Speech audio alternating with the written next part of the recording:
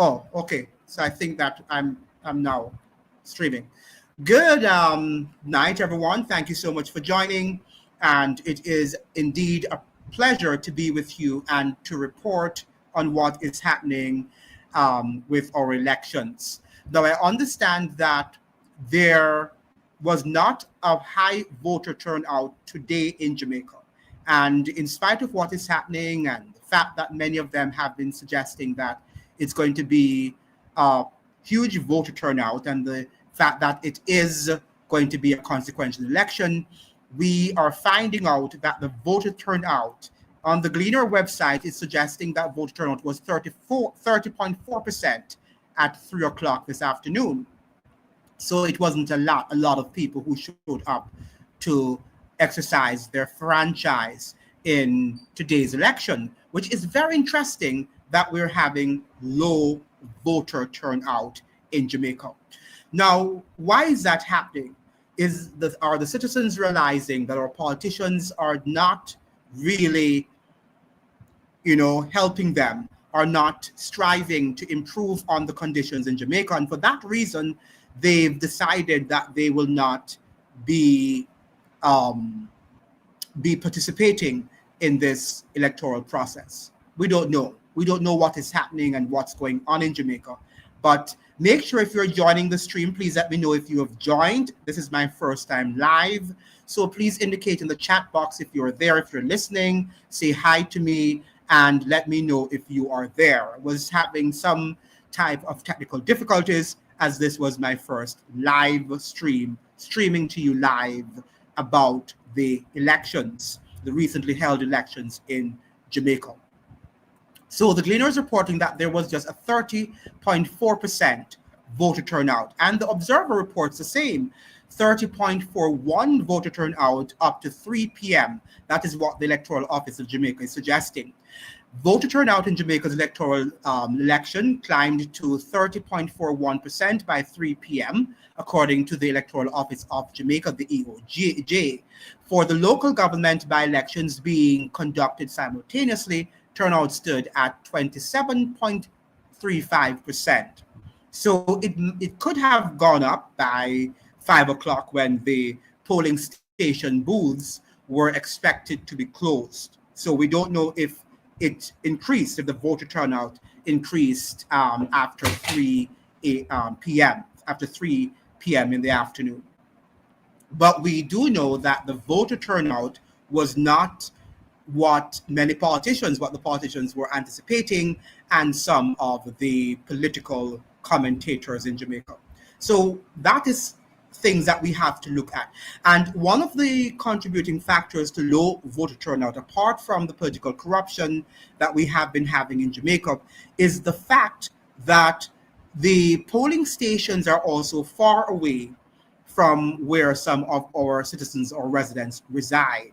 So, for example, my sister was telling me that her daughter lives in Montego Bay, yet if she wanted to vote, she would have to travel all the way to Runaway Bay from Montego Bay to vote, to cast her vote.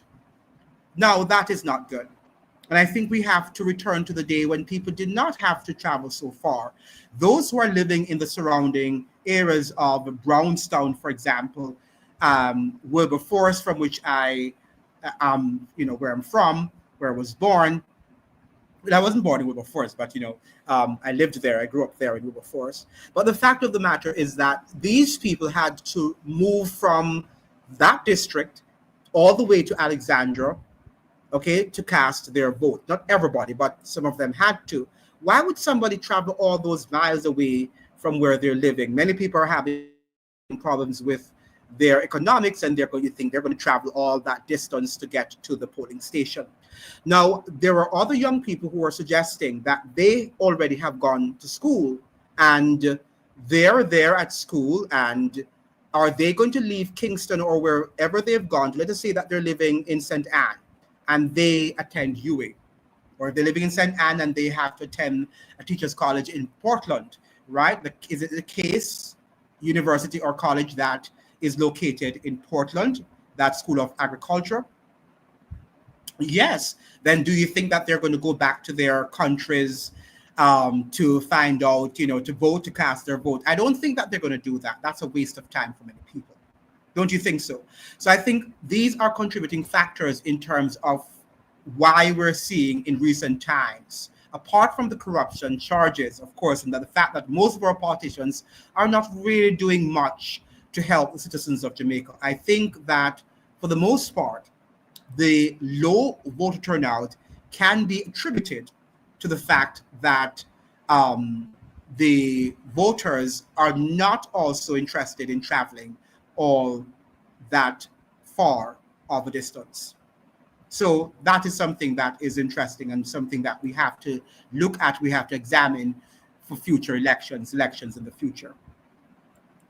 Now, the whole matter of the participants in this afternoon's or in today's election, I did try to get an updated copy of all the members of parliament and those who are vying for the different constituencies in their different regions in Jamaica. I think we have over 189 candidates, including 9 independents. And we have some of them I don't have, like for St. Ann Northeastern, we have Matthew Samuda, who is the PNP, that's for the GLP, who is the PNP member or candidate who is running for St. Ann Northeastern. And for St. Ann Northwestern, we have Crystal Lee on the government side, that's GLP, and who is running against her for the PNP. And St. Ann Southeastern, we have Adion Peart, and we don't have here who is running on the PNP side. Xavier Main for St. Ann Southwestern. We haven't yet gotten, well, I don't have on the updated list. So there are people who are missing from the list I'm seeing here on Wikipedia that could have been updated. I was checking to see other sources in terms of the updated versions of all the MPs, but I have not yet come across any yet. Now, if there are those of you who are joining this special election watch, please make sure that you're liking the video and that you can tell me hi. Let me see those who are in the chat. Can you send your hello to me and your salutations so that I can know who you are and where perhaps you are in the world. You could be in Jamaica, what part of Jamaica, or any part of the world. Would like you to identify yourselves. Now, so we have this on the Jamaica Information Service. We have here that voting was in progress early on today at more than 7,000 polling stations across the country's 63 constituencies as Jamaicans cast their ballot to choose the next government. And the polling stations opened at 7 a.m. and will close at, and closed, of course, at 5 p.m. Now, speaking with GIS News Director of Elections, Glasgow Brown, noted that all eligible voters in line at 5 p.m. will be allowed to exercise their franchise. So we know that already that there was a low voter turnout, and it is something that has been happening now in Jamaica for years. I think after the 2011 election, and even that wasn't a great voter turnout, but it was better. I think it was in the 60s, probably 6-1. But it dipped in 2016, and I think it went to in the 40s, could be 47, 48% voter turnout during the 2016 elections. And the 2020 election, we had a very low voter turnout of 37 point something or 38% voter turnout. And now we're having in the very low 30s, which suggests that even though Dr. Andrew Holness is suggesting that the country is going through prosperity, many people are not sharing that with him. They're not sharing that sort of impression, perspective with Dr. Andrew Michael Holness. They think that we are not as prosperous as the government is suggesting. Something that we have to look at, something that we have to assess to see where have we gone wrong as a society, and are we truly democratic as we are suggesting? I was trying here to look at the Gleaner or the Observer to see if there is an updated story that we should know this afternoon. Now, let me look at the Gleaner. I just look at the Observer. There is nothing that is new that is coming in. I'm sure that very soon they will be declaring the not conclusive, but the what they have as the beginning stages of those who they've counted to win. Now, I understand that Derek Smith, that's the candidate in Kingston, has not been showing a great sign, positive signs that he might win that constituency. 52 minutes ago here, we have this news coming from the Gleaner that in St. Thomas Eastern, it doesn't seem like Michelle Charles, that's that's the daughter of Colonel Charles Sr., is doing well in that constituency. Doesn't seem like she is going to be getting her seat. She's going to be winning back her seat. But let's see. There is no definitive results at the moment, so we can't call that seat just yet. Now, we are learning also from the Gleaner that Burchell, aiming to be St. James Southern's first female member of parliament. I have been predicting that if Western Jamaica goes to the JLP, the PNP, I should say, if Western Jamaica is declared as, a sweep by the PNP, by the People's National Party, then I think that in all likelihood, the PNP is going to win this election. What do you think? Let me hear in the chat what you think. If you think that if indeed the PNP is able to capture and to sweep all of the constituencies of Western Jamaica, that's Westmoreland and Montego Bay, Hanover, all of these constituencies, that indeed the PNP party stands a good chance of winning. Now, Lloyd Smith was on air, I think he was on Television Jamaica, or I think it was CVM, in which he suggested today that he thinks that the PNP stands a very good chance of winning this 2025 general election. He suggested that, among other things, that, they had been strengthened, especially when you think about what they are trying to offer the people in terms of, not taxing the overtime work and increasing the threshold of the income tax threshold. All of these things are redounding well as far as the PNP is concerned. Okay, and that might be so. And he's suggesting that the PNP is not only going to win, but they're going to win at least 35 seats. That is what he's suggesting. Remember now, to be the victor, you have to win 32 seats. 32 seats you've got to win if you are going to win the election. You have to have at least 32 seats, win by 32 seats to sit in the House of Representatives. So that is interesting, and we have an interesting. Now, Guyana, we understand that the president, that's Dr. Irfan Ali, has won a second term in office.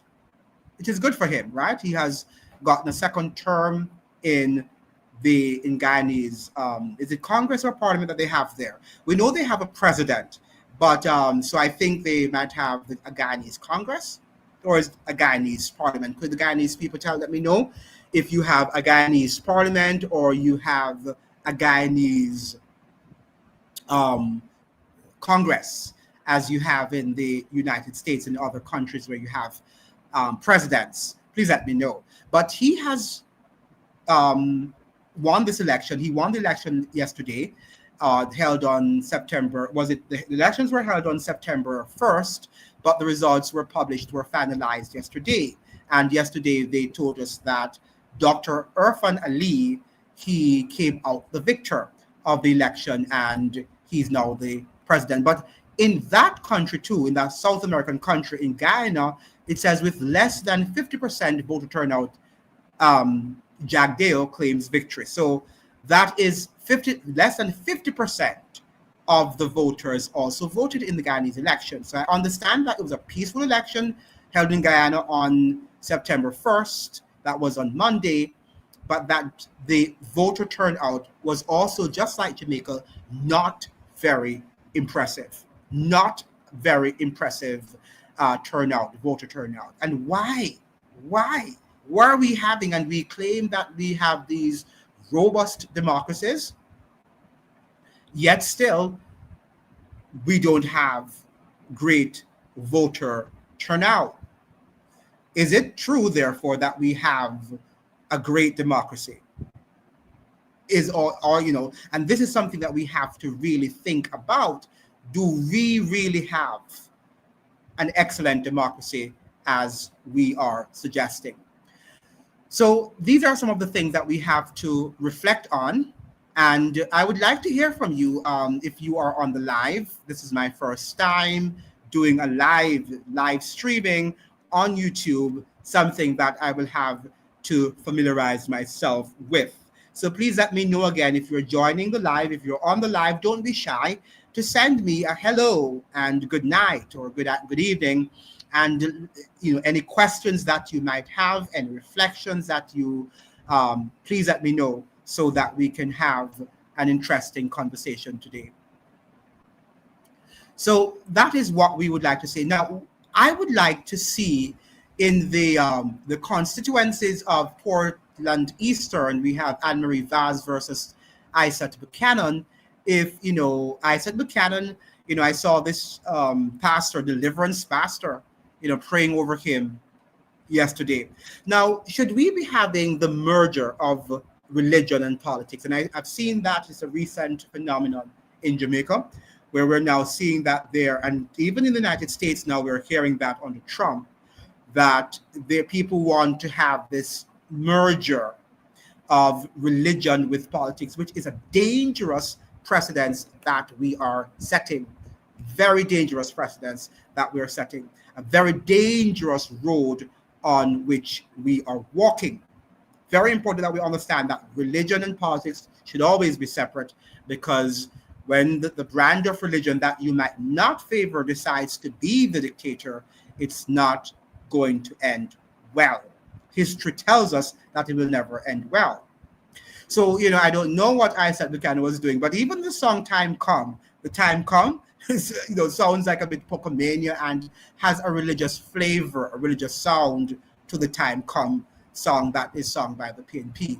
So who do you think is going to win that seat? Do you think that Anne-Marie Vaz will hold on to the seat? Anne-Marie Vaz, for those of you who do not know, she is the GLP Member of Parliament and candidate for Portland Eastern, and Isaac Buchanan is her opponent, is her rival, and he is representing the People's National Party. In Portland Western, we have Darrell Vaz, and up against Doreen Forbes Campbell of the PNP. Now, this is where I was saying that St. Andrew Northwestern, Dwayne Smith, and he's up against Ethne Miller Simpson. I hope I'm pronouncing her name correctly, and she is the correct candidate, because sometimes the list that Jamaica provides might not be updated. Now, I understand that in the constituency of St. Andrew Northwestern, that many people did not show up to vote. The voter turnout in that constituency was very, very low. And I understand it seems like it was going in the few people who showed up, the election results were showing in favor of the opposition. That's the People's National Party. Now, you could please let me know, do you think that Dwayne Smith stands a good chance of winning the election?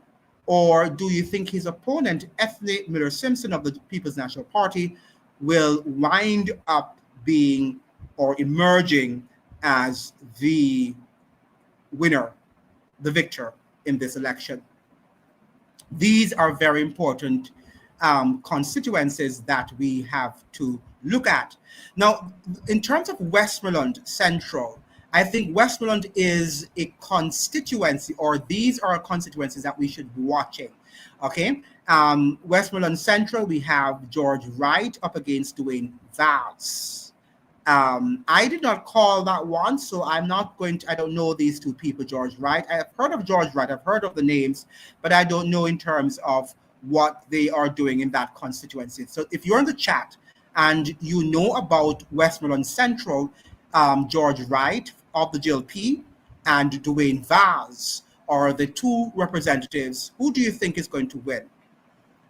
Who do you think is going to win in that constituency? Very important question that we have to pose. Westmoreland Eastern, I did cast my judgment on that in one of my videos that I've published, and we have Daniel Lawrence of the GLP up against Dr. Dayton Campbell. Now, there has been a lot on Dr. Dayton Campbell in the fact that he is originally from St. Anne. He lost his seat in St. Anne, and the party officials sent him on to Westmoreland, and that was for years a safe seat. I understand that that seat, that is Westmoreland Eastern, was lost by the PNP in the last government election, in the last general election, and that it was taken over by the GLP. So Dr. Dayton Campbell, who is the General Secretary of the People's National Party, was sent over to that constituency. I'm not sure if he is going to win because people doubt his performance, and they don't think that he was a suitable candidate. For a long time, many of the constituents of Westmoreland Central, Westmoreland Eastern, and Westmoreland Western have been complaining about the neglect. You know, that those constituencies were largely governed and controlled by the PNP, by the People's National Party, but we find that many citizens are complaining that they feel neglect, that they have been neglected by these members of parliament of all these constituencies: Westmoreland Central, Westmoreland Eastern, and Westmoreland Western. Very important. Now I'm calling it for Daniel Lawrence, Westmoreland Eastern. I think that the GLP stands a very good chance of winning that election. It seems to me that Ian Hales, also of the PNP, stands a good chance of winning Garfield James of the GLP in Westmoreland Western. What do you think? Do you think that my pronouncements are indeed correct, or do you have another person who you think is going to win? Now, if we look at St. James West Central, which I also did a video on, who the members of parliament, the candidates, are Marlene Malahou Fort of the JLP. She is the one that many people are thinking might win that seat. But do you think that she's going to win? She's up against Dr. Andre Horton, and he is in fact a lecturer at the University of the West Indies, an economist. Now, it doesn't seem like Malahou Fort is comfortable with that seat or in that seat. First of all, she doesn't live in the constituency. She lives in Kingston, so it's very hard for the commute back and forth, right? And she's on other committees, such as the Constitutional Reform Committee, that takes up a lot of her time. Now, as I talk about Malahou Fort, she's the face of the Republican status, of Jamaican Republican status, as Jamaicans are desirous of transitioning from a constitutional monarchy to a Republican status. However, I would like to ask a question. I think she's King's Counsel, isn't she? Just like the Prime Minister. Now, it's interesting that they don't want to renounce. I think that's the first thing that they ought to renounce if they want to become a republic, right? To be King's Counsel, which suggests that you have to have some allegiance to the king if you are going to be called, you're going to be assigned a special title of that nature, King's Counsel. You've got to, have, agreed with some oath, performed some ritual, whatever, but you have to show some allegiance to the monarchy, I'm sure, when you're called a King's, formerly the Queen's Counsel. So I think that Marlene Malahou Fort should set the example of renouncing the King's Counsel if she is desirous of convincing Jamaicans that we're serious about a Republican status. So she's up against Andre Horton, Dr. Andre Horton, who's an economist, and I'm predicting that she is going to win, not because she has demonstrated an excellent performance in that constituency. In fact, she's on record of suggesting that she, was not active. She was not actively engaged in the constituency. That is what she suggested. But we'd like to see if she's going to win. I would like to see if she's going to win. Now, if you're on the live, I can see that 4 persons are on the live. Say hi and make sure you're liking the video so that it can be shared, and share the live with other people so that we can join and we can get very important updates here on this channel. And let me know what constituency, if you are in Jamaica, what constituency are you representing, and what you are seeing or what you have seen on the ground, and who you are projecting will emerge as the victor in that constituency. That was something that, let's go back on the Gleaner website to see what they are suggesting. I might go also on the Television Jamaica to see if they have any calls of any of the, I think it's early yet for them to be calling any winner, unless that it was a landslide. There's no declared winner yet, based on what the Gleaner here is suggesting. For those who are just joining, we understand that the voter turnout today was extremely low, right? We understand that the voter turnout in Jamaica today was extremely low, and that, for a country that suggests that it has a robust democracy, we really wonder if Jamaica is in fact a robust democracy if we have not been having high voter turnout in recent times. And I would think that if we can't attract even 60% of our people to vote, it means that it's not a participatory democracy. It is no longer a participatory democracy. And one of the things I must say here is that democracy means participation, and it means active participation. The whole matter of voting is the culmination of that particular participation, but it's not the sum total. And I think that the media gives us the illusion that when you go out to vote, that is the culmination. That is the culmination of the democratic process, but it is not the culmination. It is just maybe the beginning, because at the end of the day, if you are not actively involved, the politicians are not doing what you want them to do, what you're desirous for them to do, then that is not a participatory democracy as we are seeing. Okay, so far we have no declared winner. Let us look at some of these constituencies again. Let's go on over to St. Catherine. We have St. Catherine North Central. We have the government. Neil Powell is the one who's representing. I don't know who is the PNP representative. Anybody can tell me, you can put in the chat who is. We have here St. Catherine South Central. We have Andrew Wheatley. He is the representative coming from the GLP, and we have Kirk Matthews of the PNP. Who do you think will win there? Most likely, I think that the Andrew Wheatley might emerge as the winner. Now, we don't even have to talk about who's going to win St. Catherine Southwestern, that Everard Warmington is representing. We know that he's going to emerge as the winner. I'm not sure who is his opponent. Do you know? Who is the opponent? Who is running against Everard Warmington? Now we have Juliet, okay, and she is one of the persons to watch. I think that her constituency is going to be one that is very difficult to call. I think that her constituency is going to be very difficult to call.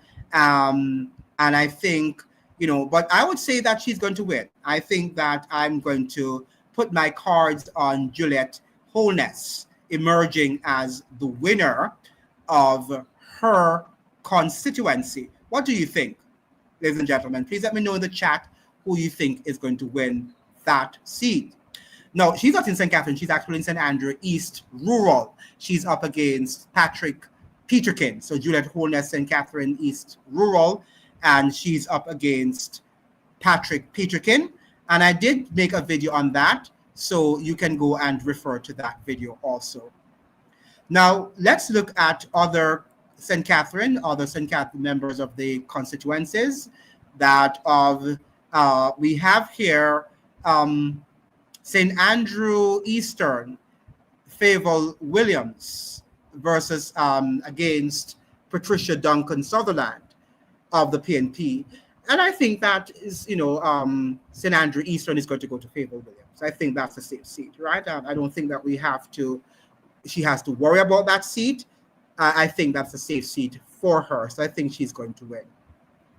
Now, in St. Andrew North Central, Delano Severite and Christopher Henry. This one is a hard one to call. I'm going to give it to Severite because I think that he is a budding, energetic, vivacious politician. So I think I'm going to give him that one. And he's very passionate about what he's doing. So I think I'm going to give that seat over to him. I'm going to call it. I can't give it to him, but I'm going to project and predicting that he is going to be the winner of that constituency. What do you think? I want to hear you guys in the chat. Make sure also you're liking and you're sharing the live. Share the live that we can have as many people join in the live and we can emerge as one of the most interesting and engaging political channel in Jamaica, or from Jamaica, I should say. I'm not in Jamaica at the moment.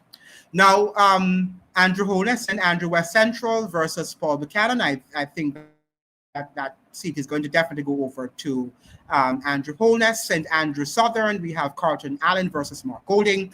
We can safely say that it's going to be a PNP seat. Many of these, the Prime Minister and the opposition leader, many of them have been given safe seats. And somebody was questioning me yesterday and said, yes, you'd have to have safe seats for these people because, why would we have our members of parliament work? I think that's a very interesting question. People were challenging me that if you were a politician, if you were a member of parliament, wouldn't you want a safe seat? What would you have said? What would you say? Do you think that our members of parliament should be given safe seats? And what do you think are the pros and the cons of having a safe seat? I would like you to tell me, ladies and gentlemen, what you think. I think that it has pros and its cons. First of all, the pros would be that, of course, you don't have to work as hard, and you will not be defeated as often as if you had a constituency that you have to work for. But if they don't work for the constituency, then it means, therefore, that they are going to render lackluster. They're going to have a lackluster performance. And that is what we have to understand. We cannot just think that our politicians are going to say, oh, I have a constituency and I have to work, if they do not have to labor hard and laboriously for that constituency, if they're just giving it on a silver platter. Almost everything that we get, we have to work hard for. Now, I will agree with some of my detractors that it would be better. It would be better if you do not give if the Prime Minister and the member of the opposition, they are exempt from these members of parliament, positions. I don't think it's wise to give them because they have a lot of work, particularly the Prime Minister. What time does the Prime Minister have to engage with his constituency, with the members of his constituency? He doesn't. He travels frequently. He has to preside over the affairs of Jamaica, which is a very difficult country to govern, with so many intractable problems. So I do not think, in all fairness to the Prime Minister and the leader of the opposition to a lesser extent, I don't think that they have the time to really sit down and deal with constituencies and to build constituencies. And that is why we're seeing oftentimes that they have to be given safe seats, which I don't agree with. So I think what we should do, we should reform our constitution in the sense that the government, the Prime Minister, will be elected by the electorate. They will be elected directly.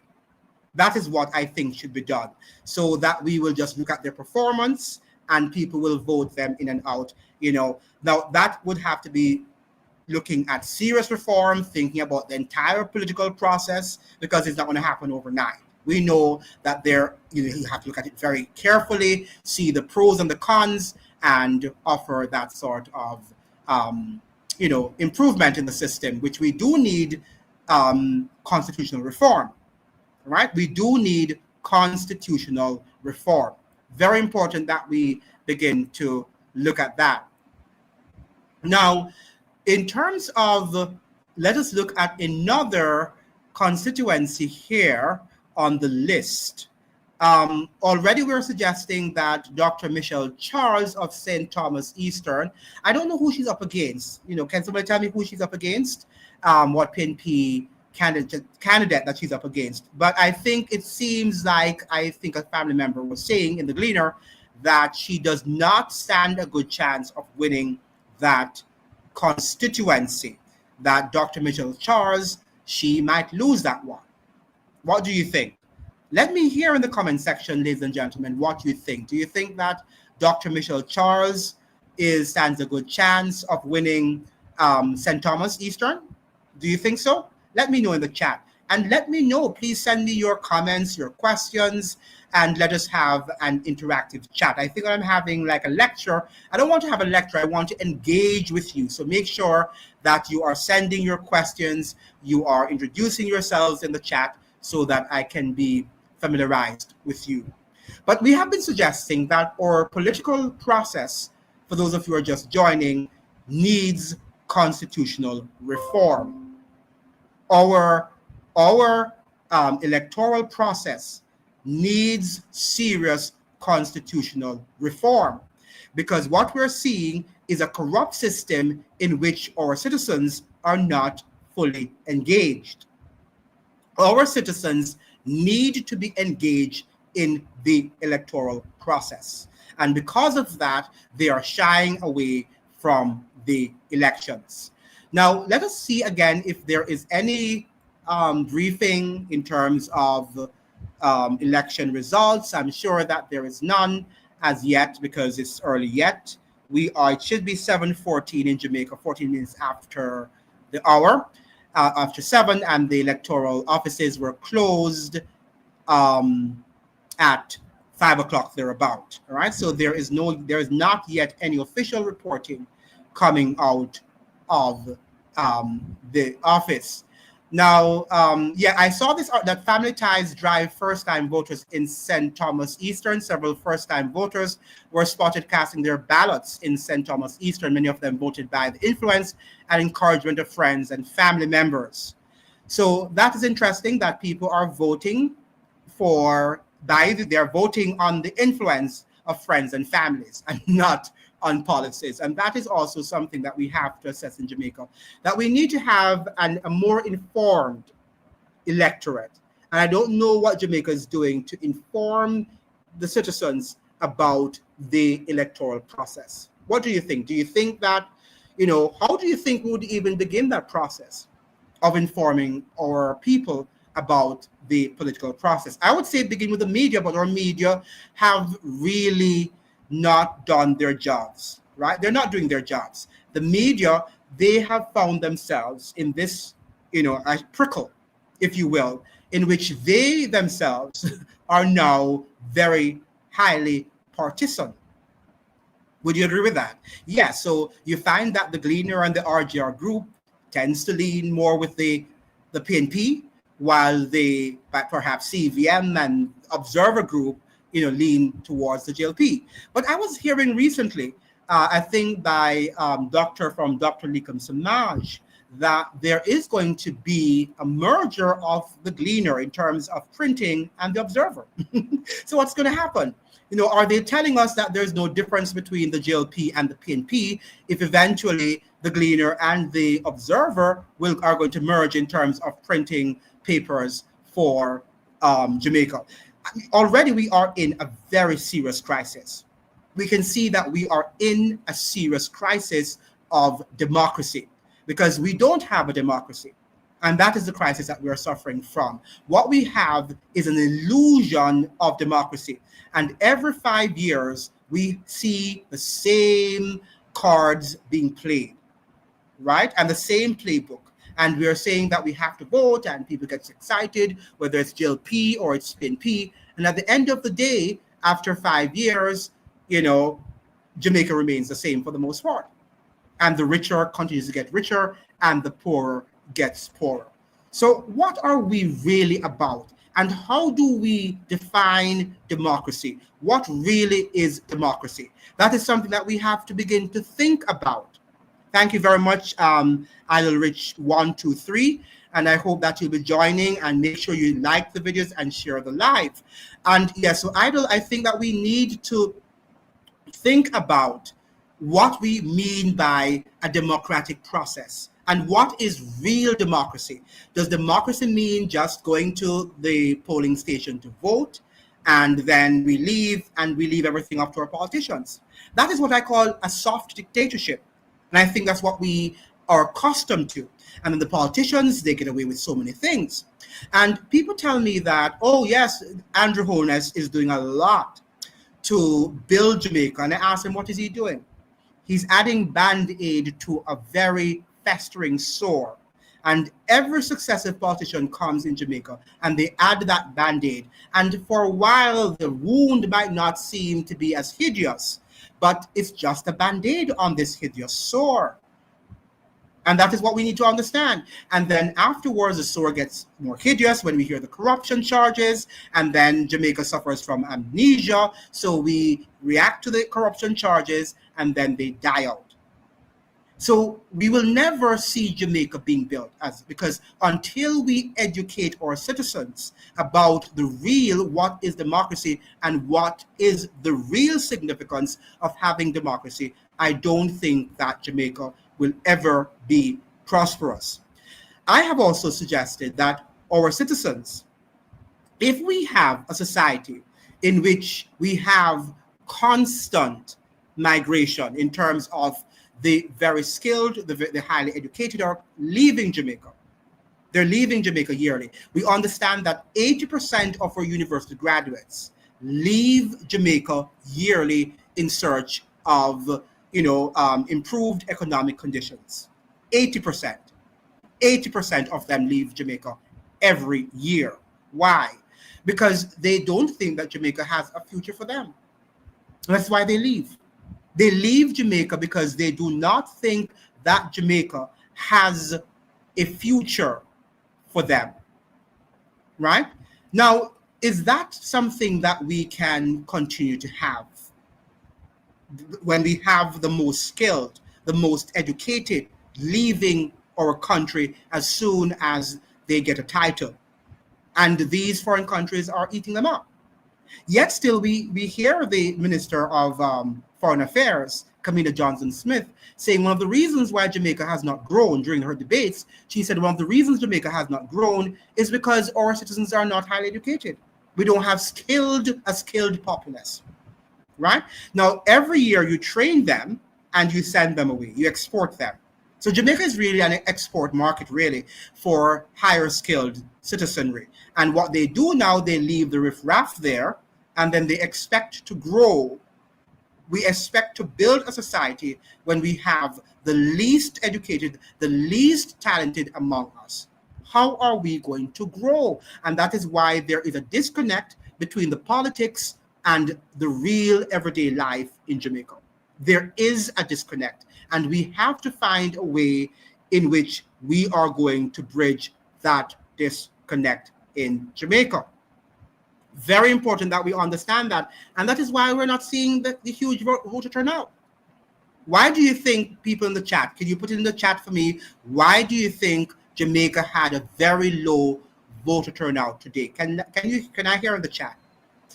Please send your responses in the chat. Why do you think Jamaica had a low voter turnout? 30.4% of the electorate showed up to cast their vote this afternoon.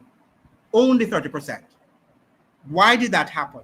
Why do you think Let me hear a reason from you. I want you to interact with me. I want this not to only be a one-man show. I want this to be a participatory sort of live.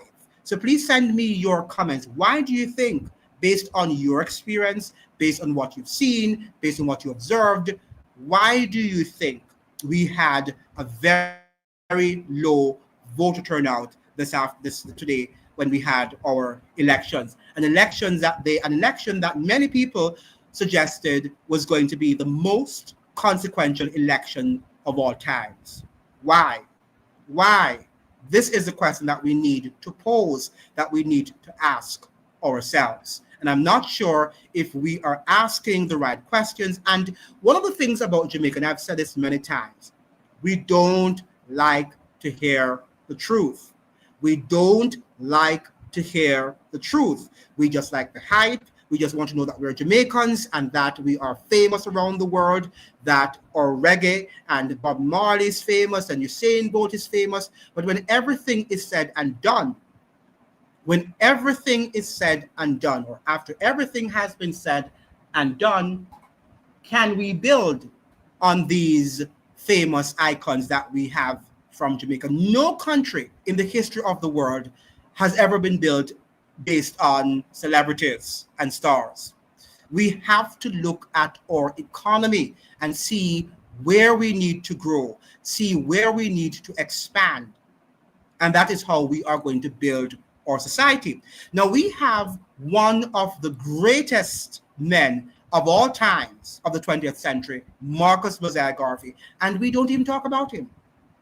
We just give him lip service every, holiday, not holiday, but all his birthdays. And when we hear people talking about him, it's raining here, so let me close the window. When we hear people talking about him, then we begin to say, oh yeah, Marcus Garvey belongs to us, right? We like to join the bandwagon, but we don't like to build. Jamaicans don't like to build. We like to just ride on the wind with the progress that has already been made. Okay, so that's what we're seeing now. Let me see if there's any updates in terms of the election results. We are streaming live and we're talking about the election, the Jamaica's 2025 election, which we are awaiting the results. I'm sure you are eager, just as I am.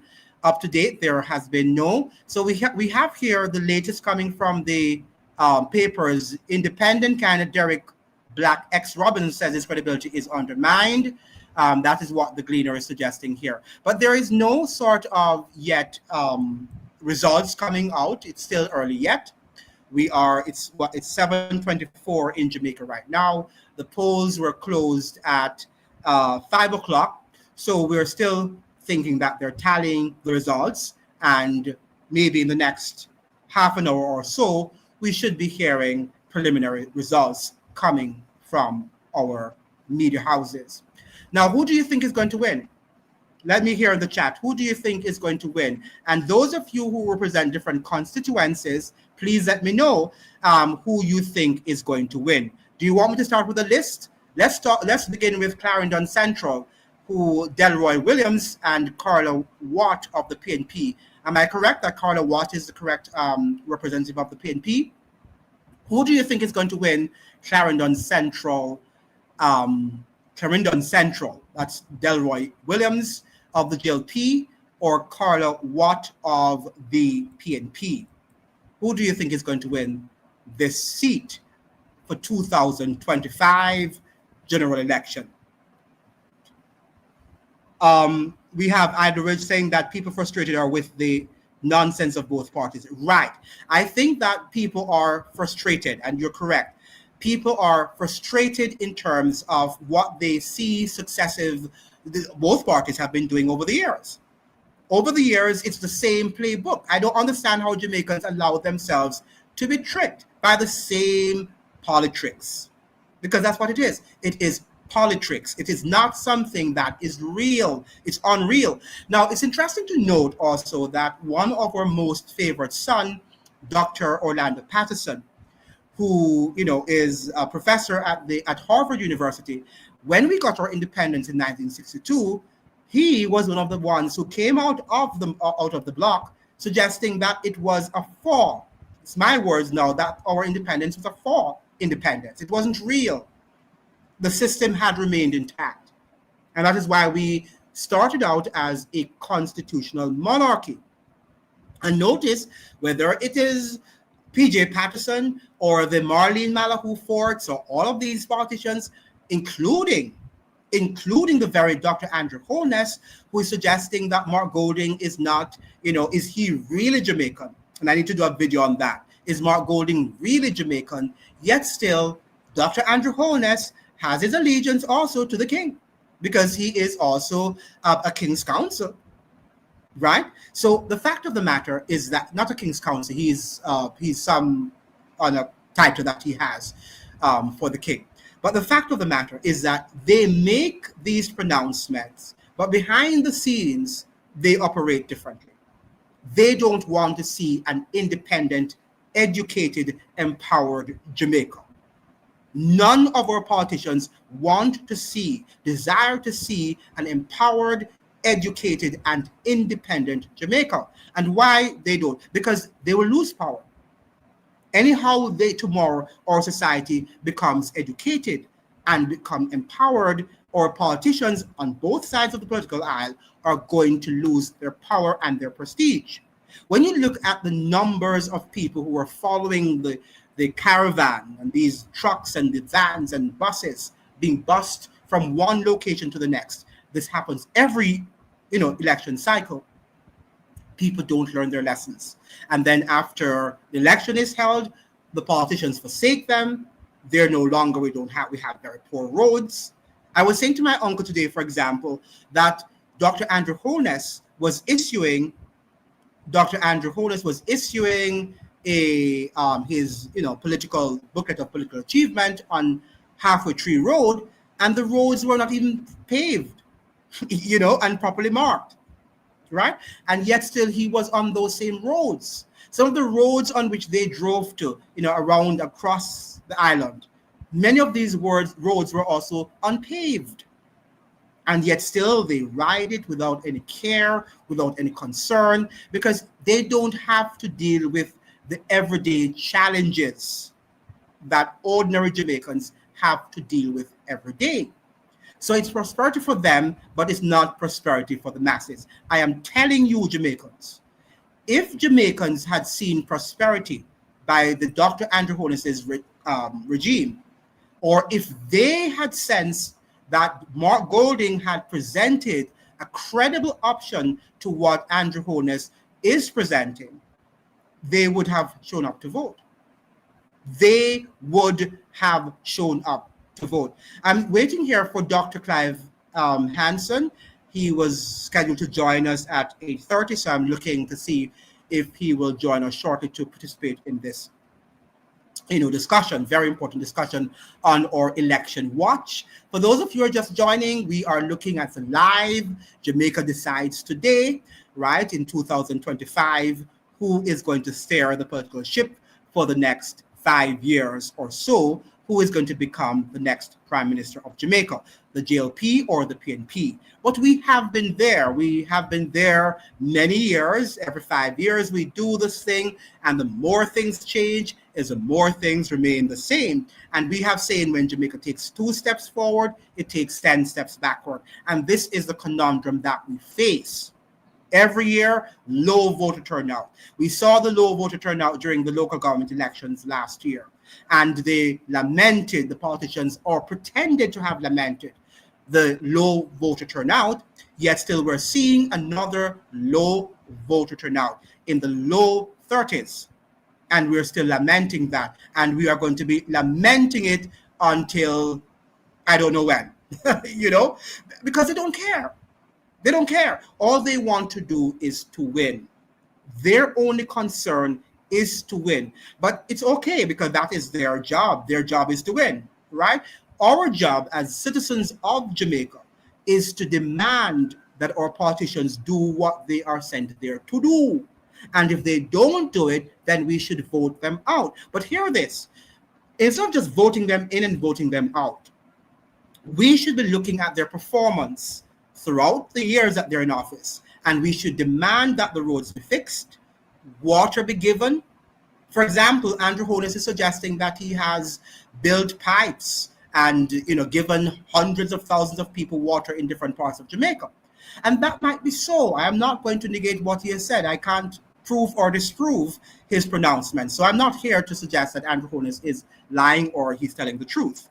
What I'm here suggesting, ladies and gentlemen, is that if he really wanted to improve on our water supply, why not build some dams, for example? Look at Kingston. Kingston is our primary city, our primary urban center. And yet still, during every summer, we have problems with water woes. So we have frequent water lockoffs. Should we be having that in 2025? And if you remember 30 years ago, 40 years ago, it's the same thing. I don't see a time when we have never suffered from drought, right? So these are the things that we should be thinking about. These are the things that we should be thinking about, and we have not looked into. And we have to begin to understand and to see how we can improve on these things. Right? We can't just be talking about the same things. I was looking at this debates that were done by, in which PJ Patterson and Eddie Siago participated in 2002. You can go back to YouTube and look at the same thing, the same issues that we're facing and talking about in 2025 are the same issues that they talked about in 2002. Without any improvement. They were talking about 70% of our children leaving school without a subject and without a skill. This was the same. These were the same arguments, the same issues that were pronounced by these men. And fast forward to 2025, we're still debating the same issues. So what do we think? Why are we so excited about these election results when at the end of the day, we are not really benefiting from what the government is doing? Well, at least the majority of people. I'm not going to suggest that some people are not. Yes, a few people are benefiting from what the government is doing, and that's why they're supporting their diehards. But the massive numbers of people are not benefiting. And don't tell me now that I'm lying, because the numbers show. Look at the low voter turnout. And this is not just happening this year. It has been happening for a long time now. Right? We have been having low voter turnout.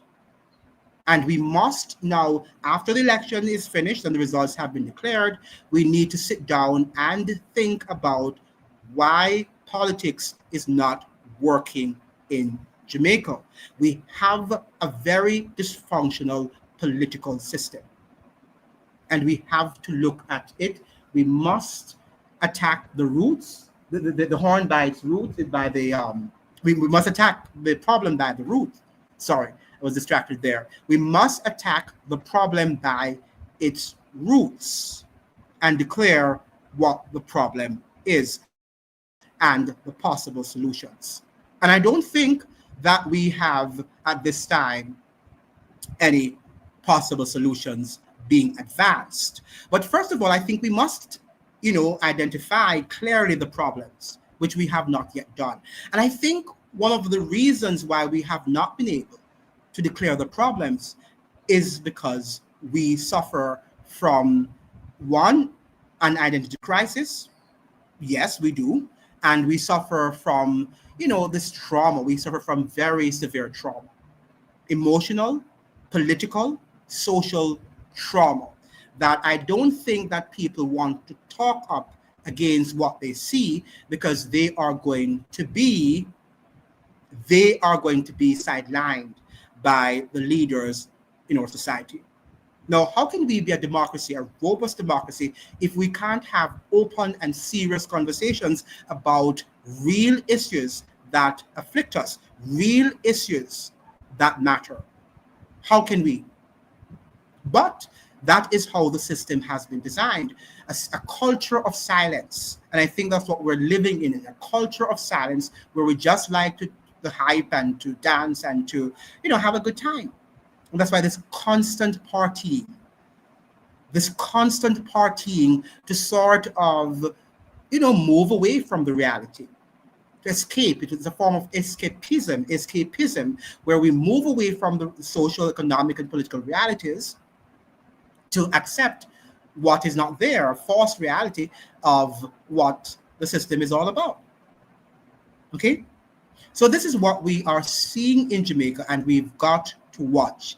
Now, are you hearing any results yet? Let me see. Let me check here if we are seeing anything, results coming in from any of the centers here, in terms of who might have been a declared winner. Still no results being declared.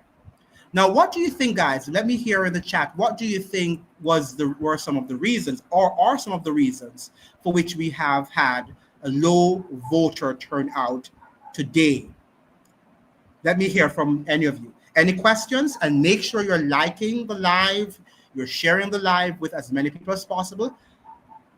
Yes, Desmond Gentles, welcome to the live. Why do you think, Desmond, there was a low voter turnout today in Jamaica's election, when we have been saying that this is going to be, or was going to be, one of the most consequential elections? Why do you think, Desmond, that there was a low voter turnout? Very important that we begin to have these discussions. Now, I know that many of you are just looking for the results of the election, and yes, we're here for that, and we will be declaring them as soon as we get them. However, we also have to be doing analyses in terms of what is happening on the Jamaican political landscape, because we have some serious problems, some serious issues that if they're not dealt with, we are going to become like Haiti. I think that we're fast on that path of becoming another Haiti in the Caribbean if we do not attack the bull by its horn. Right? We have to do that so that we can deal with some of these fundamental problems that we're facing, because these issues and problems are real.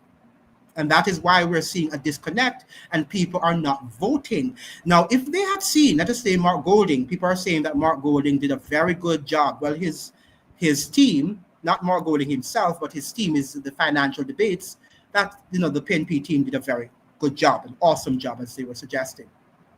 But if people had seen and sensed some form of hope by what they heard from a Julian Robinson and the PNP on the PNP side, wouldn't they have gone out to vote?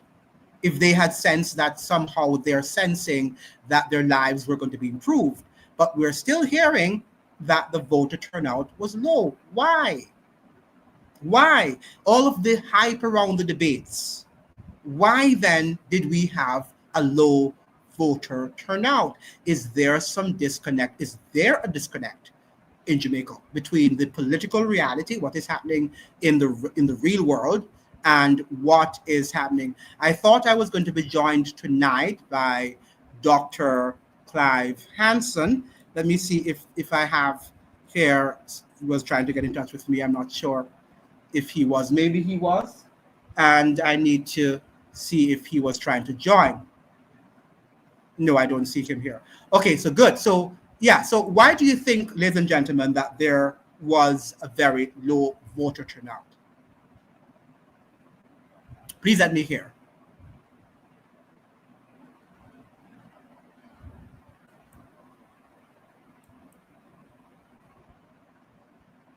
Okay, right. Let us look at the state of our members of parliament.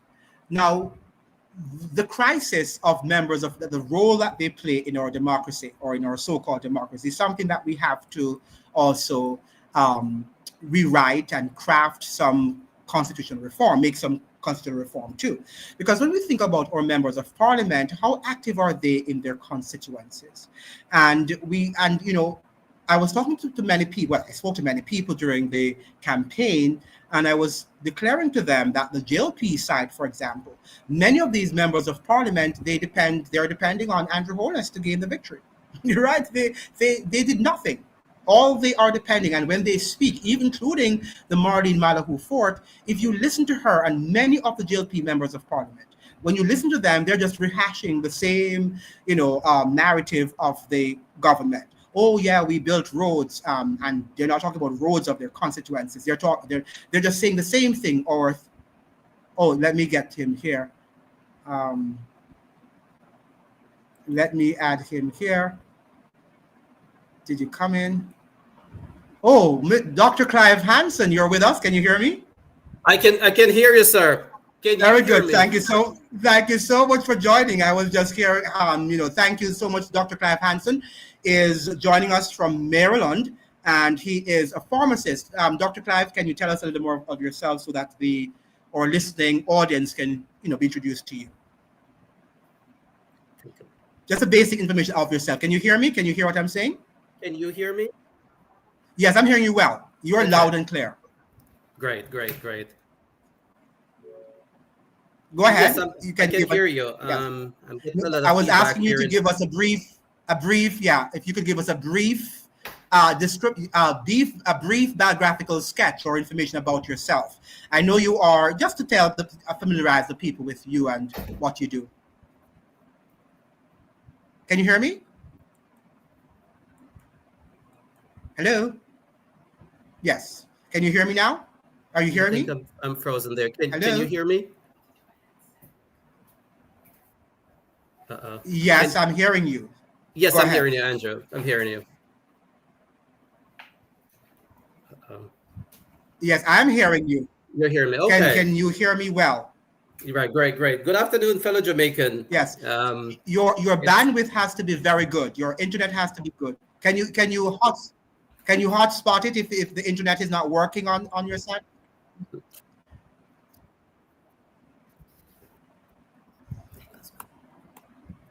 Go ahead. Yes, I'm trying. Let me. Okay. While we're waiting for him, I think that he might have to improve on his internet connection. Yes. Clive, the stream live is you have to have a very strong internet connection. You might have to do some hotspot in order to be able to join the program and hear us very well. Okay. So we are continuing. So we are suggesting that there was a low voter turnout tonight. Can you hear me now? Yes. Are you back now, Clive?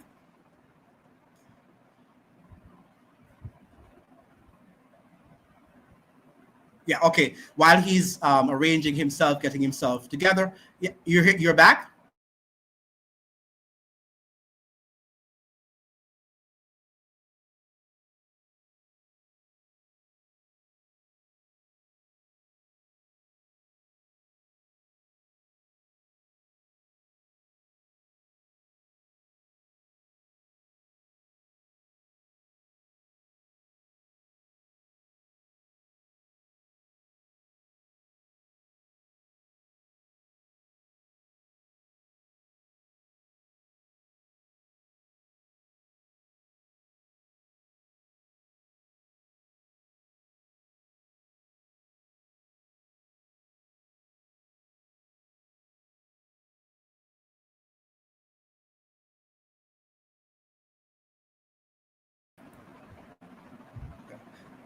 All right. Hello. Yeah, I'm back now. Sorry about that. It seems to me that I was disconnected. Okay, so welcome back. Sorry, ladies and gentlemen, that was a brief. Yeah, let me add him back. Yeah, I think my internet went. Are you now back live? Yes, I think I'm back, Andrew. I think we're loud and clear now.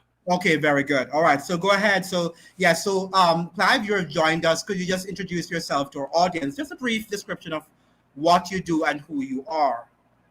So I'm Clive Hanson. I grew up in rural Jamaica. I grew up in St. Elizabeth. Mm-hmm. Then I went to high school at St. Elizabeth Technical High School. Mm-hmm. Then I went to UTech from there in Kingston, lived in Kingston for about four years. Mm-hmm. And then came to the United States year 2000. Mm-hmm. From there, went on to Howard University, where I studied up to bachelor's, master's, and doctorate in pharmacy. Very I good. currently work at a health system in Maryland, and Okay, good. Thank you I so much. am Yeah, go ahead. Go ahead. Jamaican to the core. Yeah. Yes, that's where we've actually met. For those of you who do not know us, well, you know me because you seen me on Rumination with Andrew. But this is one of my best friends. We met at Howard University, and that's where we connected from Jamaica. We met right there in Washington, D.C., on the campus of Howard University. That's the connection. Now, Clive, we were talking about the low voter turnout, and I've been making a lot of pronouncements about that. Why they're suggesting, the Gleaner and the Observer are reporting that there was a 30.4% voter turnout as of 3 p.m. So maybe it increased a little by 5, I don't know. But even if so, I don't think it would probably go over 32. If it was 30.4 at 3 p.m., I don't think it would be 34 at 5 p.m. What do you think? And Yes. why do you think there is such a low, or was such a low voter turnout? I think, I'm really surprised that there's a low voters turnout in this election. This election in particular, I thought people seem to be energized, Mm-hmm. But what I'm hearing on the ground before I joined here is that it seems to me that there is some issue in Jamaica in terms of technology and instrumentation and implementation, if you will. Mm-hmm. There is some internal problem because before I joined, I heard there were still people in line who were trying to vote, and I Yes. was listening to Cliff Hughes, and they're saying that it seemed as if members of the population could be disenfranchised, not being able to vote, not because they didn't want to vote, but Yes. because of the system that we have there, the bureaucratic system or the system that's not working. So Yes. I think 21st century, I'm really shocked that this is happening in modern Jamaica. Well, what's Ye- supposed to be modern Jamaica. Right. Now, do you think it's just because of the logistics, or do you think also people are just not interested? Because this is not the first time. We understand that for the local government election, it was just what, 29%, over a little, 29%. And then in the previous election, well, we know we had COVID, and COVID contributed to that. But now we have an ordinary time, and we're hearing, that is 30.4%. So is it just the logistics, or are people just not interested in the political process? I think it's a combination thereof, because we have been having voters apathy as we have seen since probably the early 90s into 2000, right? Mm-hmm. I think a lot Mm-hmm. of people, they don't think like the Jamaican government is looking out for their best interests, and they're seeing over time whatever government comes in, they feel is the same. No better Mm-hmm. no better person, no better what's the saying? There, Correct. No better yeah, person, no better barrel, no better no barrel, better no better barrel. That's herring. that Yes, no, no better no better herring, no barrel, better no barrel. better herring. Yes. Okay. Right. So I think that there's a huge problem there, Yes. Yes. and there's so many allegation of corruption. I think a lot of people are turned off as well. Yes. I Yes. myself, I watched the president the prime ministerial debate, and I think there were just too much allegations. Too much Yes. allegation of corruption on both sides, right? Yes. So I think Yes. no, that's a great point. Apart from the bureaucracy that we're having, there is Mm-hmm. also the problem where people feel disenfranchised and they don't feel like the government have their best interests at heart, Mm-hmm. and there are a Mm-hmm. lot of Jamaican who are struggling. So Yes, yes, yes. You're still frozen on the screen, though. I don't know if you're one of the things with the StreamYard, you have to have the bandwidth has to be so excellent that because it doesn't bother me, but because I'm hearing right, you loud and right. clearly. Yeah. Another thing, though, Clive, they talk about the Dr. Andrew Holness said that Jamaica is a prosperous country. Well, the economy is prosperous. We're going through a period of prosperity, and then the PNP is suggesting that if they get the primary, if they get the premiership, if they become the next government, that they are going to do all these great things, of removing, taxes on overtime, increasing the tax threshold income tax, what do you call it now, the income tax threshold, and all of these grand things that they will be doing. Why then wouldn't people want to go out and vote for these party for both of them? Why is it that people didn't turn out if they saw if they sense some hope in what these two members of the different parties, the opposition and the incumbent government, were suggesting? Yes, and I think that's really a good point, Andrew, because like I said, over the years, we knew that their voters apathy. But this election, I thought, for some reason, the energy that I was seeing on both sides, that the voters turnout would have been great. I don't know what's Yes. happening in Jamaica, but this one is perplexing.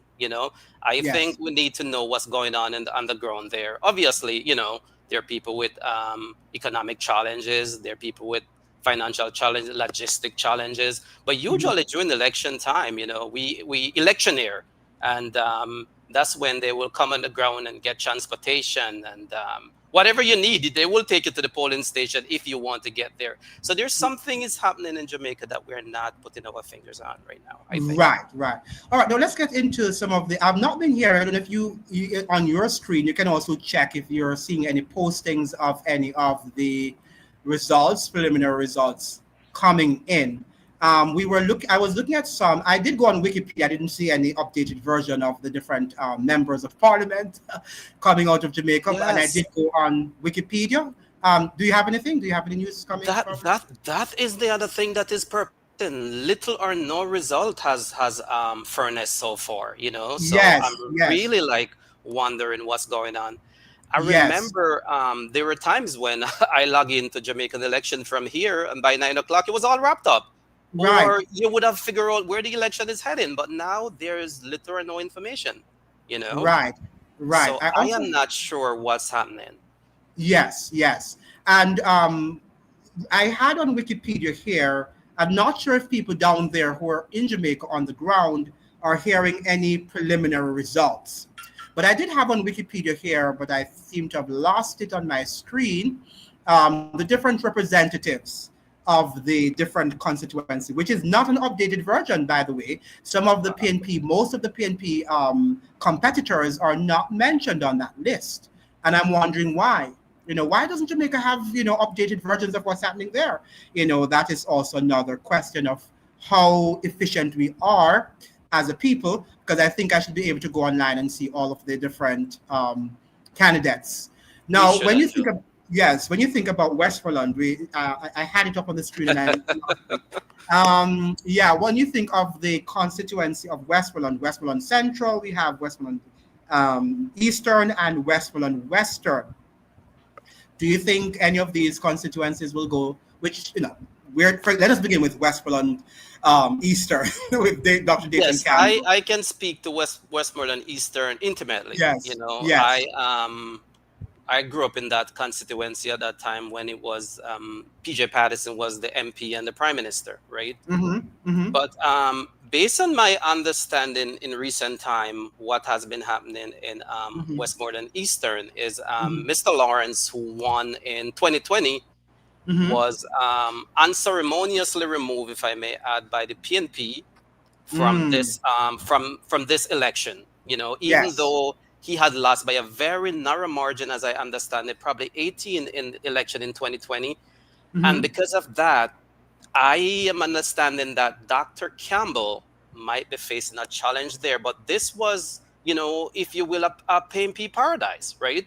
Eastern Yes. Westmoreland, usually there's no question who would win that constituency. I have to use the 2020, to be honest, as an anomaly, because Yes. 2020, a lot of people were just coming out of COVID. And, I don't know if they thought it was safe to go out and vote, or Mhm. they didn't feel that the election was merited at the time. It was like 4 years before the traditional 5 year for an election.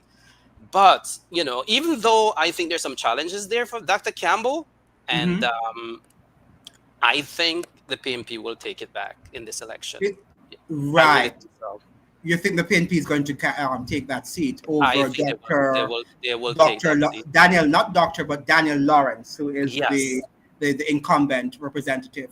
Now, over in Westmoreland Central, I don't know if you tend to be very well. He knows a lot about more of the members of parliament. I don't, so that's why I called him on the program. Now, Westmoreland Central, we have George Wright of the incumbent government and Dwayne Vaz. Do you know any of those I'm guys? not quite familiar with the candidate per se, but what Yes, I can tell you, that area is a PMP stronghold, right? yes, And I yes. think if they get out to vote today, anything above 40%, the PMP is going to carry Westmoreland all the way. I'm Right. telling you. I think I know we keep going back to 2020, but I have to say No, you 2020 have was to. an anomaly. Yes. It was Yes. really an anomaly, you Yes. know. And based Yes. on what I'm seeing in the ground, the PNP party is really energized for this election, especially after the manifesto, you know. Mm-hmm. And Mm-hmm. I think we're going to get a surprise tonight. That's my perspective. Yes, I have also been reading different reports because one of the things that we have to understand that there is always an end to any normality thing that we have normalized. There's going to be some end, and eventually people are going to say, what happened? What this member of parliament was doing for me was nothing, and they have done nothing to improve on my life. So I think that I'm hearing many people suggesting, even on social media, that the PNP party, even though they have voted for them over the years, have neglected Westmoreland. It is a neglected parish. And for that reason, some of them say that they're willing to risk their vote and vote for the JLP.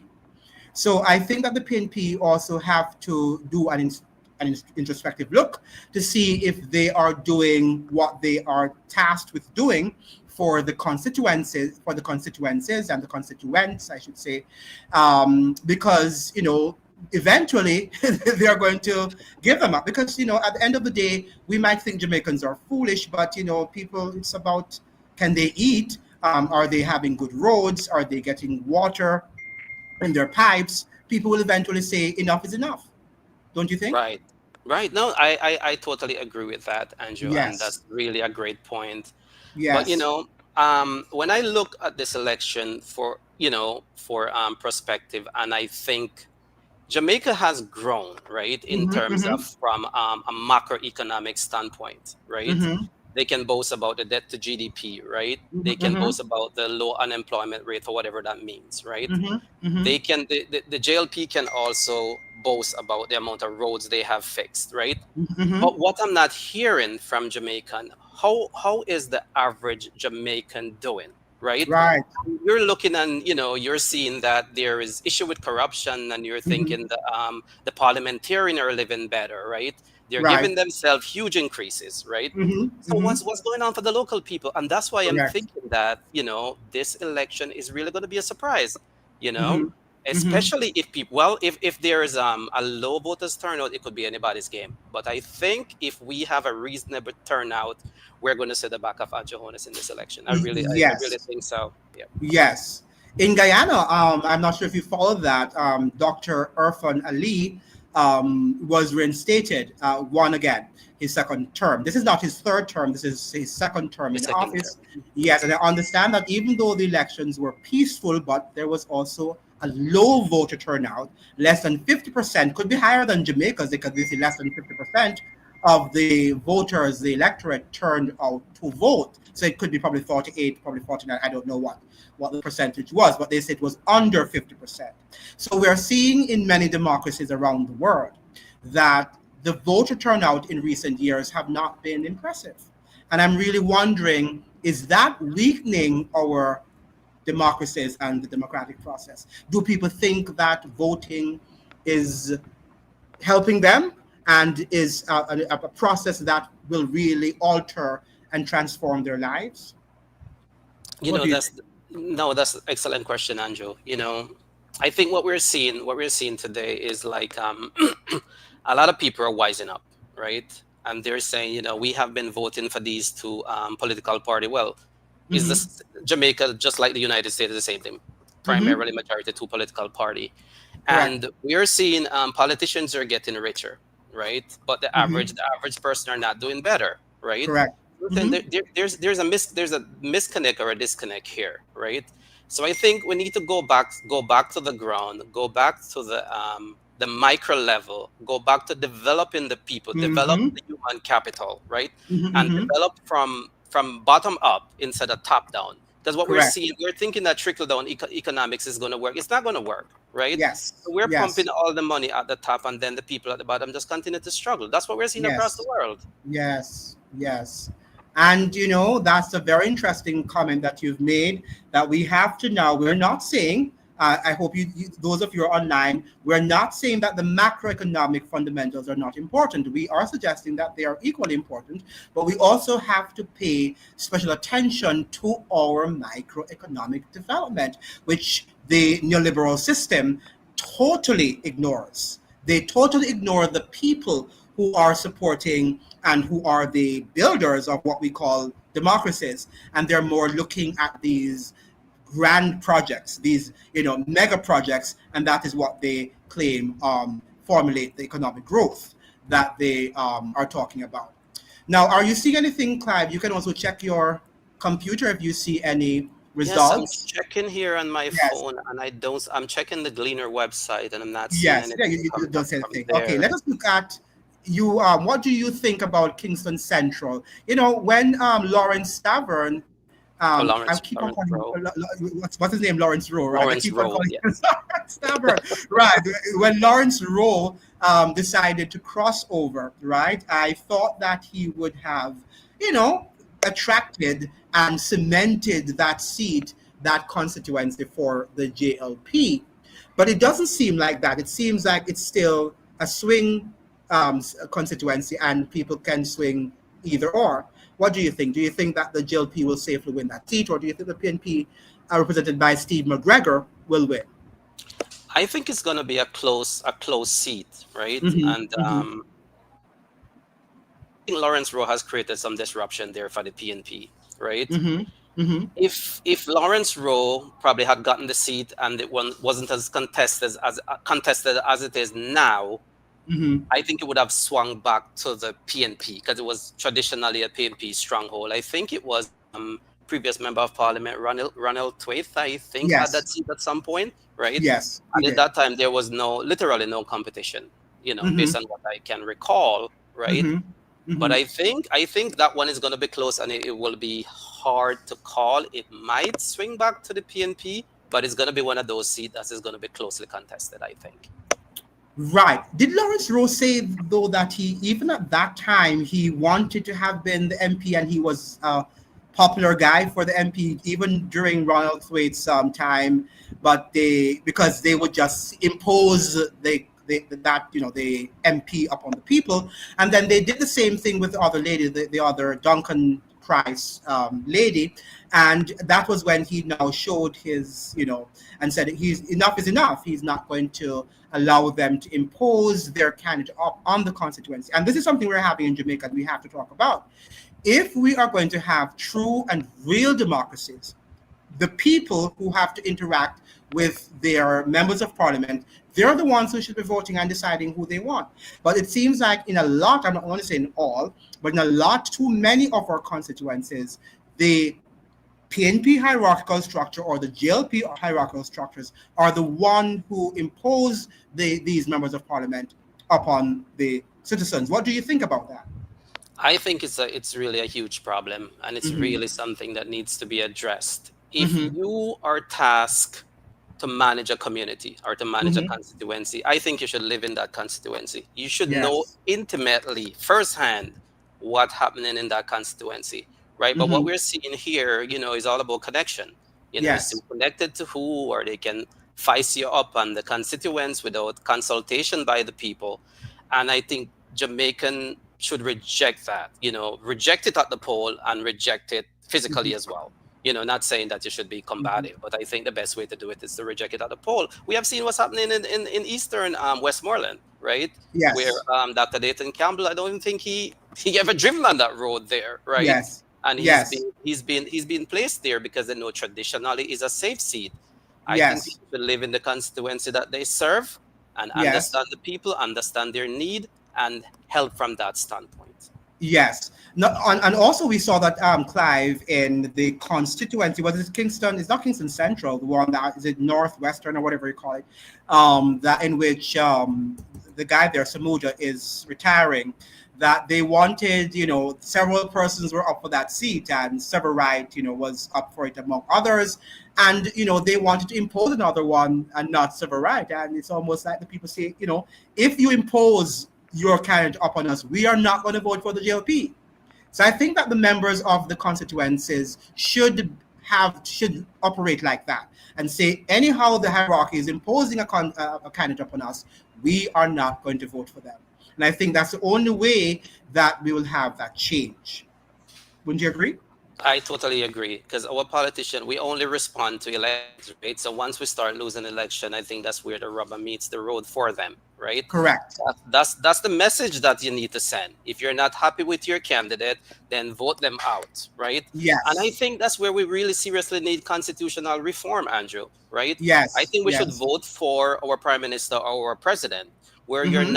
you're not compelled to vote for a particular member of parliament because you want to vote for the person at the top. If that person is doing a Yes. great job in their constituency, that is the person that you should vote for. Vote for the person who is fully responsible for your leadership at the local level. And then Mm-hmm. if you want to vote for a particular president or a prime minister Mm-hmm. to lead the country, you vote for that person directly.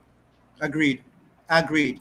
Now, there was a little sort of spattering of rumors, I should say, if you will, about the constituency, I think, of St. Thomas, where Dr. Michelle Charles is representing. Where is that constituency again? It's St. Thomas Eastern. Um, yeah, but the constituency that she's representing, that she might be losing that constituency. Do you know much about anything about that I constituency? don't know much about that constituency, but what I would Yes. say, I think the JLP, based on my understanding, have been doing a good job in St. Thomas.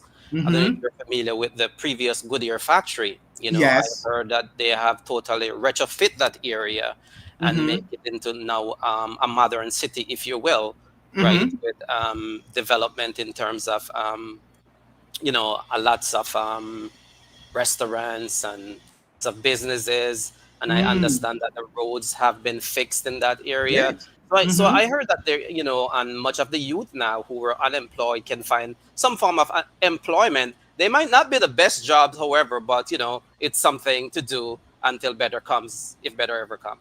Yes. Okay. We are joined by A.R. Powell. Thank you for joining. And remember, those of you in the chat, please send me your, say hello. Let us know that you are in the live. We want to know that we're not talking to the wall. We want to hear from you and also ask your questions, make your comments. Those of you who are on the ground, make sure also that you're liking the live. Put your like and share the live so that the live can go to as many people as possible. Thank you so much for doing that. We appreciate that a lot.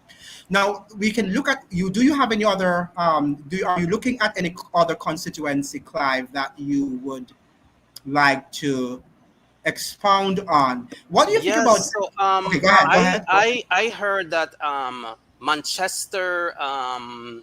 Manchester Central is one Mhm. that we should be looking out for tonight with the Manchester Central. That is yes, that's the Rhoda Moy Crawford. mayor of Yes, yes. Rhoda Moy Crawford and Donovan Mitchell.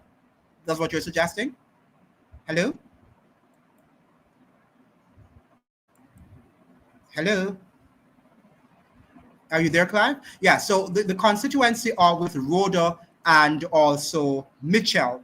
That is what Dr. Hanson, that is Clive, was suggesting. We have to look out for that constituency in terms of who is going to win. It has been a battle, and but is the GLP going to be able to maintain that seat, right? To retain, I should not to maintain. That's not the word. To retain, that's the word, the correct word to use to retain that seat. Your guess is as good as mine. We'll wait on um, Clive to enter the chat again. Yes, so we are here by ourselves. He will join us very shortly. Now, what do you think, chat? Do you think that Rhoda will be able to um, give us that, to have the JLP retain that seat? Donovan Mitchell, she's up against Donovan Mitchell of the PNP.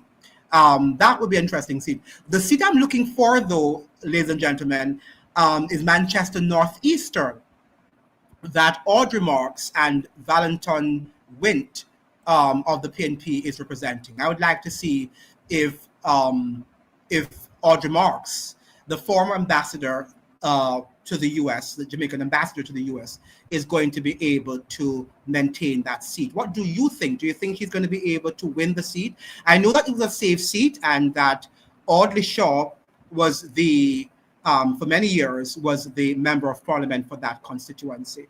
So that is something that is very interesting in light of what is happening in that constituency. Tell me, let me know, who do you think is going to win?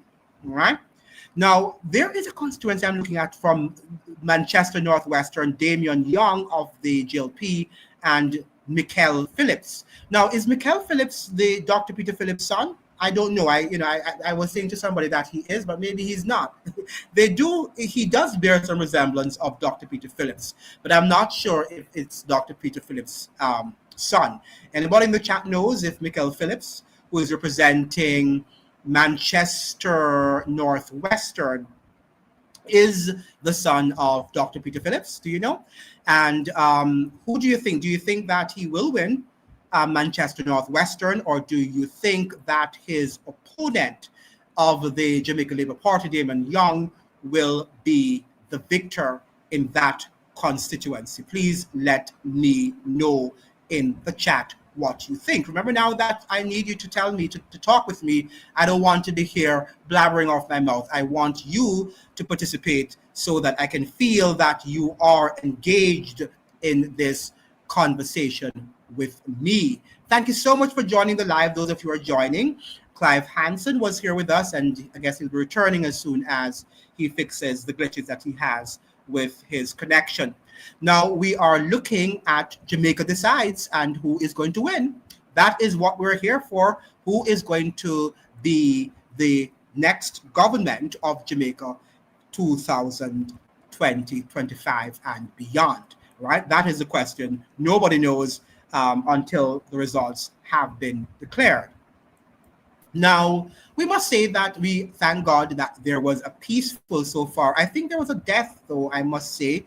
I think I heard of one death today, and I'm not sure what happened there. This guy, elderly voter, calls for peaceful. I think I was reading here this from the Jamaica Observer, peaceful election. But I haven't heard of any major disruptions in the election, I must say, and we have to thank God for small mercies. Now, with regard to Ian Ives of Manchester Southern, we have Ian Ives, and he is running against Peter Bunting of the PNP. Now, who do you think is going to win? Do you think that Ian Ives or Peter Bunting will be the winner? He will ultimately win that seat. That is up for debate also. I want to think that Bunting might win because somehow, isn't he from Manchester? I think that he's well known. If he's not from Manchester, maybe he wasn't born in Manchester, but certainly Peter Bunting, yes, he's joining me back again. Thank you, back. Yes, Thanks for back being here. Back yes, live, thank you so much. Thank you so much for joining again. We're looking, Clive, at Manchester.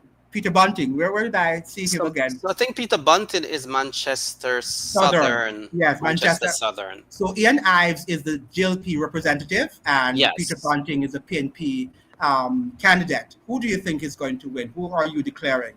I think Peter Bunting is going to bring back that seat to the PNP. I think so too. I really and think why? so. Why do you think Peter Bunting? He understands the terrain of Manchester very well, right? He has been a member of parliament for 2 or 3 consecutive terms.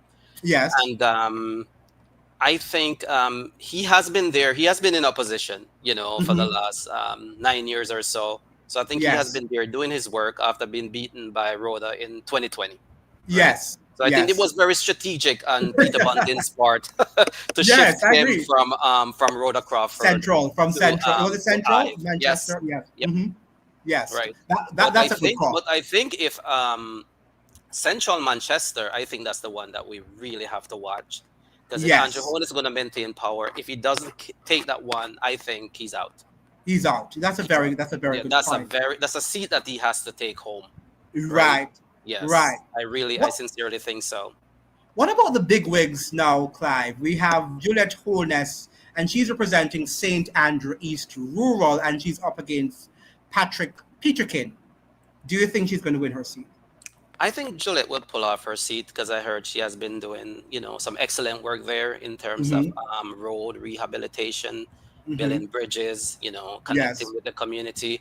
And I Mm-hmm. understand, like, she has the gift for politics. She knows how to get to the one on one. She understands that all politics is local, right? Mm. She's there on the ground, and we can't discount she's the prime minister's wife, She so is. she might get a little bit more resources than the average MP. You know, Yes. that's how politics is. And she has access to state resources. She Are has you access there? to full power. Yes. She's in Good. Good. she's in power, and her husband is the prime Yes. minister. So Correct. yes. Correct. Now, this might be preposterous, but we have St. Andrew Southern, and it's represented by the incumbent government, Carlton Allen. I don't know him. Do you know? Have Yeah. you heard of Carlton No, Allen? not. And Mark Golding. Do you think Mark Golding is going to retain his seat? Oh yeah, that's a no contest. Yeah, the safe seat, right? The safe seat. He's That's a definitely safe going seat. to. That's a Right. safe seat. What do you think about safe? Did we talk about that before? What do you think about safe seats? These government officials having safe seats, members of Well, parliament. yeah, I think that's where our electorate has to be more educated.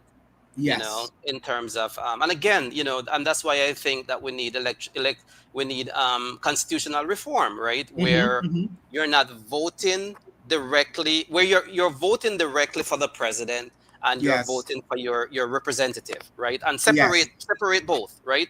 If you Yes. think whoever is in your be it JLP or PMP, that person is doing a good job, vote for the better person, right? Mm-hmm. And if you think that two persons who are at the helm for the president or the prime minister, then choose between those two persons.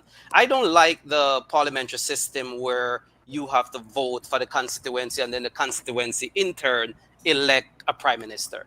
I think Correct. it disenfranchise voters, if you will, because Yes. no matter what you think, people are looking to see who is at the helm, and they vote that way, you know, even though the person in the constituency might be doing a good job, and you might think, oh, I should vote for this person because this person is serving my need. But I Mm-hmm. think ultimately elections in Jamaica, they're looking to see who's at the helm, and that's Absolutely. where they're voting. It's Yes. unfortunate, but that's the I'm reality. not right. I'm not sure if you're going to be able to read on your screen. I can't on my screen. There is an article that was published in the Gleaner just now, and the title is let me just get it here. I can't read it. The story is not up on my screen. I Okay. think it calls for fixes after voter delays in St. James Southern. Wow. I don't know if you can click on that story. I don't know if it will come up on um your computer. It's not, the story is not come. The title is up on my screen, but I can't read the story. And I would like to hear what they're What they saying. have to say. I Yeah, was trying to see if I cause to can fix find this it. after voter delays in St. James Southern. Wow. So it means, therefore, I think I saw where they're saying that there was a delay and there were many delays and other barricades to the For election. the One of voting. the problems I'm hearing too is the voter ID. I'm not sure if there has been an introduction of the new voter ID in Jamaica, but that seemed also to have caused a lot of confusion for this general election. And Yes. I think that they need to, I don't know how they're going to deal with that the next time around. I don't know what I've never voted, so I don't know what they need to vote and what the voter ID is. But there seems to have been some, Yeah, confusion. I myself, I'm not that familiar with the voting The system voter, I said the in, voter in, ID in card. right Yes, in Jamaica. yes, yes. Were you able to read? Were you able to see that No, I'm calls for still fixes? trying to find it, see if I can Yeah, find it it's the here on my first. phone. It's the latest article that has been, but maybe you can. So let's move on until if you perhaps if you can interrupt me. Now we have Juliet Cuthbert Flynn, and she is representing St. Andrew West Rural, and she's up against the PNP stalwart. I mean, she's an elderly person now, right? Well, I shouldn't say elderly, but she Oh, is a mature Joan Gordon Webley, not Webley. Juliet, but Joan Gordon Webley. She is the PNP's representative. Do you think that Juliet Cuthbert Flynn is going to win her in that seat? Again, Angie, I am somewhat skeptical right now. I'm waiting to see where the wave is, right? And Yes, where the trend is going, yes, Because yes. with that seat might be a close one, and if it's a close one, it can go either way. Either way, either way. Yeah, yeah. And by the way, I don't know if you heard. I did send you a story yesterday on your WhatsApp, but I did hear coming from Cliff Hughes on his program yesterday. that there were some rumors, accusations of voter intimidation in that constituency, in which, in fact, he spoke to Juliet Cuthbert Flynn on his show yesterday, in which they were saying that for some reason, members, I don't know, of government, I know I'm sure it's the opposition she was alluding to, but received numbers, illegally, numbers of the constituents, and were calling them and telling them that if they're not satisfied with their member of parliament, which obviously is Juliet Cuthbert Flynn, that they should not go out to vote. And so some of her constituents were calling her and were complaining that they were getting a lot of these calls. They were being bombarded with a lot of these calls. And they were saying, how did they even get our numbers, you know? So that's interesting. And we wonder if this probably could affect Voters her. turnout. Yeah, that seemed Yes, to me like and her victory or lack voters thereof. intimidation, if Yeah, if you will. Yeah. yeah, that is voter intimidation. Yeah. And that is I not don't good. think they should have our personal information, you know, Yes, and be yes. using it to tell you how to vote or to disenfranchise your vote. You know? Yes. Yeah. And for those of you who are in the chat, could you say, I know we've had voter, intimidation, suppression all the years. I mean, we've had this nothing new in Jamaica, but have we ever had a situation where people are calling you on your cell phone or on your house phone and telling you not to go to vote, or, or telling you that if you're not satisfied with the current member of parliament, that you should not vote for that person?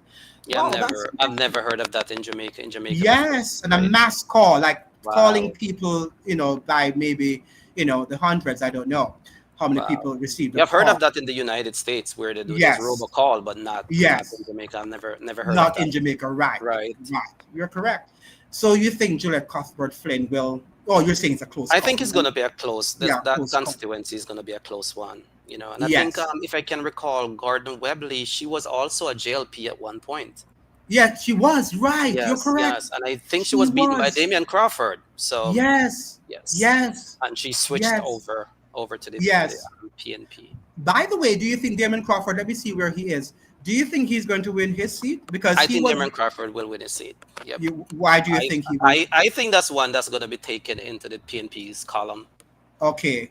I And why think do you think? he has been on the national stage, you know, Mhm, and he has been very outspoken about the current government and what they have not been doing and what they plan to do. mhm. Well, you know, to a certain extent, you know, much of it could be propaganda, right? And Yes. much of it might not be able to materialize. Mhm, But for what it is, he's popular and he seems to connect with the people very well, right? mhm. So I think he's going to be victorious tonight. I think Okay. he's going to be a budding politician. Mhm. He's also one of the future of the People's National Party, believe it or not.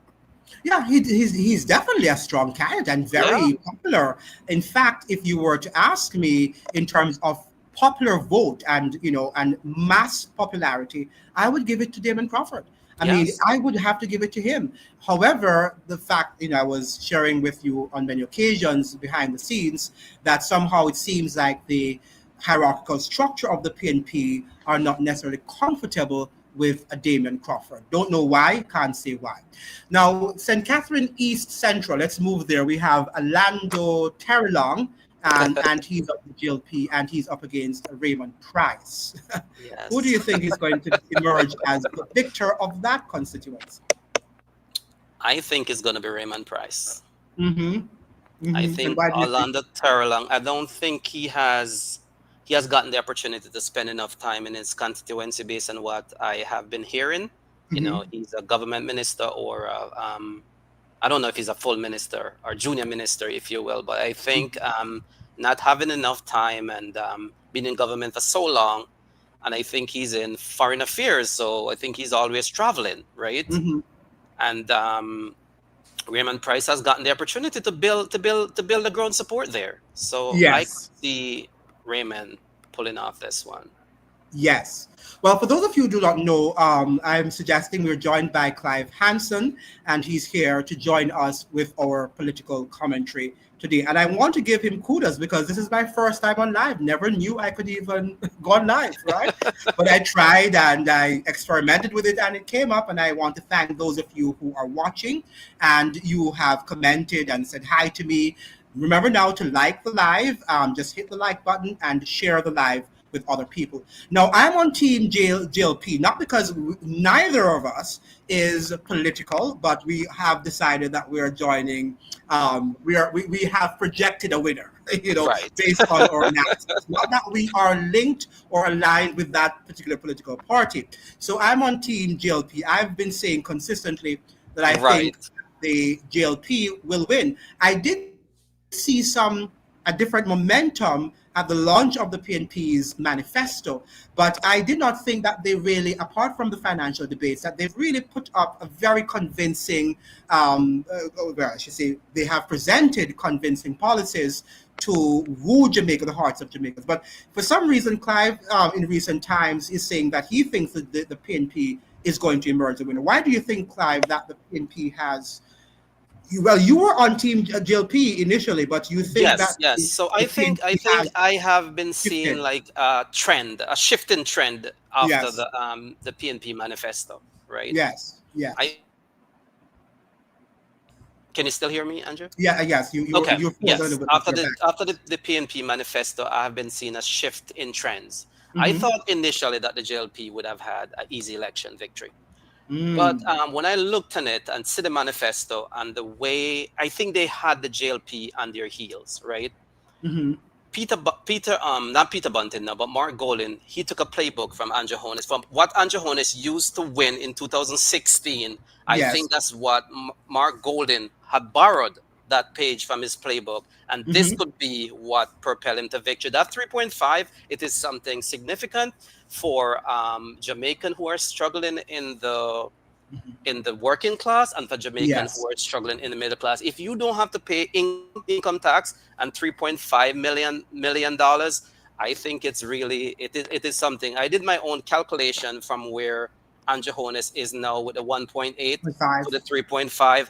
The Mm-hmm. average family with one person working in a household will save close to 450,000 a year. That's money Wow. that could put Wow. towards education. That's money Yes. that can put towards paying a car note. That's money that can put towards paying a mortgage, right? Mm-hmm. Even though, Yes. one has to wonder, no, is it credible? How are they going to finance the budget with this proposal? But I think the proposal, they might have leg, and we could see what's happened with that tonight. Good, very good. And now, in terms of the 3.5 increase, do you think that, as you suggested, they haven't told us how they're going to do it?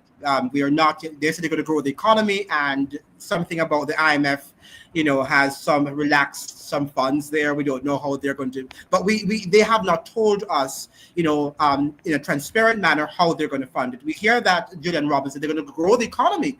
But do you think we can just magically grow the economy, as No. they are suggesting? How are they going to grow an economy in which many of our most highly skilled and educated people are leaving yearly? 80% of our university graduates leave per year. Many of our manufacturing jobs also went to Trinidad and other countries around the world. So how are they going to grow the economy to And that's and afford that and this? that and that and that is the problem, Andrew. And I think that's the road for this proposal, right? So they're Mhm. saying they're going to give the 3.5 in terms of income tax threshold, but I am understanding that this will cost the government about close to 70 billion. Depends on Wow. which estimate you're using, right? Mhm. And this is just one proposal, mark you. There are other proposal too that will just be in expenditure. So what I'm seeing on the PNP side is a lot of proposal, right, in terms of expenditure, but I don't see how they're going to offset. I don't see any concrete plans how to grow the economy, right? And if you don't Mhm. have organic growth, then what you're going to have to go back to taxes and borrowing, right? Mhm. And if we don't invest properly with the gains that we have gotten from the macroeconomic standpoint, so we're just going to go back to where we were in 2011, right? Yes. Yes. 140% of GDP. Now, Team PNP. Do you see time come, right? Time come, as they're saying, time come, right? Time come. Now, do you think, Clive, that Mark Golding is demonstrating a leadership capacity that Jamaica needs at this time? Do you see him in that role? This is, and let me just, apologize. And many people corrected me in my last video that, yeah, that Mark Golding Andrew Holmes did not crush Mark Golding, yeah, which I made a mistake. He actually crushed Peter Phillips, and you were correct. I made a mistake there. This is Mark Golding's first time vying for the position of Right, premiership. right. Do you think that Mark Golding is demonstrating that leadership capacity to take Jamaica forward? I think within the last 6 months or so, I've seen lots of improvement in Mark Golden, right? I think he's become a better communicator, and Hmm. he's trying to connect with the Jamaican people. Yes. What I think, though, I think he should just be himself, right? And Hmm. stop trying to speak patois where he sound very awkward, if you ask me. Hmm. Be Hmm. yourself, speak the way you speak. You're Jamaican, you were Yes. born there, you went to school with Jamaican. Yes. People should judge you more in your policy, not trying to Hmm. be phony. But I think he has grown, and I could see him being prime minister. Yes. Good. Fair enough. Now, one of the things too, Clive, is that the Mark Golding, Jamaicans are very hard to deal with. We're very difficult people to deal with. And if he had, adapted the cadence of an Oxford and an educated, I saw this guy on TikTok yesterday saying Mark Golding is a hypocrite because he's on the campaign trail and he's behaving like one of the Jamaica's ragamuffin, dresses like a ragamuffin, trying to speak like a ragamuffin. At the same time, Jamaicans desire their politicians to be clean and to be properly attired, to speak correctly. But at the same time, if you and I go there and do that, you're too boasty and you're not connecting with the people. So it's like we cannot do anything right. And I'm wondering if that's where Mark Golding was. He said, how can I please these people? Because if he ends up speaking in the cadence of the Jamaican middle class, people are going to say, oh, this guy's sheltered. We don't understand. He's speaking English. We can't understand it. And all of that. But now that he was attempted to speak Jamaican Creole, and he was behaving like somebody of the lower class, then they're criticizing him. What do you make of that? Yeah. I think, Andrew, you don't have to speak necessarily Creole to connect, right? I think is your language, right? And being Jamaican doesn't mean that everybody speaks the Creole, right? Being Hmm. Jamaican mean that you understand the culture, you understand the people, you understand the struggle. You look at guys like Michael Manley. I don't think Michael Manley grew up speaking the Creole, but he understood Jamaica, right? Hmm. And he knows how to code switch, right? He didn't sound as awkward as Mark Golden, right? But I think you understand Jamaica, you understand the Creole. If that's not what you're comfortable speaking, I mean, don't speak it. You don't have to be with a highfalutin language. You speak a language that people can understand. You Hmm. can take it to the fifth grade level. Even if you're speaking standard English, it's Hmm. like we're in the health profession where we're taught to speak to patient at a lower language, like a fifth grade language. You Hmm. don't have to Hmm. speak a Creole or any dialect for them to understand if they Yeah. live if they live in that society. Yes, we're living though in a different era in which we're suggesting that in order to be an equitable society, we're pandering to the base and no longer allowing the people to be lifted up. So we're saying we can come down to lift you up. Right now we're moving up, down, and staying down there with them, and that's the society that we're living in Jamaica. During Michael Mann's era, whether we like it or not, we were more conservative, and Right. when you listen to the media, you'd hear standard English or journalists and so forth. Now we're hearing anything really goes, and that's the sort of society we're living in. And if you try to behave as somebody who speaks standard English all the time, then you are too hoity-toity, and you are too boasty. And that is the sort of Jamaica that we live in. Very difficult, as I'm suggesting Yes, here, it is. It is. for It us is. to please It the is masses of people difficult, in Jamaica. Andrew, and it's also hypocritical, right? Yes, it Because is. when you look at all the books that we use in Jamaica, everything is written in standard English. Very If good. you look at the budget is written in standard English. So, I mean, English is the language of business in Jamaica. And, we can ponder to the base all we want. You have to develop the country, having people learn to speak English, learn to read English. And I mean, we're in the Western Hemisphere, right? Correct. If we're going to get even job opportunities, I think Jamaican have to learn to speak standard English. So we're being hypocritical when we're talking about, creating all this patois euphoria. And I mean, we naturally speak it because we lived there, it's That's it. inescapable, right? Yeah, it's our So, first but we don't language. have to try to formalize it and all of that. I personally don't think it's necessary. I Hmm. think based on where we are now, development in Jamaica needs to be It's very English it's key. language. And we need to declare that strongly. Yes. Any results? Are we hearing any results? Any preliminary? Because these are again preliminary results. They're not going to be unequivocal because they're still going to probably refine them tomorrow. So anything that you're seeing on the Gleaners website? Yeah, I'm checking the Let Gleaners me see. website here. Yeah, they're not calling anybody yet. Not finding anything. This is very unusual, though. It is unusual. It is unusual. And I did see they have up here the PN PN JLP 13 and PNP 10. So they're saying I think it's 10. JLP so far has gotten 13 seats. What would be Did you see at interesting the is top? to see where those seats are coming from. That would be Yes. Yeah, and they're not calling, we're not seeing, they should have at least given us who they thought won what seat. Yeah, but we're seeing so far JLP has 13 seats to the PNP 10, and the independents have not gotten, the others have not gotten any seat. So that's interesting. So that is interesting. So ladies and gentlemen, the JLP has won so far 13 seats. We don't know yet. Well, I don't know. Maybe you can check Television Jamaica. Are they saying anything on Television Jamaica? Yeah, I'm not seeing, I'm trying to They should check have here. a, Cliff Hughes has something going on online too. yes, or you could check let me go on the Cliff Hughes website to see what he has on Nationwide, if there is any declarations of the seat, because since he's aligned to the JLP, he perhaps would be happy at the moment. So we have here so far, no, there's nothing here I'm seeing. So anybody in the chat, can you say which seats have been won by the JLP? We are seeing that there are 13 seats that have been called for the JLP. Not sure if there is any seats, what the seats are. That's what I suggest, that we are not sure what the seats are that have been called. Okay, Yeah, so I'm hearing Cliff Hughes here, and he's saying that there's no trend that can be established as yet. So I'm not sure, what's happening. So it's from the seats that were supposed to the way that they went. Right. Wow. And it's 8:37 in Jamaica. The polling stations were closed at 5 o'clock. Well, supposed to have been closed at 5 o'clock. Yes. But I understand, there were still lines at about 6 o'clock. Oh, there were still lines. Okay. Yeah. And I think once you're already there, they have to allow you to vote. They're allowed to vote. Okay. Right. So yeah, we don't know. And they're, and they should have been able to tell us, to update us. Let me go on the Observer. What was happening, what time did the ballot boxes, wind up at the place where they should be counted. We don't know all these things.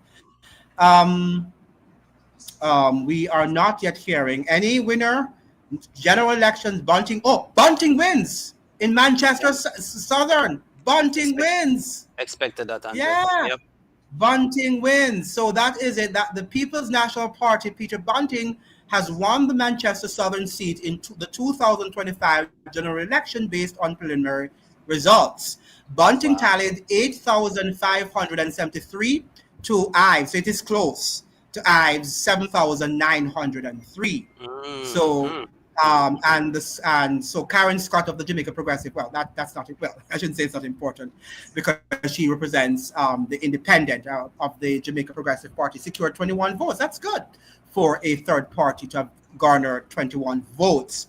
But as we suggested, we were right. Clive was right that Manchester Southern is.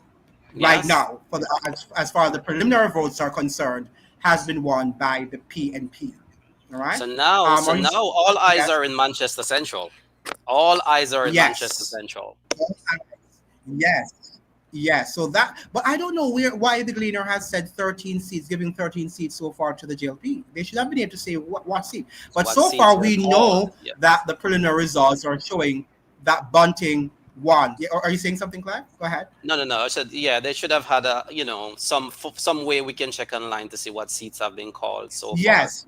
Well, if they're saying 13, I'm not surprised with Peter Bunting at all. I thought. Yes, we're not surprised. Well.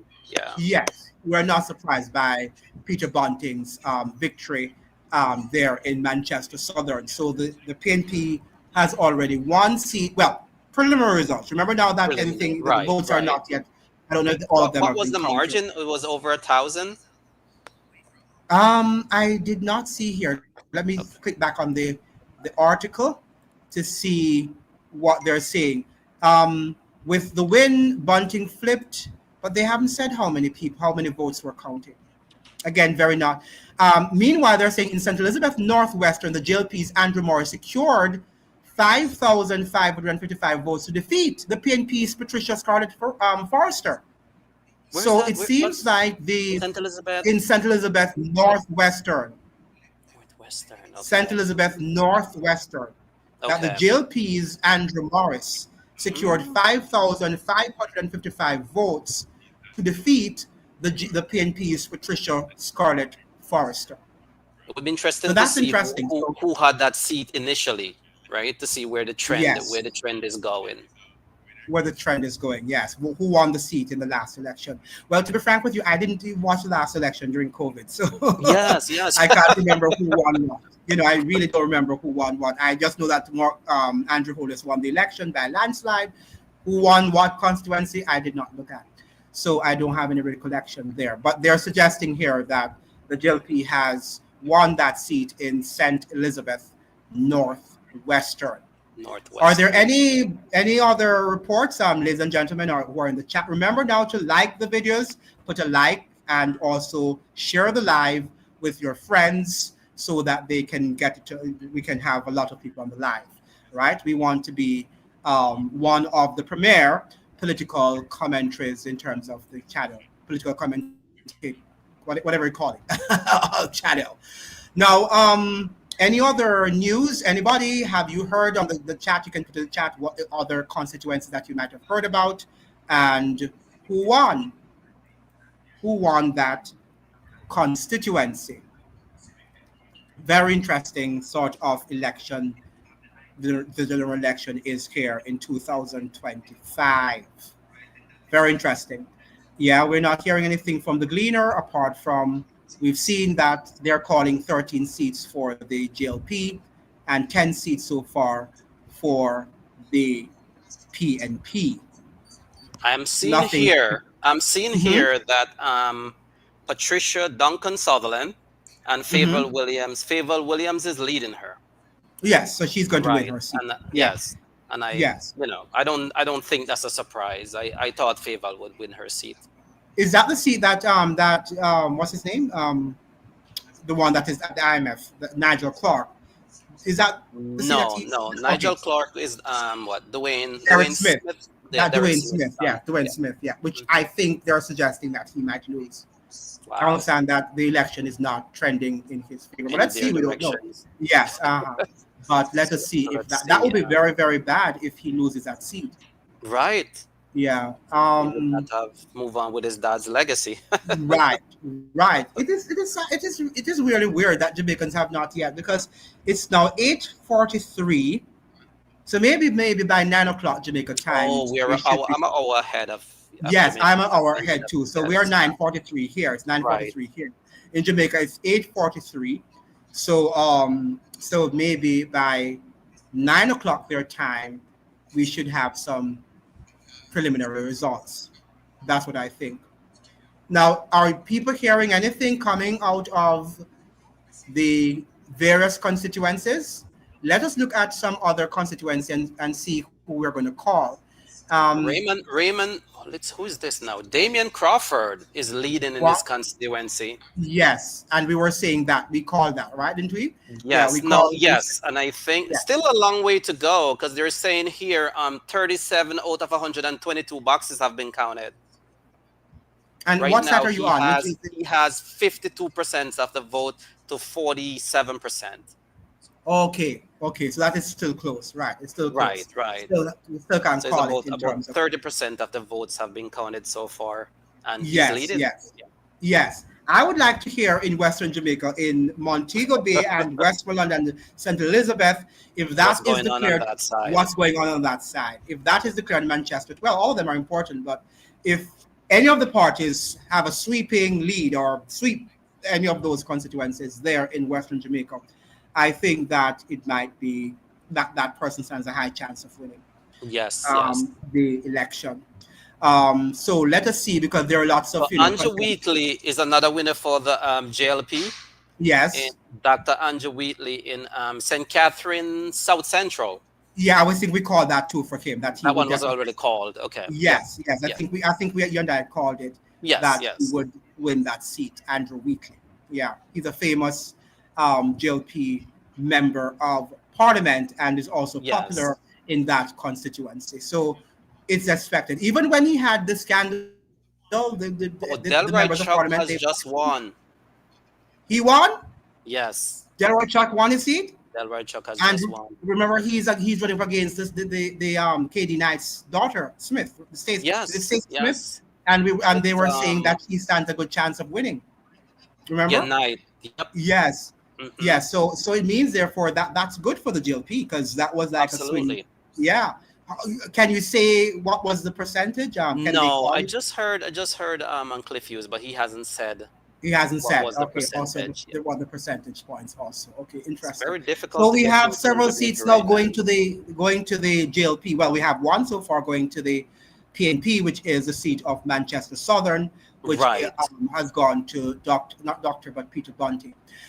So that's interesting. It seems like so far the JLP is leading, not by many, but because we can't call it yet. It's many seats yet to come in. So that's good. Well, we're getting some results, Some results are coming in slowly yeah, but coming in surely. slowly but surely. Yes, and it's still early there. Remember now that we are an hour ahead of Jamaica's time. So they're 8 o'clock. They're 8:47 there. So they're still early into the counting of the ballot boxes.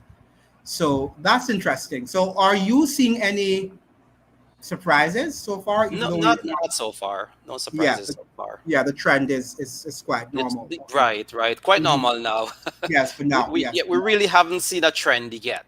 Yes, I I would like think to see. Yeah, go go ahead. ahead, Andrew. No, go I ahead. Go think when ahead. Go this ahead. when the swing seat starts coming in, I think that's when we can establish a trend to see Yes, where things are going. yes. I would like to see the Rhoda one though. I'm waiting Oh, patiently that's for that gonna one. be very interesting. Yeah, I'm really waiting for that. Manchester. Is it Central? I always forget Manchester them. Central, yes. Yeah, Central. He's Yes. I going up wonder against who's going to be. the mayor of Mandeville, Donovan Mitchell. Hanover is an interesting parish, and we have Hanover Eastern. We have Dave Hume Brown um, of the JLP is up against Andrea Perkis. I don't know these two people, so I can't say who's going to win. And Hanover Western, Tamika Davis of the JLP, and Heather Miller Bennett. Now it's interesting that Jamaica is moving forward, is a progressive country, and we see a lot of women are now members of parliament. I think they're Yes. saying 54 out of the how many hundred and something are women. What do you Yes. think about that? What's your comment on that? That women are now actively involved in politics in Jamaica.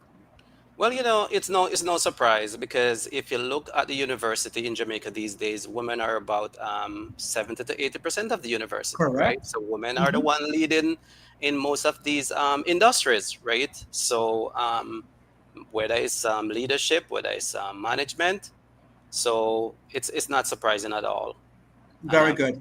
I'm Agree. happy to see that because in these society, especially us from the diaspora, the African diaspora, a lot of women are the breadwinner for the family. So it's Yes. good to see women showing Yes. that they're leader and be represented in politics. Yes, because based on what I'm looking at here, it seems no. Well, Dave is a male, and he's up against Andrea. But Tamika of Hanover Western, Tamika sounds like a female's name, and Heather Miller Bennett sounds. So you'd have two females in Hanover Western. That's interesting that you have Wow. two females on both sides of the political spectrum vying for the position. Nothing has been heard of Kingston Central. That is also another No, we haven't. Yeah, we news haven't heard result I'd anything like on to that hear. yet. I'm betting for the GLP, but you're saying that it's close. Steve McGregor might. I think it's gonna be close, but it might lean towards the JLP based on this all the problem that have been happening there with Lawrence Rowe. I Mhm. think it could, but I think it's gonna be Yes, close. It's gonna be a close one. Yeah. yes, yes. I think so too. Is there another we have that we have not called, that we have not looked at, the St. Catherine's. I mean, St. Catherine is a big parish. Look at this. You have so many St. Catherine, Western, Yes. Central, East Central, Eastern, North. Oh my God. St. How Catherine this is like, it's it's a huge. big parish. It's a big parish, right? That they have. I It's like think it there are takes probably St. Catherine. about what, 11? I think about 11 constituency over there. Right, right. Now in Trelawney, isn't Doctor McKnight? Is it McKnight? They call the one that from McNeil, McNeil, McNeil, Wickham right? McNeil. Yeah. We can, but I'm not. That's not what I'm. Isn't he in Trelawney? Isn't I think he? he's in Trelawney. Yeah. I Yeah. think so. That means that this is not an updated because I'm not seeing him here on the list. So this is not. Yes. Oh, is Devon Mac? No, that's not Devon McDaniel. It's not him. Yeah. Let me see here. So If I can yeah, go I back. don't know who he's up against. Yeah. Do you think he's going to win in Trelawney? Matt Neal? Yes, I think so. I think he has a household name. He was a former minister of tourism too. Yeah. Mm-hmm.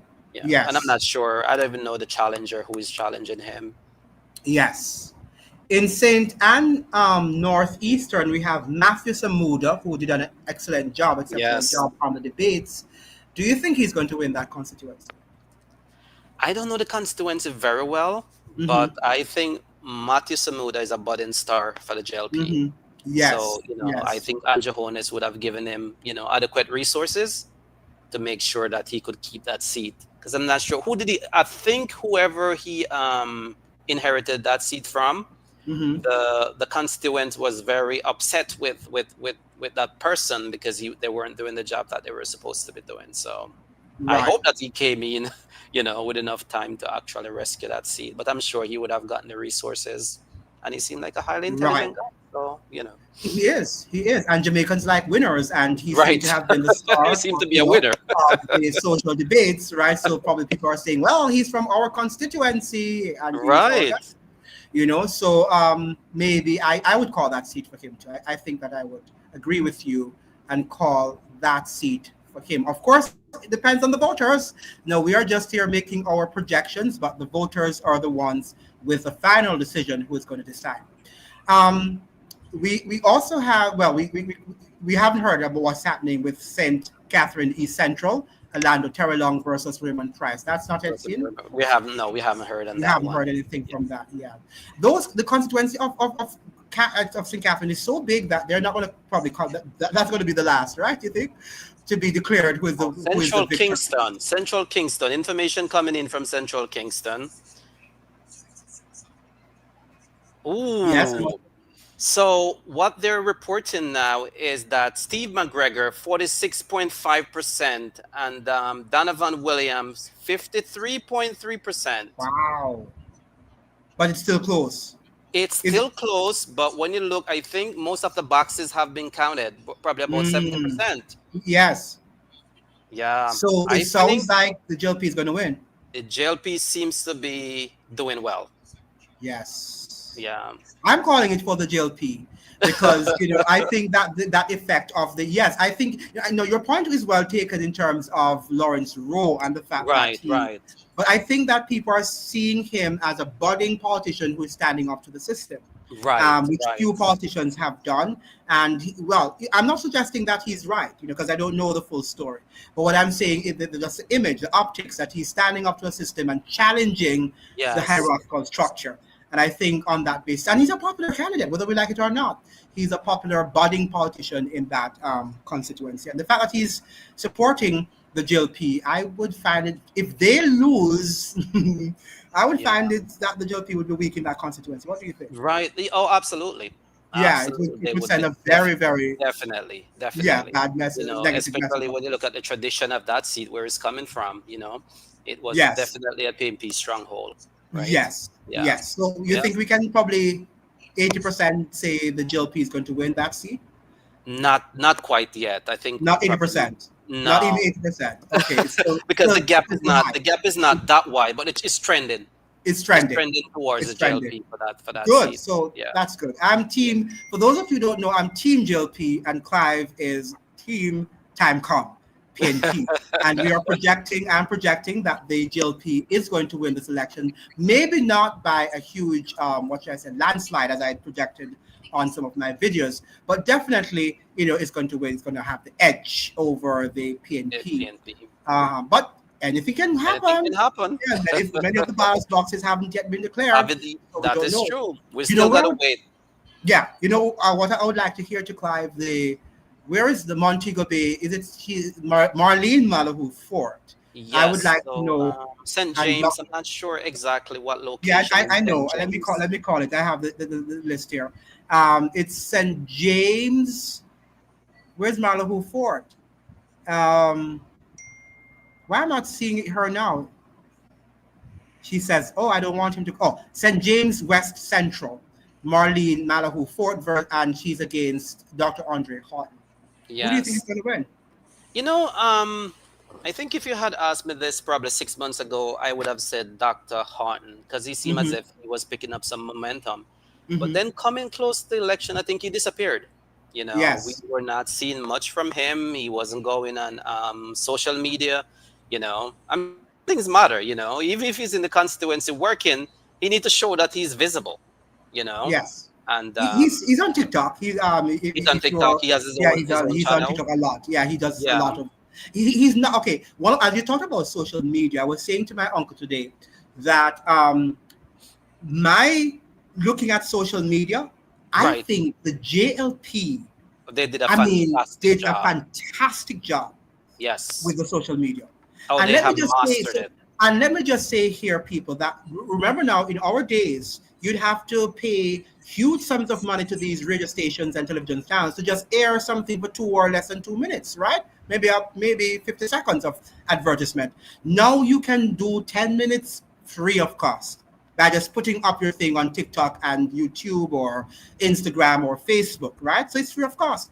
And the JLP used it in They the they most have dominated. They have impressive dominated way. that space. They have Let, really dominated that space. let me tell you For whatever something. it is, if you want to call it propaganda, but Andrew Holness had really stepped up the game in terms of campaigning. He did. I don't think I've ever seen anything I like this. have never seen Yeah, anything yeah. like that in And my I'm life. I'm telling you, Andrew, if it weren't for the allegation of financial impropriety and Andrew Holness, Mhm. it would have been a landslide. It wouldn't even be close, I would think right? so. It wouldn't even I be would think close. so. I would think Because so. what they have done with this campaigning, think about a prime minister, right? Leaving his office, printed his achievement booklet, and walking in the street in halfway tree, distributing them himself Yes. with other people.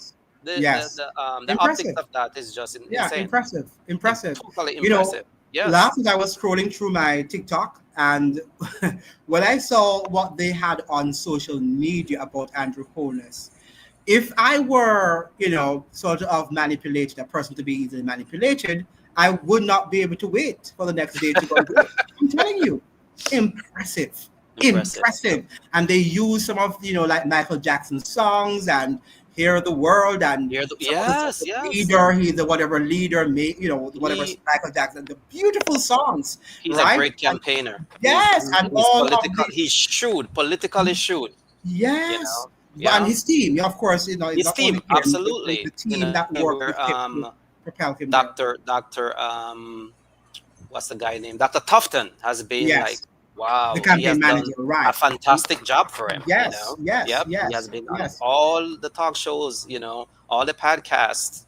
He Hmm. has he has been on. So the JLP has done a really incredible job in terms of campaigning, Yeah, the right? only thing I saw the PNP beat them in was the song, the campaign song. I don't The think campaign song. they can't beat them. Even Marching on to Victory is nice too. I Right, like it, right. but Yes, it's yes. not as catchy as Time Come. And let me tell you Right, something. right. On social media, even the JLP supporters, the diehards, They're dancing. they have their green color still dancing to the pin. Time come and deliver. Yeah, it's just amazing. And they're on their planes. Oh, one of the things I should say, and I have not said it yet, that I sort of thought about the PNP winning today.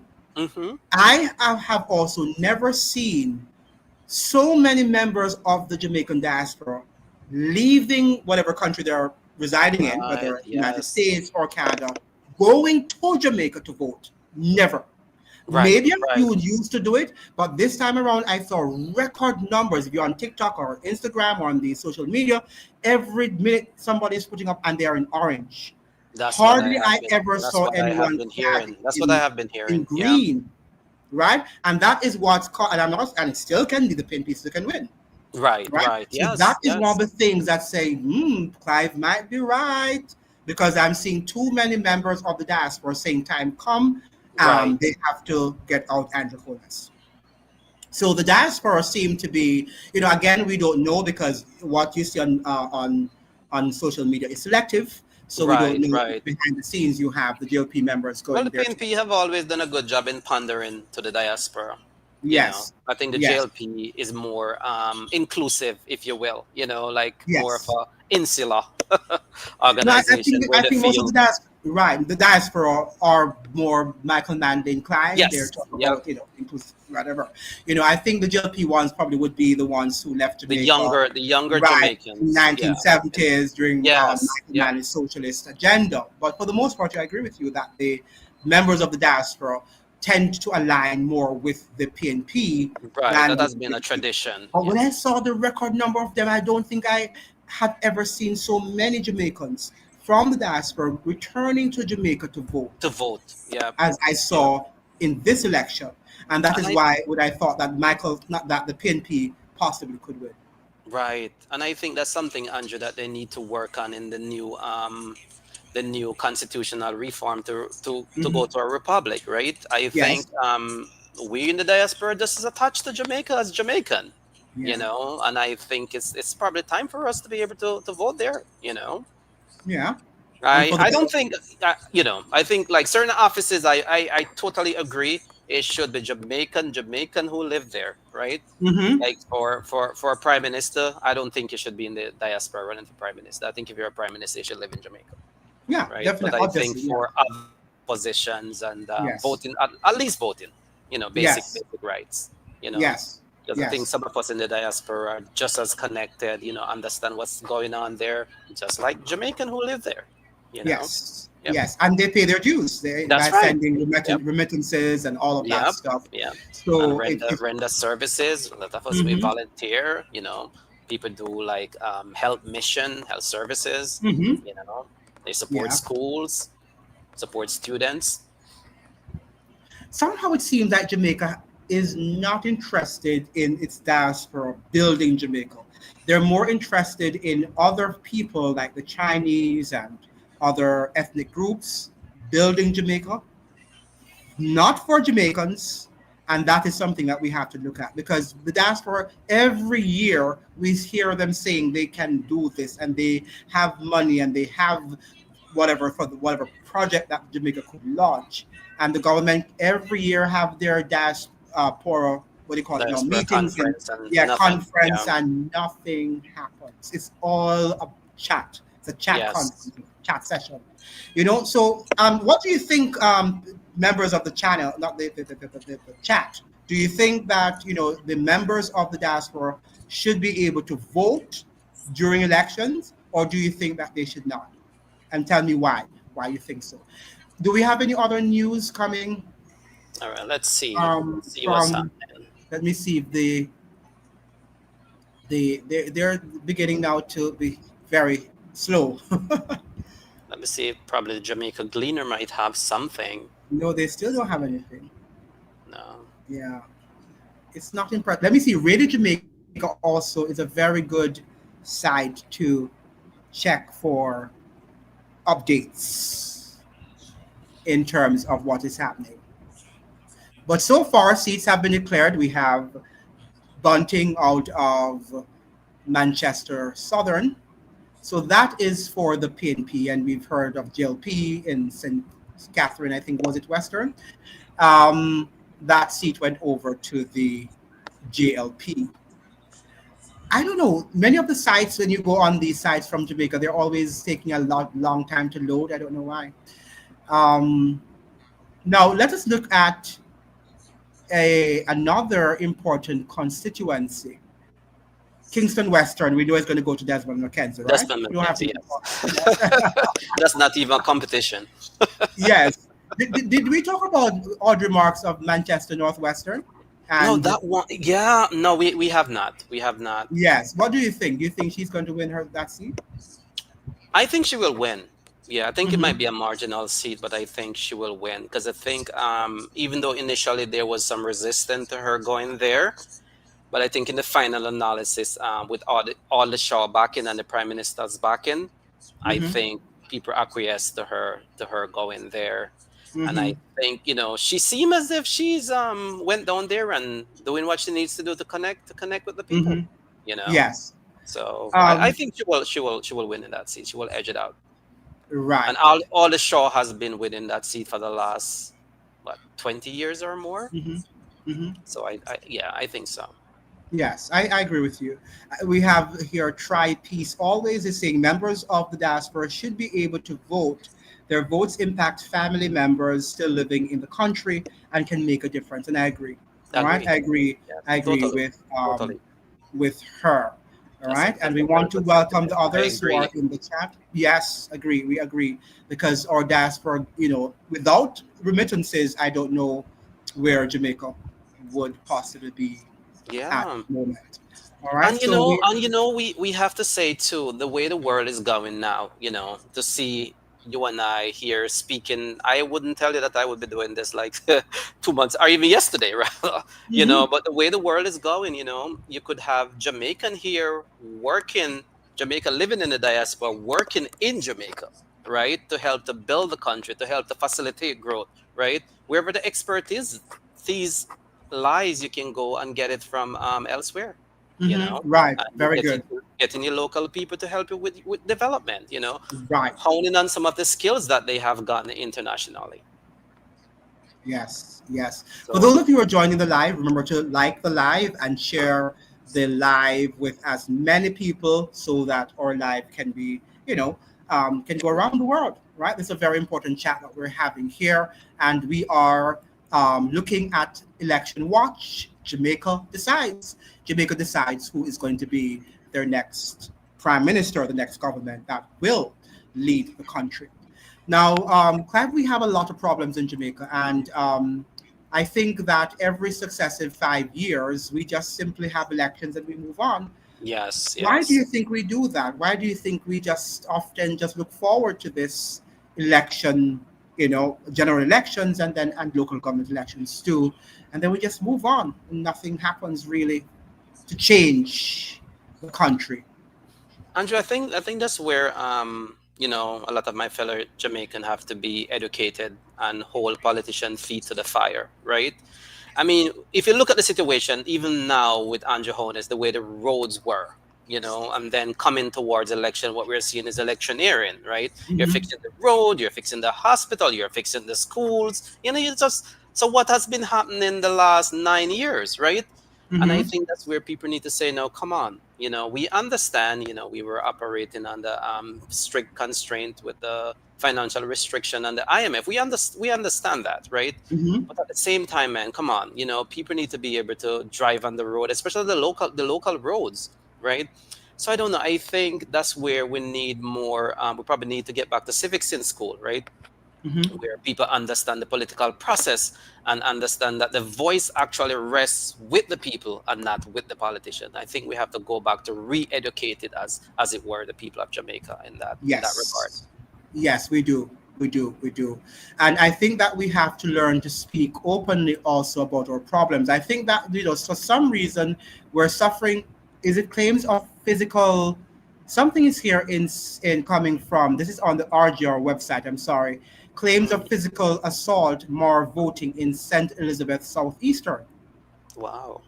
Yeah, and I'm seeing the PNP candidate here on the photo. I'm not seeing the news itself, but there were claims of voter assault, physical assault, It's not physical good. assault. Physical That is not assault. good. Wow. That sounds like voter intimidation, and we Right. hope that is not coming from the other side, from the Wow. GLP side.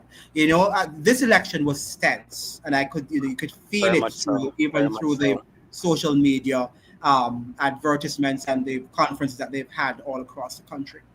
So let us continue to look. So I we think say that I'm not getting much here. I think so many people are trying to log on. It's really difficult. yes, I think so too. I agree with you. They I can, agree they can. 100% with you. Did we call the seat for St. Andrew North Central going to Delano Civil Right or Christopher Henry? No, we did not. We did not talk about Who do you that. think? Who do you think is going to Severide? Do you think I Severide think is going to? Severide will win that seat. You And know, why do you I think think the JLP? I think I lived in that seat for a little bit. When I Mm-hmm. was in Kingston going In to college Kingston. there, and Mm-hmm. Derek Smith have always done a good job in that area and that constituency. He has always tried his best to fix the road, and I think he has maintained a tradition for years.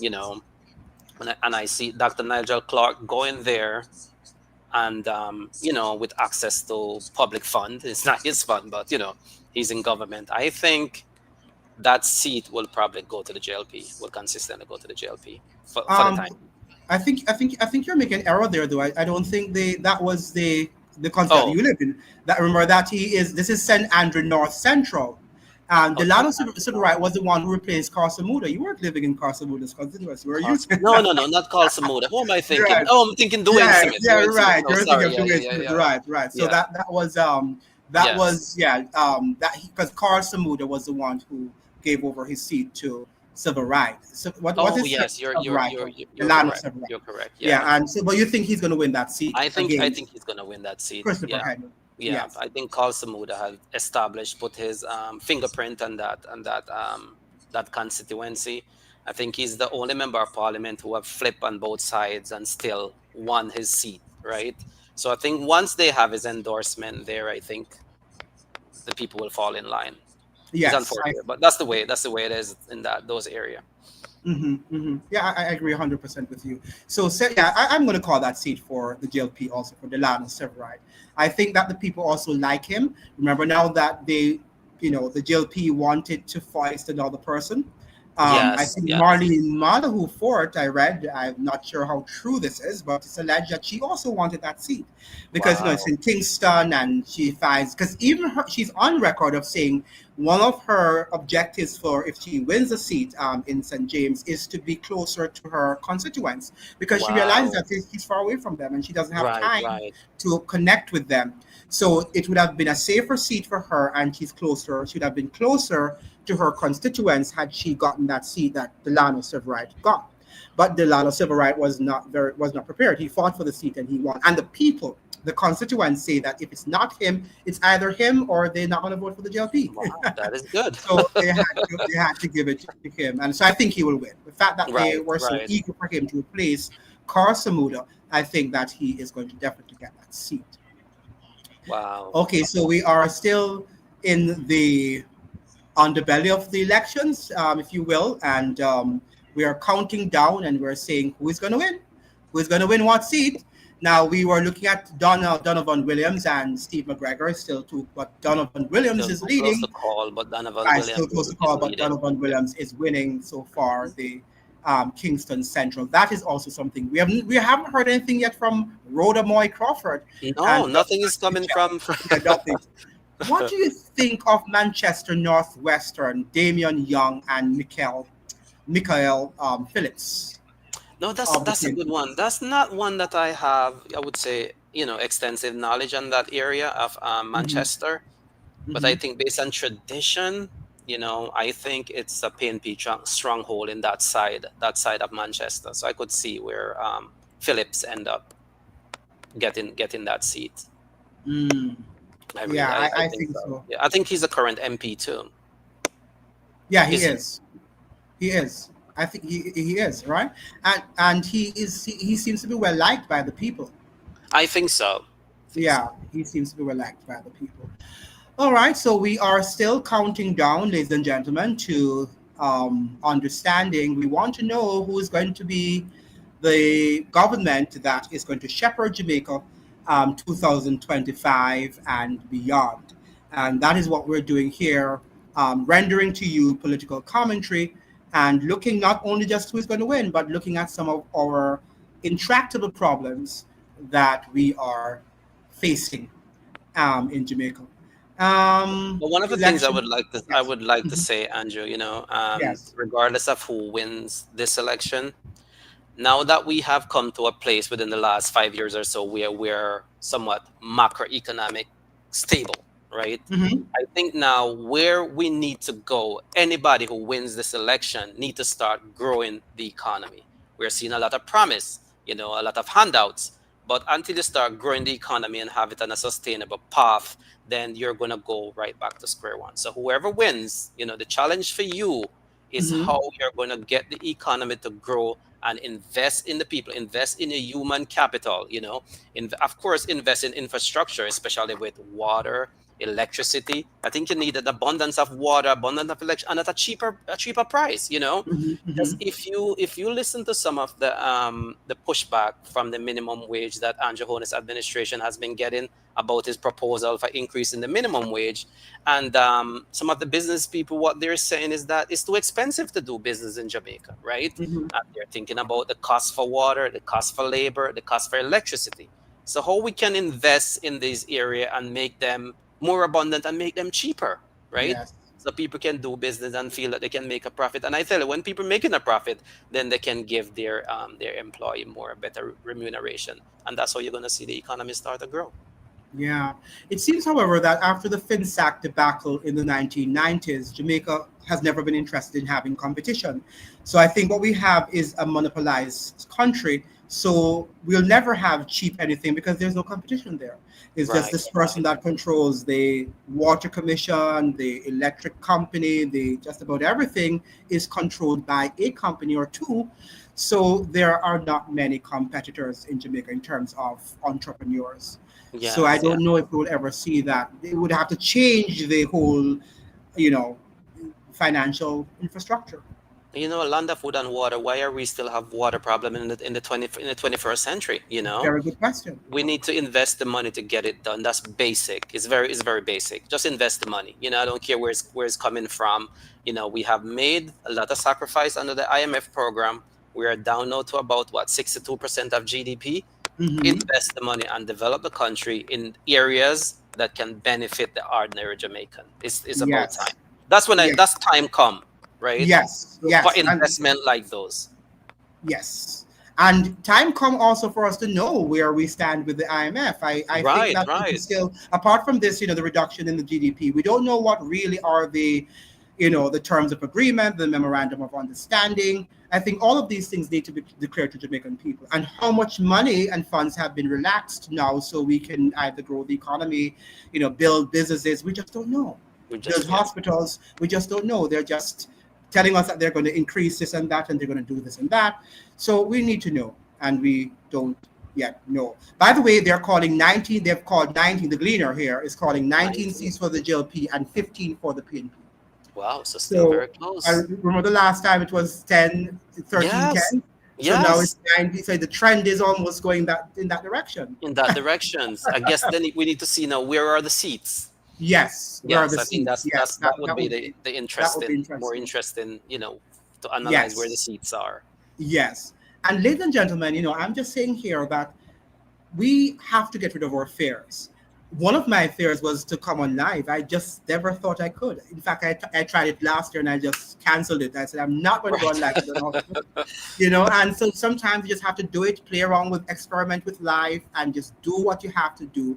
Because if you get rid of fear sometimes, because fear can paralyze you. And look at we're here You're on the here. Yeah. live and we're Yeah. doing fairly well, and Absolutely. it's going so far, well, so far. When Oh, you invited me this evening, I called a friend and I was talking to a friend and I'm like, I don't know how I'm gonna do this. He said, man, just yes. challenge yourself. Yeah, well, just your thing is just to come on. Yeah. What, Just go on there and, and scary for talk me and now. talk about what we have always been talking about. No, no. In fact, I couldn't even go on the camera. Well, I didn't know how to push myself from the studios into the onto the main platform. That was I took about 3 minutes to do that. So I said when you Right, came right. online, I was wondering how am I going to even get you on the thing, but it was easy. Yeah. It Yes. was easy. It wasn't hard.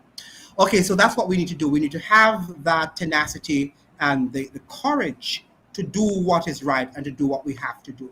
And don't allow fear to paralyze us. And that's what Jamaica needs to do. Right, There are lots right. of fears Yes. down there, but if we get up and say we have the will and we're there with the will, there is going to be a way. And that is There, what we need. well, there is a way. There's a way, There's going to be a way. But And Jamaica our is a people country need with that hope. so much potential, Yes.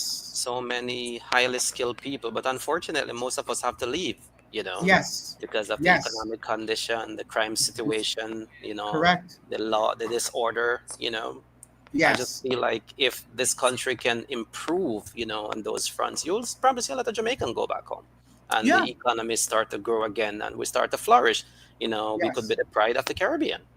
Not only Jamaicans, you have expats also from different countries who want to just live in a tropical paradise as Jamaica Absolutely. is. Yeah. And if they were safe and they have the infrastructure that is there, that is also another way of generating, some, funds and plowing foreign exchange and whatever into your economy if you have Right. a huge expat community. So I think that Jamaica needs to look at that. Many people would love to live in Jamaica, but a lot of times the infrastructure is not that great. Crime is a problem. They can't walk the way and feel safe. Well, now we can see the government is trying to do something to reduce Right. crime Right. and so on, but we still have a far way to go as far as that is concerned. Now there is a seat here, St. Andrew Western, St. and I West. have Corey Dunkley of the GLP and Anthony Hilton of the PNP. Is Oh, I Anthony think Anthony Hilton will have a safe will seat. have that seat? Yeah, will have that Yes. seat. Yes. Yes, yes, yeah. Yeah, I would agree with that. That Anthony Hilton. What is I don't hear much from him though. I know he's not in government now, but Oh, Anthony Hilton. yeah, Anthony Hilton. Do you hear much from him often? No, I haven't heard Yeah, heard much. Is he a shadow minister now? I don't have a clue. Yeah. I don't have a clue. Um, we What do need you to think? have. What do you think gonna happen in Portland, East and West? I think that the JLP is going to win. I think so I too. think the Yeah. JLP is going to win. Yeah. It's just what is interesting. I don't know if you saw it that this is going to be Darrell Vaz's last election. You hear that? Really? Yeah, he said that. He said that? Yeah, he's now Okay. in his 60s, and he says that this is going to be his last election Okay, that's good. because he needs That's to good. go. He has grandchildren, and he wants Hmm. to spend the rest of his life, you know, living with his grandchildren. Life is That's short, and he's right. There's right, nothing wrong with and he's that. going to right. I think that is respectful of It him, is. It is. to do, right, and not to I stay hope there doing now, old. Andrew, that Yes, he will use this opportunity to develop somebody from the constituency who can yes, come and take yes, over from him. from him. Well, he and Develop his the young minds. I'm not sure if his wife is going to retire, but he says he is. Right. He didn't say he and his wife. He said that definitely he's going. This is his last election, unless he Wow. changes his mind. Jamaican politicians sometimes Right. change. Right. But that's what he says. I don't think he's a serious politician so far, and whether we like him or not, I think he has been an effective politician in the ministries in which he has functioned. What do you think? No, absolutely. Absolutely. Yeah, Yes, I yes. think so. I think I it's think going to so. work. And I think that his wife has gotten that sort of. Well, she seems to have always been a vivacious person, She but is. She is. but she's building on the momentum She's building that on the he has momentum, built. Yes, build on the family name, and she has come in, hit the ground running, right? yes, She gelled very well with the people in that community, yes. and she seems to be doing a good job there. The people seem to like her. Hmm. She understands their plight, right? Be it education, be it poor roads condition, water condition. I think she's right there, understanding what the people are going through. So She does. She yes, does. She yes, does. She does. And she's working, working, working. she's working, always working. Yeah, let's hope people are happy, happy, happy, and they seem to be happy with Yes, her. They're always dancing, and so I think she cares. That is my yes, 2 cents. I've never analysis seen of her, her. and let me say now, I've never been. Well, I've been to Portland, but I've never been there while while she's what do you call it now, member of parliament. I've never been Right, there or right. visited there under her stewardship, under her Yes, leadership. So I can't say, but what I see from afar, it seems to be yes, good. So don't tell me now that it's you don't know what you're talking about. Yes, maybe I don't, but because I'm looking from afar. Okay, so be respectful of people who might not be on the ground. I Now, might have a different any opinion of other her. Yes, news? Yes, any other news coming? nothing So new really, nothing new. yes, 19 seats To the 14, 15. to, to 15, right? 19 to 17. Oh no, right now it's closer, edging closer. 19 to 17. Mm, Wow, wow. 19 to 17. It Mm, is edging closer now. yeah, it's So gonna be counting all this is night. going to be a battle.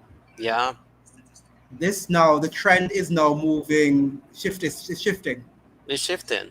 Yeah, It's now 17 to 19, 19 to 17. Wow. That's what it has on the Jamaica Green website. Wow. So the PNP still can win. Yes, it's not. It's never over. It's not over. It's never over. And the Yeah. PNP might just win. As I was saying, there are lots of people from the diaspora that were saying that time come. Mm, And very, very they were, interesting. yeah, they were clad in their in the PNP colors, you know. So Jamaicans like to play around too. So sometimes some of the people we don't know if they were going to vote for the JLP, you know. Right. So it could be just a hype on social media for views, Right. you know. Yes. So we just don't know if all of them were going down there to vote for the PNP. Some of them could wind up voting or could have wound up voting for the GLP. Yeah. Any other news? No, nothing. Nothing else here. Yes. Yeah. I So think the we're last still. election they had done a better job in carrying the news. I don't know. I think I don't know what's happening this year. The I counting was think. also much faster the last time for the last election. I Yeah. think by now the last election we would have known who won. I would think so. Well, it's 9:26 over there. So you think we'd have learned by 9:26 in Jamaica who would have won? Yeah, yep. I remember one time you and I were in college and we had planned to go watch the elections Oh and I was yes, you're coming correct. after work. But I And did by the leave. time I en route to your house, you told me it's over. It was all done Well, you before did. I even got to your house. Yeah, you did leave there late though. I think it was you left after 10 or something of the sort. My under Probably was eight even after calling you. eight. Yeah. Probably after Yeah. eight. Yeah. No, after 8. I thought it was Yeah, later than that. yeah. After you left there after 8? That It was was early. 2011. Yeah, I remember I think I 2011. left work after 8 en route to your place. Yes. And then when I call you're like, it's over. I'm like, wow. You're right. You're right. You're right. It was already declared. You're correct. Yes, yes. You're But I correct. must say, when was it? In 2007, when we watched the Bruce Golding against Portia Simpson Miller, it went late into the night. Correct. Yes, because that was won by only one seat. So that one was a nail biter. The right, and then the 2011 the PNP won by a landslide, right? Was it a Right. landslide? It was Yeah, a I think landslide. It was a it was a landslide. landslide. It was a Yeah, it was like because 50 or 40, The 40 something. GLP, Yeah. the GLP had the stink of what his name, the stain of Judas hanging over their heads. Right, right. And You know, Andrew so Holness people was voted branded as Baby right, Bruce. right, Yeah. correct, Yeah. right. So the people voted for. It will be interesting to note that Andrew Holness has a lot of corruption charges hanging over his head. If the GLP, if the Jamaican people will put him back into power. I know it's a interesting situation, very much so, you know. But part of the problem, Andrew, in Jamaica is like everything is allegation, right? Nobody's ever charged or convicted with anything, Yeah, they From won't. like growing up, all you're hearing is allegation, allegation, allegation. So I think the people have become immune. It's unfortunate, but I think when you have so much and there's nothing, no verdict or nothing, nobody being charged, nobody being convicted, then it's just politics, right? So it's Yeah, unfortunate, but that's what's happening. it would have been interesting if you had the corruption or charges of corruption, but you could see some development, Yes, or modest development where people could live, and live comfortably.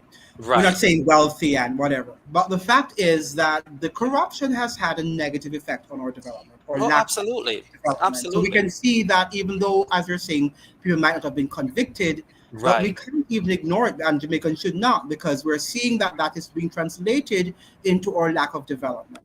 absolutely. And that is And why we have to take it investors confidence, right? yes, And yes, brain drain, right? yes, Yeah, yes, all and of it that cannot. is at Mhm. play. Yes. And it cannot be that we're just going to vote them in and vote them out. So because we're not happy with the GLP because they have allegations against that party, we vote them out. Then the PNP comes under the same thing or worse, and Right, then we vote them right. out the next 5 years, and Then then we'll just be cycle, going as a the yo-yo, and I cycle don't think the continues. country would ever be developed. Yes, and Yeah, that is how the cycle continues. right. Yeah. So it's Andrew Holness. His time now. He's in power, and the stones are being launched at him. And then if Right. the PNP comes in, they do the It's same gonna be thing, the and same thing. Nothing or new, worse. you know? Yeah. And this is a conundrum. This is the problem we're facing. Anything on the any other news coming No, from no other news coming out here. It's this StreamYard burns a lot of data. Can tell you that. wow. Yeah. Hmm. Central Kingston. Okay. They're saying something about Central Kingston. Oh, 22 now to 20. So it's going up two now. The trend is two by Mm, two. So the JLP has 22 seats and the mm, PNP 20 seats. wow. Or you have to have 32 to win. Yes. So we are edging closer. 10 short of the number of seats to win the election. Oh, So the JLP has 22 seats to the PNP 20 seats. So it's going to be a close election. It's going to be a close election. I think that Gordon Robinson probably could end up being correct. He said he's calling 32-31 to the jail, inching towards the JLP win. It's going to be that close. What do you think? Hello? sorry, Andrew. I was frozen for a little bit there. Can you hear me? Yes. Yes, I can hear you. You're still frozen, but I can hear you. You can speak. Okay. What was Mhm. what was your question? I'm sorry. I was saying that that is going to be a close election. It seems like it's going to be very close. It's gonna be a close election, but I think there's some development here that Mm-hmm. going towards the JLP. Mm. Now Did we're you share it? having southern, let's see, St. Elizabeth, southwestern.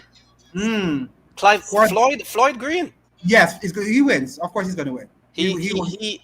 I think that was one of them that they think was gonna be a toss up. Mm. I've So always I thought he was a can strong I think candidate. I might be able to safely say that it seems as if the tide is in the favor of the JLP. Mm. So they won it. That's what you're saying. Yes, that is called. Mm. So Floyd Green of the Jamaica Labour Party has won his seat, has won his constituency, which Hold on, also just has 1 minute, 1 minute. Rhoda Crawford, she won. she won. Wow. Another win for the JLP, ladies and So gentlemen. I think we are about to call the election. You think so? Yes. I think I'm waiting until the 32 seats. No, I don't think you need to wait. A trend has been established. You think a trend, the Here. trend, the There's a trend is trend. there.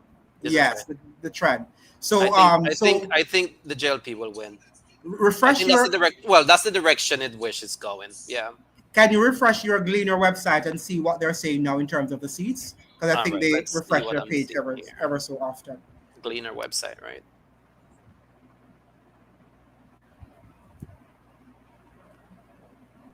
Ladies and gentlemen, it seems like the JLP party is going to win a third consecutive term in government.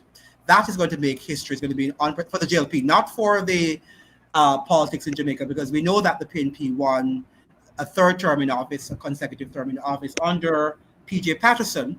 But Andrew Holness might, again, now for the JLP, he might be making history in Jamaica in the fact that the JLP will win, if they should win the election, that they are going to win for a third consecutive time or term in office.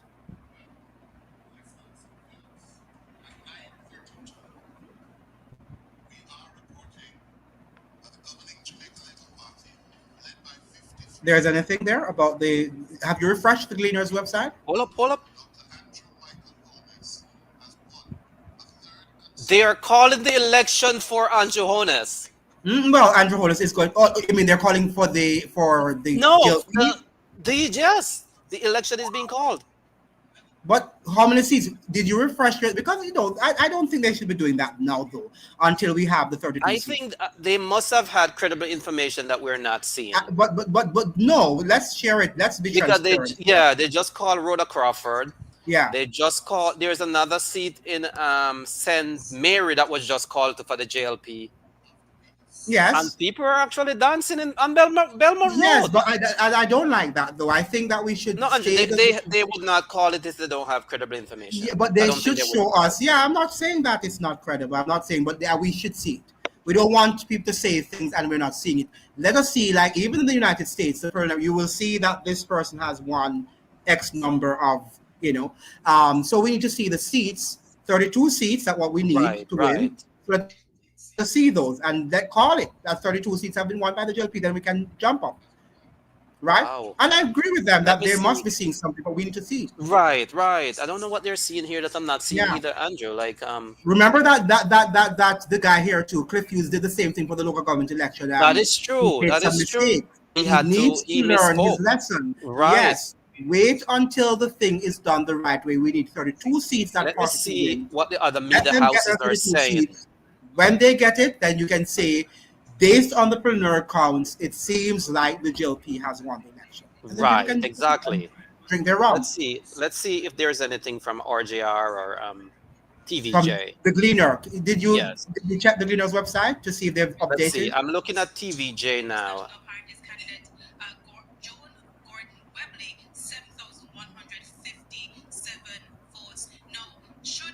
Yeah, they have not called it. We They just have want to not. see the number of seats that if they're won 32 seats. That's all we need to see. Right. Which party has won 32 seats? Because that is what they need to win. Okay, let's see here. Yeah. I think that what's his name, Cliff Hughes is setting a, I don't like that trend. Um, Yeah. the,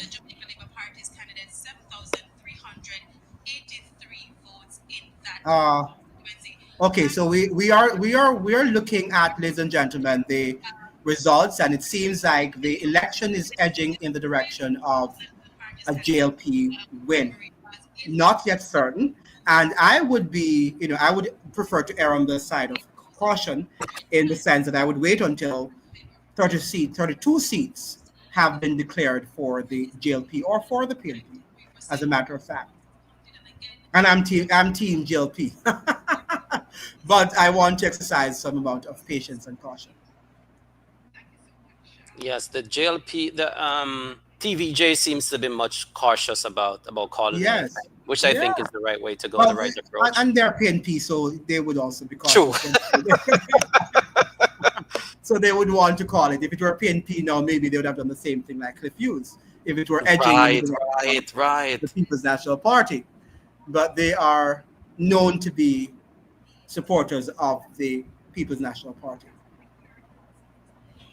Can you refresh your Gleaner's page? I'm not seeing any refreshing thing on I'm my not Gleaner. seeing anything going on the Gleaner here. Yeah, it's Yeah. hard sometimes to follow what they're doing. Um, Yeah. Now, who do you think is going to win? Members of the chat, who are you clamoring to win? If you have any person who you want to win, who is your favorite leader, your favorite party? Please let me know in the comment section what you think. Who do you think is going to be the declared winner of the election? Please let me know. Make sure you're liking the video and you are sharing the live, so that we can have many people joining us. Wouldn't it be nice if we had 100 people? We just have 80 at the moment. I know people go and come, and they leave and come back, and so on. So make sure you're liking the live. Put your like on the live and share it on the platform. Thank you. Yes, I'm really not sure where Cliff Hughes is getting his information from. Yeah, he needs to be a little bit more Yeah. patient. Yeah. Yes. Oh, What? Manchester Northeast. Uh-huh. Audrey Mark seems to be leading Yes. So by a large margin. right. So I, she's I, going to win. she's gonna win. She's gonna She's win going to win. Yeah, she's going Shaw's to win. seat. Yeah. Yeah, she's going to win on the Forty-four on the. 56. So is a Mhm. large margin there. Yeah, so we can say that the Yeah. GLP is going to be having hmm that in their bag, in their victory bag. Okay, so Manchester, is it Northwestern or Northeast? Manchester North. Yeah, I'm not sure exactly what the Yes, coordinates on yes. that. I had it up here, but I lost that thing too.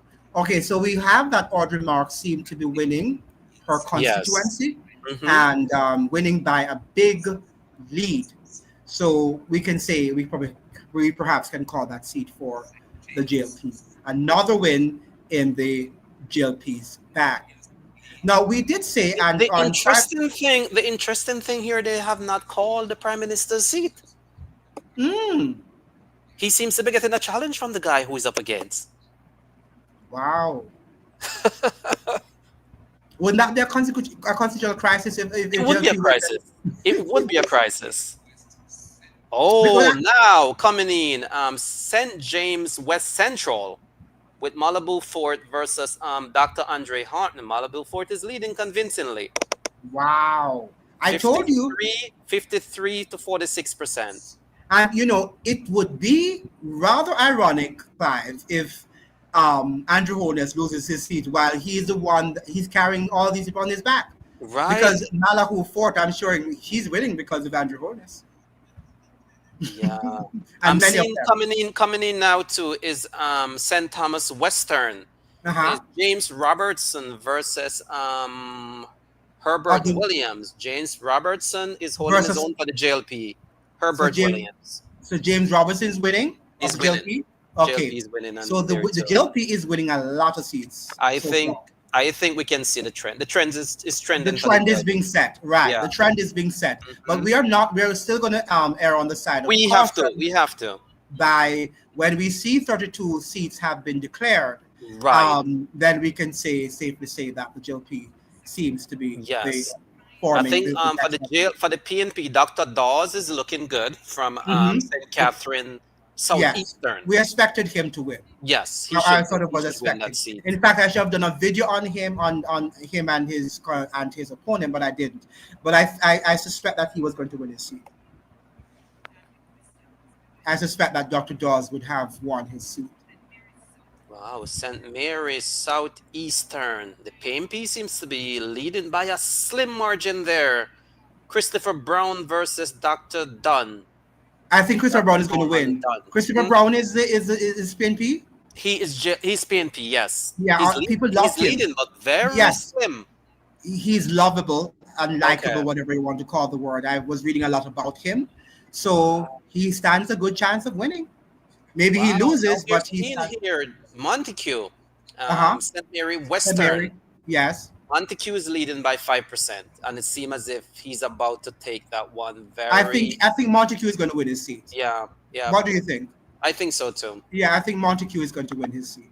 Did he lose his seat the last time though? Did he lose his seat the last time? He did not. No, he won. Yeah, he didn't. Okay, he won last time. Right. So I think it's trending. I think it's trending. It's trending. It's trending towards the JLP. It is the PNP would need to peel off more seats to have a convincing win. And that is what I was saying, Clive. The deficit that they're coming from. The deficit that they're coming from. That is the point. It's going to take them some time. It might take them another, 8 to 9 years again to regain that momentum. And I think they will need to change their leader and present a clearer message. They can't just build on. Go ahead. You're from this area, Andrew, so you might be able to help me. St. Anne Southwestern. I don't know. Xavier Main, he's winning? He's winning. Yeah, I think he's going to win. He's winning. I called it for him. Yeah, I called it for him. He's winning. Yes, I called it for him. I think that Xavier Main is going to win. The difference is pretty high. I think he will win his seat. Yes. Remember what we were saying? And in fact, Xavier Main and I went to school together. And I was telling you that I'm sure he connects well with the constituents. And that's what they have been saying and whatever. So they jive well with him. I didn't expect him to lose it. Wow. It's a nail biter in Central Kingston. It's 49% versus 49.8, 49.9 versus 49.8%. So who is leading the JLP? The PNP. The PNP is leading now? By 0.1%. Steve McGregor. He's coming back. You're calling it for Steve McGregor. I'm not calling it. This is embarrassing. And I think that, do you think that, if they lose the seat, if the JLP loses the seat, that Lawrence Rowe could be the end of his political career? Yes. Because why would they even use him? Right. Of what value would he be? He wouldn't be of any value to the JLP. No. The PNP. So this is going to be a very interesting sort of. Clarendon, Pernell Charles Jr., he's leading by a lot. I think he would win his seat. He's a hard worker. Yes. They haven't called for St. Thomas, his sister in St. Thomas. I think she's in St. Thomas Eastern. She was losing. Yeah, I told you that Dr. Michelle Charles. I don't think she's going to win. She was losing, yeah. Yes, by a big margin, though, but she was losing based on what I'm seeing. Not about a huge margin, but I didn't think she was going to win. Yeah. Mm-hmm. I think they were. Isn't that her father's seat? Was it? I think so. Isn't I thought. he? I thought her father he was in Clarendon. Was somewhere. Was I it in think probably Clarendon? both. I think at one point he was in St. Thomas and then he Maybe shifted to he Clarendon. I shifted think to so. Clarendon. You're probably Yeah. right. Yeah, yeah. I don't know Wow. how she got that seat yet. Because really, I don't think Michelle connects with the people. Oh, you know what I must say though, even though it appears that the JLP is a very close election, like this, the margins are not very big. No, and and remember too that And the elect Phillips is about to win in Manchester Northwest. yes. So Yeah, that's a win for the PNP. that's a win for the PNP. Yes, I expected him to win his seat. Yeah, I think he But was on the there. PNP were behaving as if they were going to sweep Mandeville, though. Manchester. Right, right. Yeah, that's what they were behaving as if they're going to sweep the entire parish of Manchester, but it doesn't seem like they were And able. then, well, we expected him to win though. Yeah, Warmington is about to win his seat. yeah, he's going to win his seat. He's I going to call win that his for seat. him. Yeah, He's without a doubt. very well liked in his constituents. Yeah, and he does no matter what. He has a safe seat. Yeah, Yes. until he leaves politics. No wonder they have to have him because No no matter wonder what they say, he's with a all safe his seat. shenanigans, Yeah, his seat is going to be won at the end of the Yeah. day. So they haven't called Andrew Holness his seat. What about Juliet Holness? No, I haven't seen anything from her seat Yeah, for either. her, yes. Wow. I think people are watching her seat too. Oh yes, they're watching that one closely. Yeah. It's being watched closely, I must say. Yeah. Yeah. That one would be an interesting one, an interesting development. Along with Kingston Central, Kingston between Central is a Steve nail McGregor biter. and Is a nail biter in Kingston Is it- Central. My right, God, right. that's gonna be a magisterial recount. It might end up being So close. yeah. I never Wow. knew that McGregor was so popular though among them. I didn't realize that either. Yeah. Wow. So what is that saying? I wonder how Lawrence Rowe feels now. I What? wonder how he feels. Yeah. Do you think the constituents are probably as you were suggesting that they might have just since, probably they didn't. It left a very bitter taste in their mouth. What It he did. It did. and they probably are just doing Kind it of to betray them, their trust. just say that we are not with what that guy did, so we're going to vote Yes. for the PNP. Right. Right. Yeah. And then for him to be revealing that he actually voted for the JLP in the last election. I mean, Yes. I think that Yeah. was a shocker. Probably was a Yeah. shocker for them, Yeah. Well, yeah. But he said he didn't do it. Also, he did it in public. He said that he passed the whatever, and they knew what he was doing. what he was doing. Okay. Yeah. But he Like never it said that wasn't- until there was a problem with him and Marky G. But I think it became open. I think it became Okay, it became publicly open. known. Okay. Right, publicly known. Maybe by those of us outside of the constituency, and but I think those in the constituency among the JLP. But one thing to do something and be quiet, another thing is to make it to air it in Right. public. And I Yes, think that is what yes. the PNP didn't like. Yep. Because I'm sure they curse each other all the time, internally. But when you make it not public, it's a problem. Right, right. And Andrew, I really hope if the prime minister wins, that he will they would shed some light on this whole issue with corruption, the allegations against him. If he needs to be certified, certify him. If he doesn't need to be certified, then you need to charge him. I think the Yeah. lingering allegation is not good. It's not a good image. And you're right. But I think that if he wins again, it's going to confirm that he's to him, and he's going to say that. It Yes, confirms that the allegations are not Exonerated. true. Yes. And he's going to say it confirms that the allegations are not true and the people voted him in for a third consecutive year. Wow. I also was looking at the Because I fact. personally, I would say my drawn to Andrew Holness was the image, Mhm. and the minute you can't protect that image anymore, it doesn't. I don't know. I didn't see him. I didn't expect perfection, to be Yes. honest, but I was disappointed when I Yes. started hearing all those allegations. Let's be honest here, Yeah. I think you can't be a part of the Jamaican political landscape and not be corrupt. Right. I think that if you're going to, especially occupying that upper seat, that high level Right. seat, I don't see how you're not going to be corrupt. Because at the end of the day, we also have to look at the fact that they understand that politics can be very nasty and brutal, and at any given moment, you can be booted out of office. And if Right. you don't gather everything as much as you can, how are you going to survive? That is When you're out of office, because things happen, and yeah. and they have to secure, not that I'm agreeing with what they're doing, but that is what the system is about. Andrew, there's so this is coming from I'm watching now TVJ. Yes. They're saying that the JLP is maintaining its lead with 90% of the boxes counted. Hmm. So what I want to do then is to make sure the 32 seats, and once Are I get that, called. yes, Yes, then I yes. can say we can wrap up our discussion, because we know that the GLP, for the mo- from the preliminary counts, would Yeah. have emerged as the winner of the election. There's nothing coming from the Prime Minister's wife's seat. I'm not sure what's happening there. And that's a huge. I don't understand how anything has been called for St. Catherine. I've not heard anything coming out of St. Catherine. Dr. Weekly. He Dr. was Weekly, called. right? Yeah. Dr. Weekly, Yes, correct. You he did was say that. called. Yeah. Yes, it was That one called. was confirmed. Yeah, you're correct. And the Prime Minister is where, in Kingston or in St. Catherine? He's in St. Catherine. He's in St. Catherine, and his seat has not yet been called. No, St. Catherine has not. He has not been called. Yeah, his seat has not yet been called. No. That's interesting. The Prime Minister has not been called. And his wife. Right. Maybe they're leaving the. You're not going to believe this. What? You're not going to believe this. What doubt? Yeah, go ahead. Anne-Marie Vos has lost her seat. What?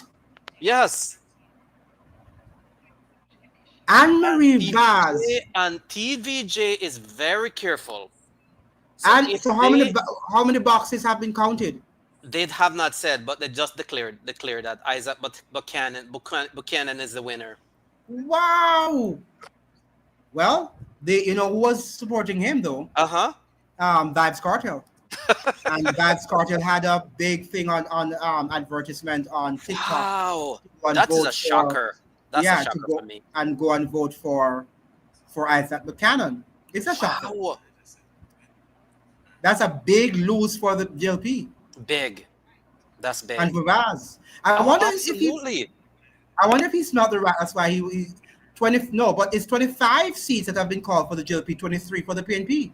I don't know why Cliff Hughes is calling for the GLP. It's not over. Cliff Hughes, and I can't listen to Cliff Hughes at all. He has been doing things. I think he's being very anxious. He wants the GLP to win. Jesus. But he has to let the votes count. Yeah. How can you call the election and the election hasn't been declared yet? You have now 32 seats. Right. Clear 32 seats at least. Yeah. So the Gleaner is saying that the GLP has 25 seats while the PNP. So that's just 2 seats. That's just 2 seats. Short. The election is going to be close. Yes. The election is going to be close. And the PNP could still win. Absolutely. Whether we like it or not, the trend is already here. The election is going to be a close one. God, it's a nail biter. This is not going to be a landslide victory. This is not going to be the easy one that Andrew Holness won. Even for Crawford in central Manchester, she's winning by 1%. And she on what side? You have to say what people. Oh, JLP, Moya Crawford. Yes, in Manchester. She's winning by 1%. Because it's close, only 1 box is left. So I think she will win that seat. So the JLP will win that seat? The JLP will win central Manchester. Okay, good. And that's Rhoda? That's Rhoda Crawford, yes. So she's not very, I people are saying a lot about her that, when I saw the comments about her, I didn't think she was that impressive. Yeah, they were saying that she was more about the hype. And the hype. Yeah. There was nothing much that she was doing for the constituency. Um, who was she up against? Who was she up against? Donovan Williams. She was up against Donovan Mitchell, I want to say. Mitchell. He's Yes, the mayor, Donovan the Mitchell. mayor Yes. of Mandeville. Yes, Donovan Mitchell. Yeah. Yep. Yeah. I'm surprised that he didn't win her. Well, even though I called for her, but Right, you know, right. yeah. I think the people again the election turnout, the voter turnout was very low. So St. Right? Elizabeth, Eastern St. Elizabeth, 57% for the JLP Witter, and 53% for the PNP Norman Scott. So it's like it's going into the JLP Is going in direction. favor of the JLP in St. Elizabeth. Yes, yes. I think the JLP will win. Juliet, What? finally. So St. Andrew Eastern Rural, Juliet Holness, 52% versus Peter King, 47%. So she won. Mm-hmm. She won handsomely. Yeah. Okay, so yeah, she won that election. So that the JLP is going to win the election. We can say that now. The JLP is going to win. Not by a big margin, but the election seems to be moving. The trend seem to be moving in favor towards, yes, of JLP. the JLP. But again, I'm we're really not- surprised though that the prime minister's seat cannot be called. maybe they're street. they're waiting for the icing on the cake. I don't know. I'll be surprised. It would be very surprising if he didn't win his seat. Right. That would be Again, very look at surprising. Anne-Marie Vaz. Look at Anne-Marie Vaz versus Yes, Isaac yes. Buchanan. Mhm. Anything is possible. So they're calling now. Well, they haven't called it yet, but St. Anne, Northwestern St. Anne, Mrs. Lee from the JLP leading versus Morris from the PNP, 52 versus 48%. Wow. So it's almost like JLP is winning. Yeah. Yeah. Interesting. So the JLP seems to be sweeping St. Anne. Yeah. So we had Xavier Main and Yeah. was it Matthew Samuda also is in the St. Anne And area. Lee now. Go ahead. Hello. Yeah, so I'm looking here now. They're saying St. Mary Southeastern. And this is Norman Dunn versus Christopher Brown. Norman Dunn is leading, but is a nail biter. 50%. Yeah, could you say versus- when you say the name, please say the party. It's very So important. Norman Dunn is JLP, Mhm. and Christopher Brown is PNP, but he's a nail biter. Is 50%. You say versus Norman 40. Brown is JLP. Dunn is JLP, and Brown is PNP. Okay. But it's leading JLP, but it's really close. It's like Okay. 59 versus 59.8 versus 50%. Okay. Now the JLP has now 27 seats according to the Gleaner. An update from the Gleaner: the JLP is leading. Has 27 seats, while the PNP has 25 seats. So still leading by two. Two, yeah. Yeah. So I am thinking that Gordon Robinson might be right. It might be 32-31. Wow. I think it's going to be a close election. Maybe not 32-31. Maybe probably 30. What do you think? 35 something? Yeah, probably about 35, 20 something, 35. Right, 20 something, right. 20, Right. yeah. Right. Not a landslide, but enough to give the JLP the edge Right, to right. win the election. Yeah. 35, correct. 28, somewhere around there. Mhm. Yeah. Who do you think will win the election? Members of the chat, could you put place in the chat? Who do you think is going to win the election? Who do you think is going to occupy the seat of Jamaica House in 2025? That's tomorrow and probably on Friday, wherever and beyond. Who do you think is going to be the next government? Please let me know. Any other news coming from the Gleaner is not updating its site in terms of, it's strange that they're not saying who is winning and who is not winning. Isn't it really strange? The Gleaner is not working hard. They're not, yeah. They're just calling seats and saying who won whatever seats, but shouldn't they be telling us? They should. Yeah, they normally did. I don't know what's going on. But you see, one of the things too is that they know that the podcasters have taken over. Podcasters, yeah. Yeah, They're so getting the information ahead of time. Not only that, they're not benefiting financially from Right. From You're making the job a good here. point there. Yeah, so they're just not interested. They say, let them do what their thing. um, yes, so the JLP seems to be standing a good chance of of maintaining winning. government. Yeah, of winning the government, of continuing. Yeah, the third consecutive term in Wow, office under the leadership. this would Well, we be hope of unprecedented for the for the Jamaica Labour JLP. Party. Yeah, for the Yeah, Jamaican Party yeah. under the leadership of Dr. Dr. Andrew Andrew Holness. Michael Hmm. Holness. I wonder what Cliff is saying now. He's probably jumping up. I think he Wow. is because he was concerned yesterday when he was talking about this voter intimidation and suppression. Right, right. I haven't heard from Juliet Cuthbert's seat. She's leading. She's leading. Okay. She's leading. Okay. Yeah, I think she will win. I think she will win. Yeah, nothing from about the prime minister's seat.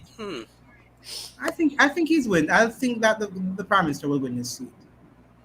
It will be very, very bad if he doesn't. If it does, oh gosh. Yeah, and he's carrying the others on his back. So why should he Right, right. carry That them on would be his back and something. then Yeah, yeah.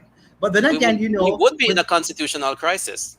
it is possible because the fact is that he went around the entire constituencies to mobilize the people to vote for his members of parliament. So I wonder if he neglected his own constituency, and that could be a problem. Oh, You know, is what I'm saying? If he's you losing. need, he's losing. Well, not that but what is reported here now, St. Andrew West Central, Dr. Andrew Holness, 59.5% for the JLP, and Paul Buchanan,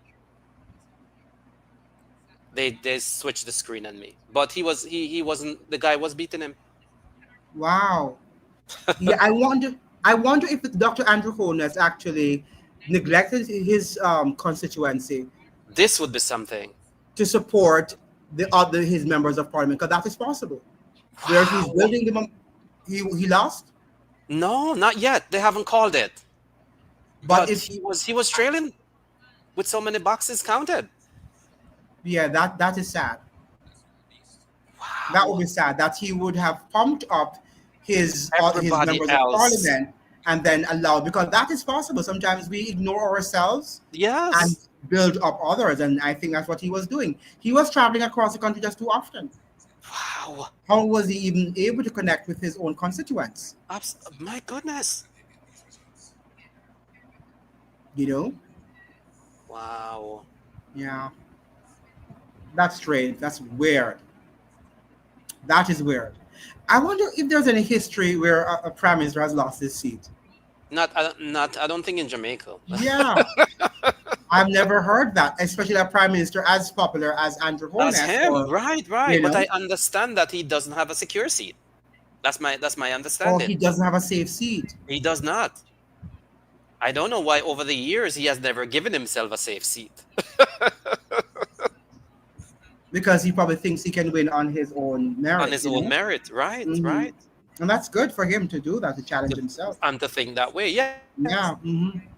But I think in this one, he gave too much energy. He invested too much energy into the campaign of the other members of Yes. He's parliament, always and going around the neglected his country, own. Yes, and neglected overly his visible, own right? constituency. Yes, Yeah. and that could have been, if he That loses, could have it would be affected very his unfortunate. chances. I think that is what he did. Yes. I Yes. think that's what he did. He was just too engaged in other constituencies and not in his own. Plus, he's government, he's the prime minister, so he has other responsibilities to do. Right. You know, that would be very, very troubling and concerning. And If I'm the and I'm judge, and I'm surprised that the journalists are not talking about it. but if he loses his seat, and what would happen? He can't be the prime minister if he loses his seat. Somebody else So would who's have gonna to be? be the prime. Yeah, you're right. The deputy, maybe who will take over? The guy there, his security I minister. guess that's when Parliament probably has to, well, not Parliament, but the MP probably would have to decide amongst themselves who's going to be the leader. Who's the leader? You'd have to have a new party leader.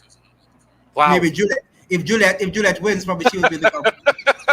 she'll be the prime minister, right? Because she wants that position, you know. Yes, yes. So the fact of the matter, or she desires to So there's become prime. more information coming in here from Trelawney Northern.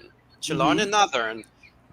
They're saying that the JLP Hamilton lady, she is 51%, and the PNP Wickham McNeil is 49%. So he might lose his position. He might lose his seat. McNeil. Wickham McNeil might Yes, lose to the JLP. yes, So it would be, I think yes, it would be a pickup. I think yes. It's another close, pickup. but you know, but it Yeah, seems like it's edging towards and it's the only one GOP. box left counted. Yeah, so it might not make a big difference in Right. I terms don't think of it's going to its. make a big difference. Yeah, it seems that the GLP is going to win, and the PNP will lose that seat. Wow, the GLP is going to win the election, Yeah. but will Dr. Andrew And the Holness Holness win be the prime his seat? minister. And will there be a constitutional crisis in Jamaica for the first time in the history of our parliamentary democracy, in which the prime I am minister? really surprised her the journalists are not they're not saying anything about this. I hope it's not something planned. It's not planned. You know, it's what it is. You Right, know, right, because right. all the others are getting their seats. Why would he lose his seat Hmm. when he has been carrying all the other members on The his weight back? of the party. Yeah, that would be Wow. so ironic and unfair to him. Yes. But that's a lesson that he would have to learn. You would have That to learn sometimes you the have to hard make way. sure that, yeah, that Yeah, at home, charity begins first at home. that's right. You know, so he should have taken care of the members of his constituency before he started to campaign for the others, so that Yes. they could have voted for him. But maybe he underestimated them, Clive, and took them for granted. That's it. That's it. And they're showing him that, look here, Like, don't take us for yeah, granted. We're going to vote for the right. others. It's a possibility. Now, these are only possibilities. We don't know what is We don't happening. know what is We are just happening. Yeah. making projections here. We're not saying that this is what has happened or is happening. Okay? This is politics, and politics is unpredictable, and things do happen. Wow. That is interesting. That is interesting. If we are going to face a constitutional crisis That's in terms crisis. of My who is going to be God. the prime minister And of it's Jamaica. and his wife is on the trajectory to win. She has 52% now. Yes, Juliet Holness from the JLP Honest. versus Yes, Peter and King Patrick from the Peter PNP. King. Yes, Yes, yes, 47%. The gap is yes, wide enough where I think the prime minister's wife from the JLP will win. yes. We haven't heard anything from Westmoreland, have we? No, we have not heard anything Yes, from yes. I would Westmoreland like to yet. hear what's happening in Westmoreland. Westmoreland Eastern with Dr. Eastern, Nathan yes. Campbell. Right. And Okay, so now they're putting back the prime minister on the screen, and he's not winning his seat. wow. Wow. So could you tell us what the results are?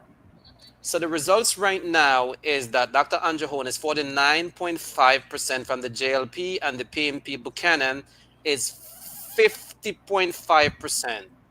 So that's a close margin still, isn't it? How many Right. boxes have been counted? Have they Is said? 87 out of 105.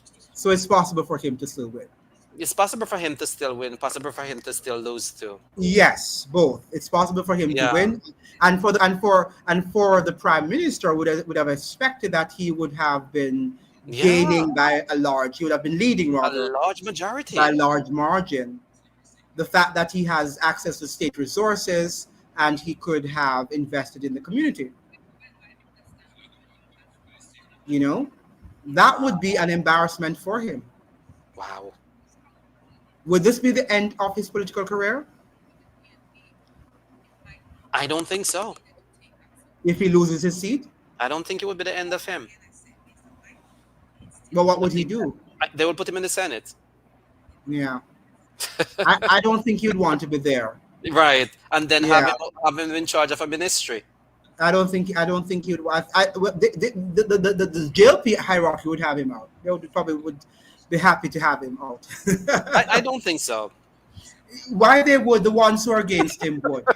Yeah, they. I wouldn't call the names of the people, but there are Yes, yes. people who I are think his fighting. wife would be very strident that he has to be there. Well, she can. She doesn't control the hierarchical structure.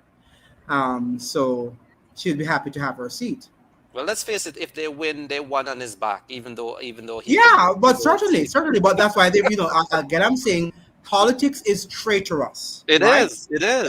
And so they will use you where you have your strengths, and then spit you out Abuse you where you have your weaknesses. when you're That's the weak. sport. Yeah, it's the game, and that's why you Yeah. have to have backbone to be in politics. It's not for Yeah. the faint of heart. People don't Right. understand that these guys don't necessarily love you. They're adoring you now when they win, but when you lose, you're nobody. Right. My And that's God. life in general. When people are losing, people don't like to hang around them, and they don't look at their strengths anymore. They see them as weak, even though he's not a weak person, Right. right? But if he loses his seat, he's going to have that sort of. Wow. That will be sad. I hope that he, for his sake and for the Sad party's sake, and shocking. That would be the election shocker, yeah, actually. that would be the election shocker. That would make my video for tomorrow, right? Right. Election shocker. Wow. Yeah, that would make an excellent video for tomorrow. I didn't know I would have been on the video so long. I thought we would have by now. We would have. Oh, We and can't do that. the West is coming in now. Okay, good. Our strong one is seat. Yes, One well, that our is. strong from the people from the JLP has one. Yeah, seat. we know that. We know he's Yeah. going to win. Yeah. Mhm. Anybody from Westmoreland, And St. James? no, haven't seen anything from Westmoreland. Yeah. Well, you said Marlene Malahoo Fort was leading. Dr. In St. Andre. James, yes. Yes, yeah. in Dr. Andre Horton. Yes, Mhm. she was leading by a large margin too. Yeah, I think she's going to win. I think Yeah, so as you too. said, that Dr. Horton was not very visible. Yeah. He had a few things up on TikTok, but they were not impressive. The And last part all of he his does, campaign, I think he disappeared. I don't know what was happening. he's also a lecturer at the University of the West Indies. That is and true. That is true. he has to do his research, and I don't know how they even are there members of parliament and are lecturers so far. I don't know how he would have Oh, you have handled. done this type of Would job. he ever? Would he have given a pause on the job? I don't know what he was going to do, Huh. because you have to do research and you have to travel, and it's a lot, but I don't know. Wow. I don't know. But again, Marlene Malahoo Fort is also busy. She's not She's also bit. Yes. equally busy, and so you just leave a neglected constituency. Politics in Jamaica. Yeah, politics in Jamaica is just winning and moving on. Mm. So But Marlene Malahoo, it wouldn't have been an election if they were in drama, right? yeah, And I But- think the drama could lie with the prime minister this time. that would be unprecedented. The man who was going to give the Unprecedented. Jamaica Yes. Labour Party its third term in office is the guy who lost his seat. That So is I am be- going to switch back over to Cliff Hughes and hear what they're saying about this, because I haven't heard them talk You about could hear the what prime minister. nationwide is saying. About, Nationwide. yeah, maybe they have two different narratives, but how can they when boxes are boxes and a number is Right. objective, right? There can't be a narrative around a number. A number is a number. So I wonder what Cliff Hughes is saying. What a world! What a Gosh. report! What an election watch! 2025, in which we are trying to declare who is going to wind up being the ultimate victor, the next government of Jamaica. And it seems to me that the JLP is going to win a third consecutive term in office. The big question is, will Dr. Michael Andrew Holness win his seat? This is the big question that we have to, and This could is the big question. to Really a big question. constitutional crisis. Will Dr. Andrew Michael Holness, the president of the Jamaica Labour Party and the Prime Minister of Jamaica, lose his seat, his parliamentary seat? That is going to be something unprecedented in Jamaica's history. So the JLP would make two historic. Yes. Yeah, one, the Prime Minister losing his seat, and the JLP winning a third consecutive term in office. But the interesting That thing is that how would they square that? Because it's not by the same prime minister, right? If he loses Yeah. his seat. Right. This is an interesting situation. Yeah, that's a very good point you're raising there. Yeah. Very, very interesting. Indeed. So it would Fascinating. just be the JLP one, right? Yeah, without the prime minister. Without But the I guess private only that the prime minister can be chosen can be eventually. chosen. Yeah. But yeah, as the current As a one would current have one, you lost have to be, his you title. know, Yes. and I think Andrew, it might not be a bad thing that something weird happened to push us into a constitutional crisis, because it's time. I think it's time that we start working on constitutional reform in Jamaica. I think this yeah, whole parliamentary thing is weird to me. I'm not gonna lie. yeah, but what if I'm not saying it is now too? What if it's deliberate? What if it's intentional? I don't Mm. know. You know, Right, and right, and, right. and you Yes. really wonder if the ones who are, because I understand that, even through all of the what they're going on with, there are divisions in the GLP party. Right. There are divisions in the GLP party, and they're Wow. using him because he is the strong chain in the link, He right? is. He is. And the fact of the matter is that they probably want now to say it's time. And I think that he probably would back out. I would, if I were him, I would just do Right, it. right. He has a doctorate now. He can do many things with his life. Dr. Andrew Holness has formed a lot of connections on the He global has. He scene, has. Yeah. right? So there are other multilateral organizations like what Dr. Nigel Clark is working for He that he can can go work for. and work Yeah, for. Yeah. he's Dr. Andrew Michael Holness, Dr. Andrew Michael Absolutely. Holness now. Yeah, so he has the capacity to work in other areas, in other arenas, and maybe it's time for him to do so. You know, so sometimes life can also hit us, but it pushing us in a different direction, and we need to heed its beckon and call. On call. Yes. Yeah. Yeah. So it could be working out. He would be hurt like me. I would go home and cry. But at the end of the day, this might be something that might, you know, go to his favor, Right. in terms of pushing him in a different direction that he needs to go in. Maybe he has done enough for Jamaica, and he needs to now go on the global stage and do what he needs to do. Any other call No, of not yeah, so yeah. far. They're Not so slow far. tonight, though. It's really slow. And Very the, slow. the strange thing about it, the voter turnout was very Was very low. low. So what are they counting? Wow. It It makes no sense. Like doesn't make any what's sense. happening Yeah, here? the voter turnout was very low. It doesn't seem like we had more than 31% My God, that would be voter horrible. turnout. You see what I'm saying? It doesn't seem so. Wow. So I don't know what they're counting, or just they're probably trying to be We're very. not leading by majorities, plurality, Yes, you know? yes, My correct. gosh. Yeah. What is taking them so long? Do you think we should move now to the digital ballot? I um I think it should be counted digitally.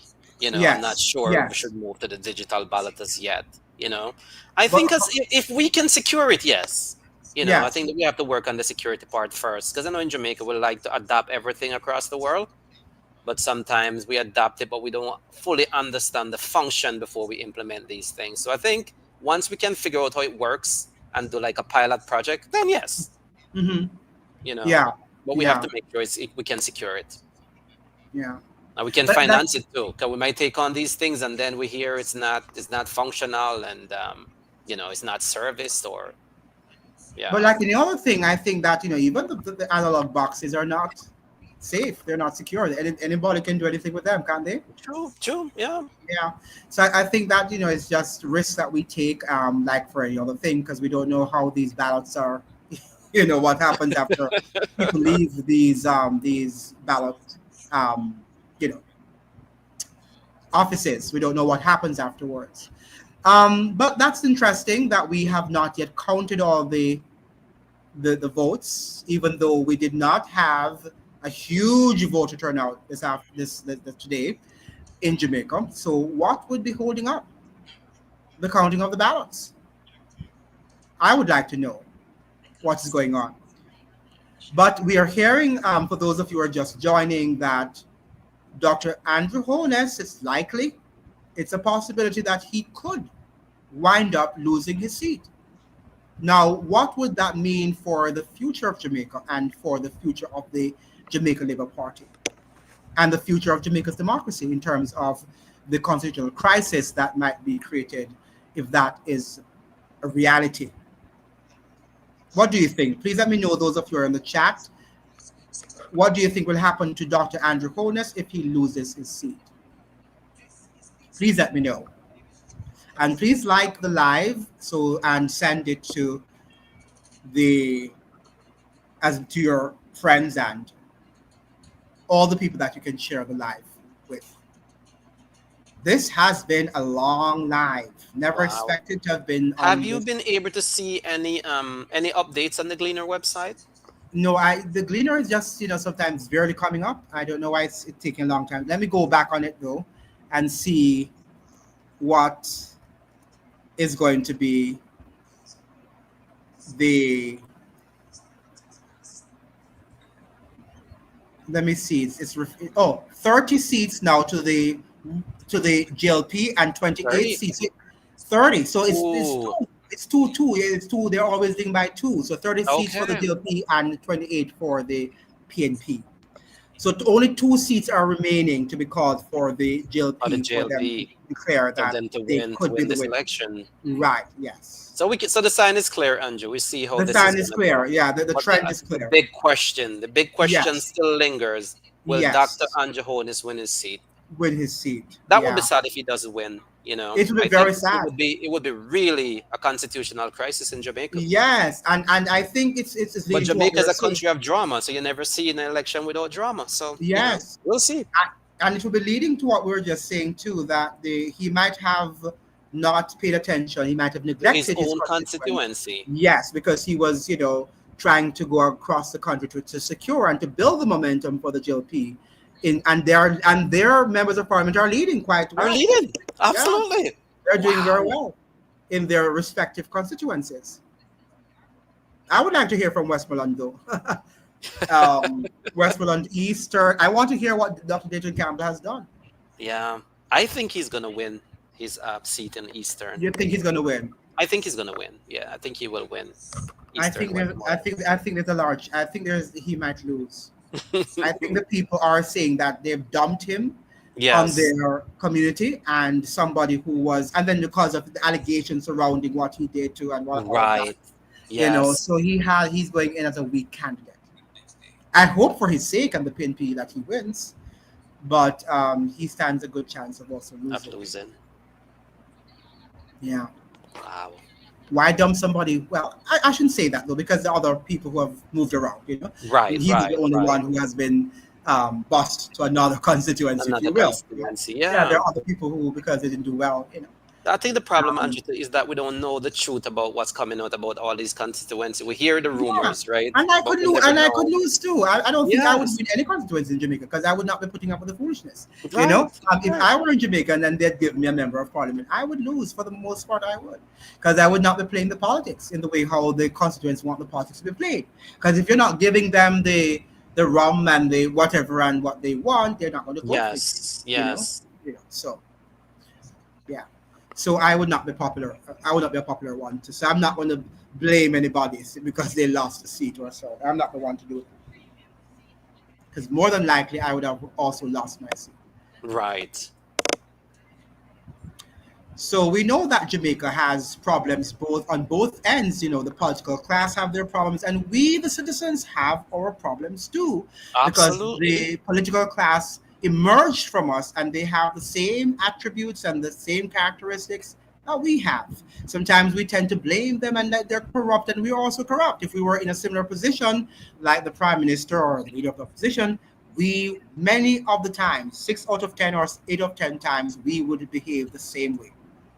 We see money and we get very whatever, and we want to use the money and we want to do everything for ourselves. So the fact of the matter is that let's understand that the politicians are humans, even though we have to hold them accountable, but let's not think that we are righteous and they are unrighteous. Question for you, Mr. Tucker. Is St. Anne Northwestern, is that Lisa Hanna old seat? Yeah, I think that was her old seat. Is that one by JLP? It's about to be called for the JLP. So Wow. Crystal Lee from the JLP, 52%. And let's see here, Gabrielle Morris from the PNP, 48%, is about to be called from the JLP. Yes, so It's going to that be a means that JLP win. the JLP would have won, right? Yeah. Wow. That's a big, it's a But tell of the PMP say whatever they wanted to say about Lisa Hannah. At least she did win her seat. she won her seat. She won her She seat. won her seat. You It might know, have been that so they huge. may have talking about her and all they want, and she won it too with an unprecedented landslide win by Dr. Andrew Holness in 2020.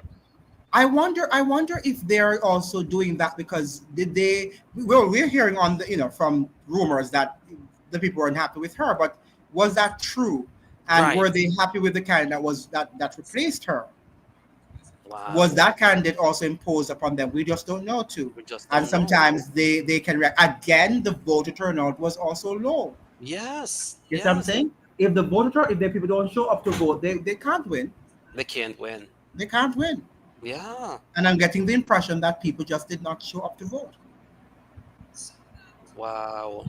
And that is what we have to understand, that the people did not show up to vote. Yeah,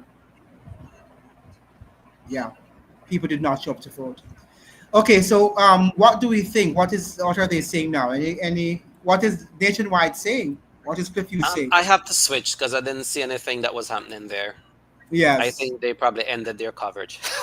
Yeah, I would think so too. But well, I don't think they would end it because Right. the GLP is winning. But But they have made their early predictions, yes, yeah, that was crazy for them to Yeah, just without be.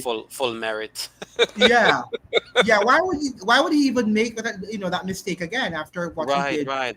during So the? question for you. If the Mhm. PNP were to lose this election, where does Mark Golan stand? He's going to be. That's going to be. They're going to get him out. He's going to have to move on now to another thing. There's I going to be think so fight. They're going too. to, they're going to go back to the infighting They're gonna go back in to the terms just of infighting. who. Yes, it's going to go Yeah, back to the infighting.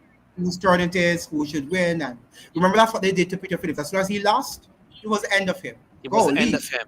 right? Wow. Yeah. So now that Mark Golding wasn't able to have garnered, now that we should blame him alone because, of course, the PNP got a huge crush in Yes, 2020. So it will be very difficult for them to regain all the seats that they lost during the 2020 election. In fact, absolutely. if if Mark Golding had done that, if he had pulled off that victory, he would be like a big politician. Oh It would have been yeah, he a would be big their for him. king. He would be their king right Yeah, now. Yeah. yes, because that would be like a miracle to have lost so many seats and then five Yes. years afterwards you're winning. You know, Wow. so we can't really blame him. Also, I think the PNP does not have a solid message. It's not the party of socialism anymore, It's not. so they don't have a distinctive message Yeah, to tell the and their people. policy, as you and I have been saying, are half baked. They're Well, not sitting down and come up with policy for any. Not that the party in power is doing that anyway, right? But when you're in government and to wrest the power from the government, you really have to come with policies. yeah, but there's no okay. Superficial or not. Well, there's not going to be anyone because there are just the same capitalist neoliberal class as we have for the GLP. So Oh, Andrew. that's So TVJ is reporting that we're almost there. 99%, she said, of the votes so tell have us been what. counted. So why haven't they declared a winner? Don't tell us about the bad. They're reporting the news very strange this year. If you have counted 90 something percent of the box, we should know the winner then by now, at least from the preliminary votes. Shouldn't that be? It's interesting that they have on their screen that JLP 33 and PMP 30, but they haven't declared. That's we can declare it. Yeah, right. But they're PNP again. But they should declare it. They should declare it, but they have They not. should declare it. I mean, And if they say that 90 something percent of the ballot boxes have been yes, counted, they should be able to know that's a majority of the ballot boxes. right, They right. should be able to declare. It's not like we are that these states where you have the electoral college votes. This is just the majority vote.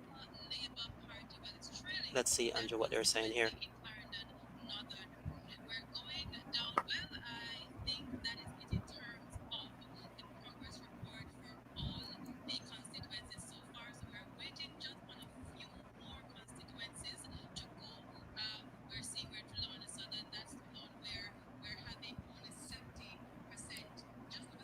Okay, we're not hearing them. So let me see.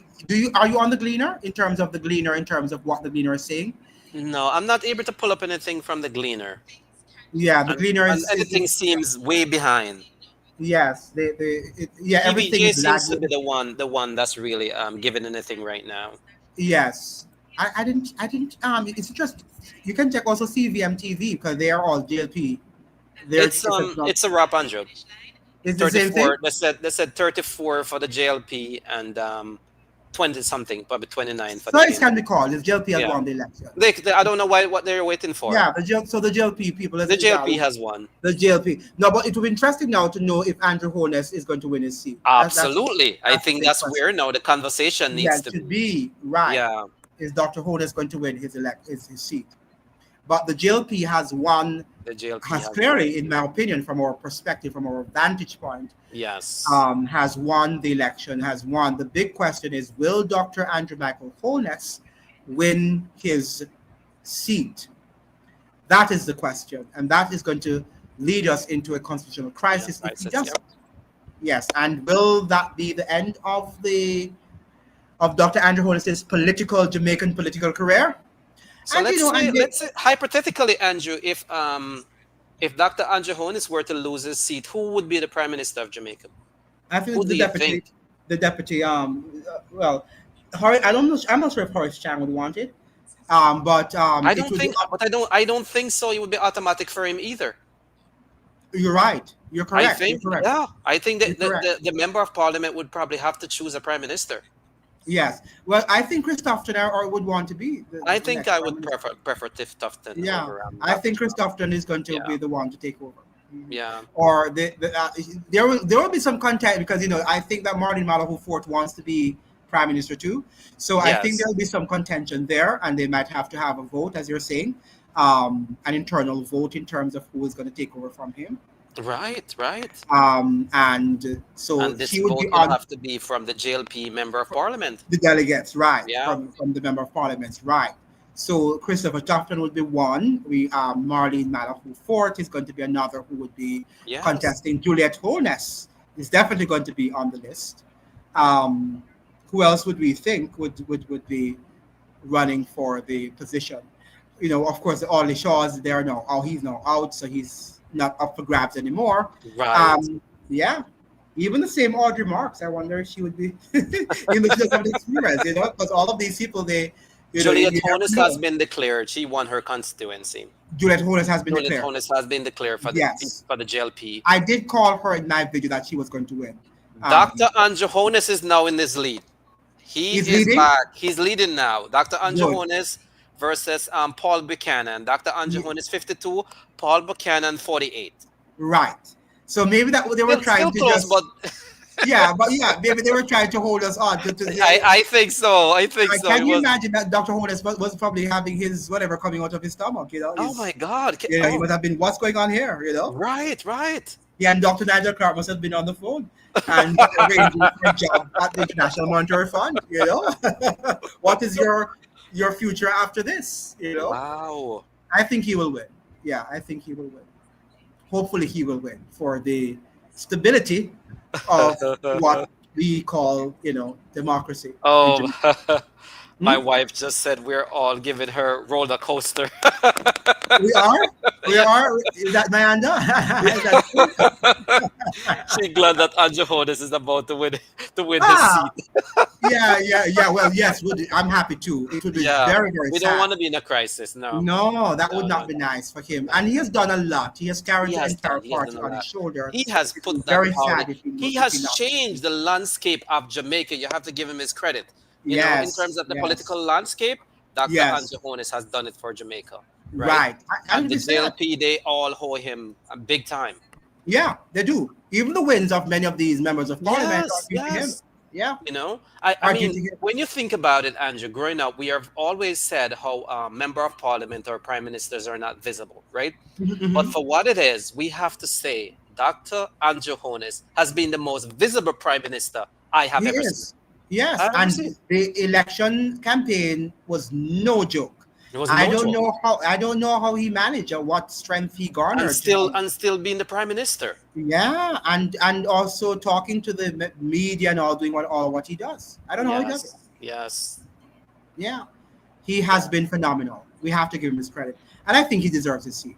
Yeah, Absolutely. from that perspective, for having carried all these members of parliament on his back, I think that he deserves his seat.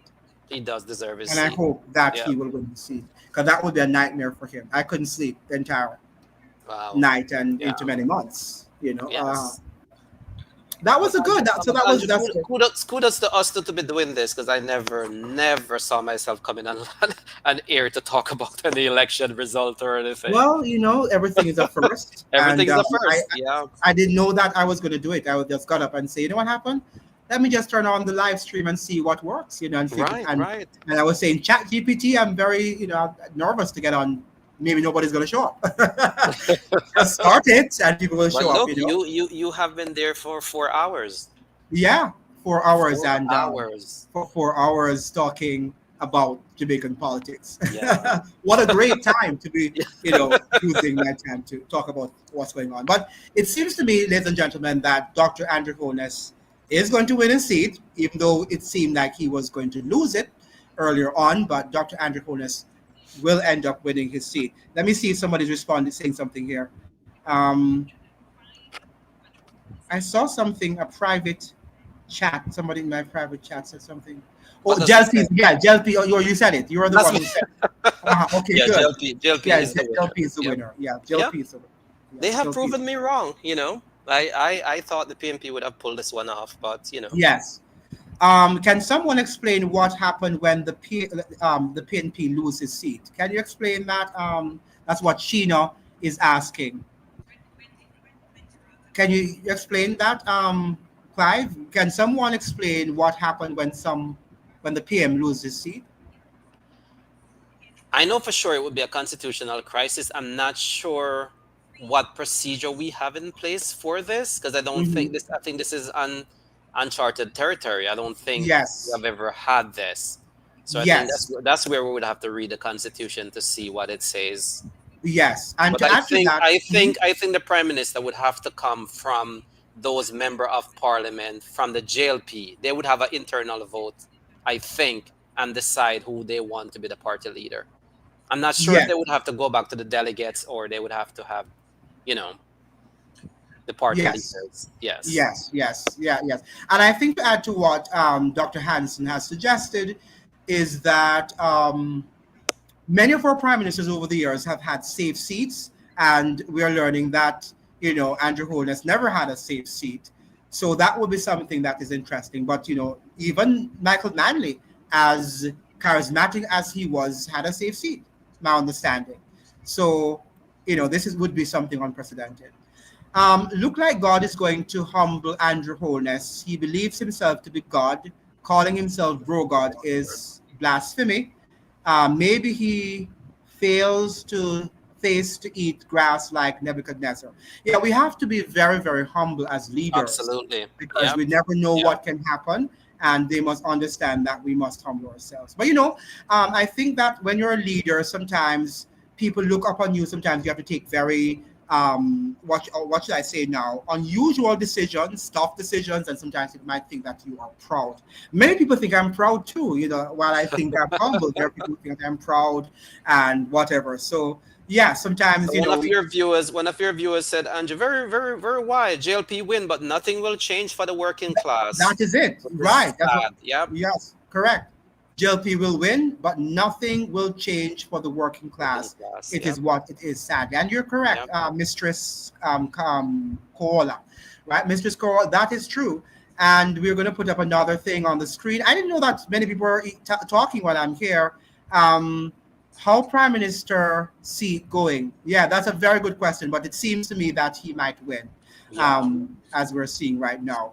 Another from Mistress Koala. And thank you guys for joining and for supporting.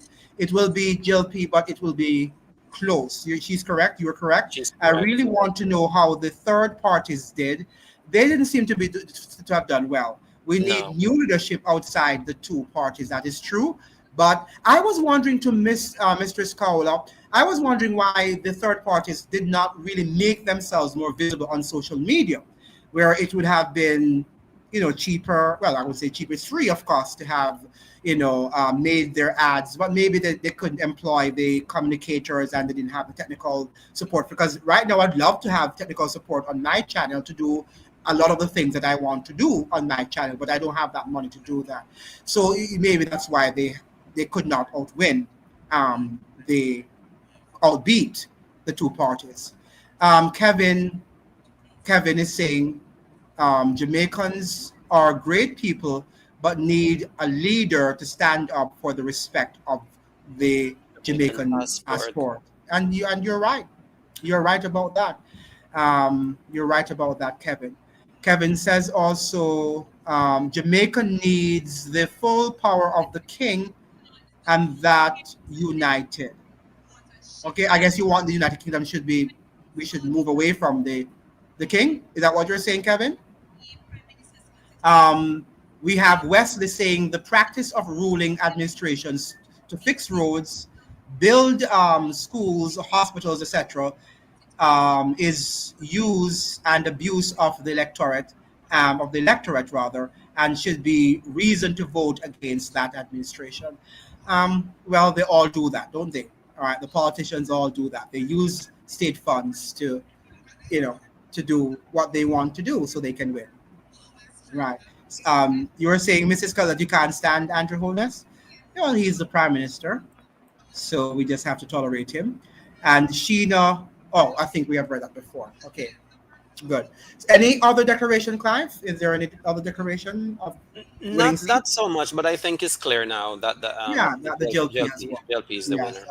They're gonna. I think there's gonna be some magisterial recount based on the margin. Some of the margins are very close. Yes. So those will eventually go into recount, but it's over. The JLP. Yes. The JLP has secured this election. I hope that Andrew Holness will win his seat eventually. Yeah, we don't want to be in a constitutional crisis. So. Yes, so that there can be some clarity. Right.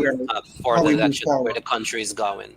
Yes. And I hope that Andrew Holness will use this win to really appreciate the Jamaican people and to put in the necessary infrastructure, the necessary facilities, double down on education, healthcare, roads, water, because I think that's what they're voting. They're not voting for him because he did so well as he thinks. They're voting for him to complete some of what he had started. Yes. They want continuity. Correct. Continuity. You're correct about that. Yes. Yes. That's what they want. And they were fearful that the PNP government would have come in and would have discontinued and would not have built on the successes of the Dr. Andrew Holness administration. You're correct. 33 to JLP so far has won 33 seats, PNP 28. So it is clear that the JLP party at this present moment, which anything can change, is winning the next election. Is winning this election rather, not the next, but this election is being won, if not won, already won by the JLP party. Anything from the Western Jamaica? Nothing from Westmoreland? Not seeing anything from. Let me see the Jamaica Observer. If the Jamaica Observer, which is also JLP leaning, is saying anything about the election. For those of you who are part of the UIC, I didn't see Mr. Patterson on live. I haven't seen him on live for a long time. That was rather strange. Let us look at the... Okay, so we have breaking news here.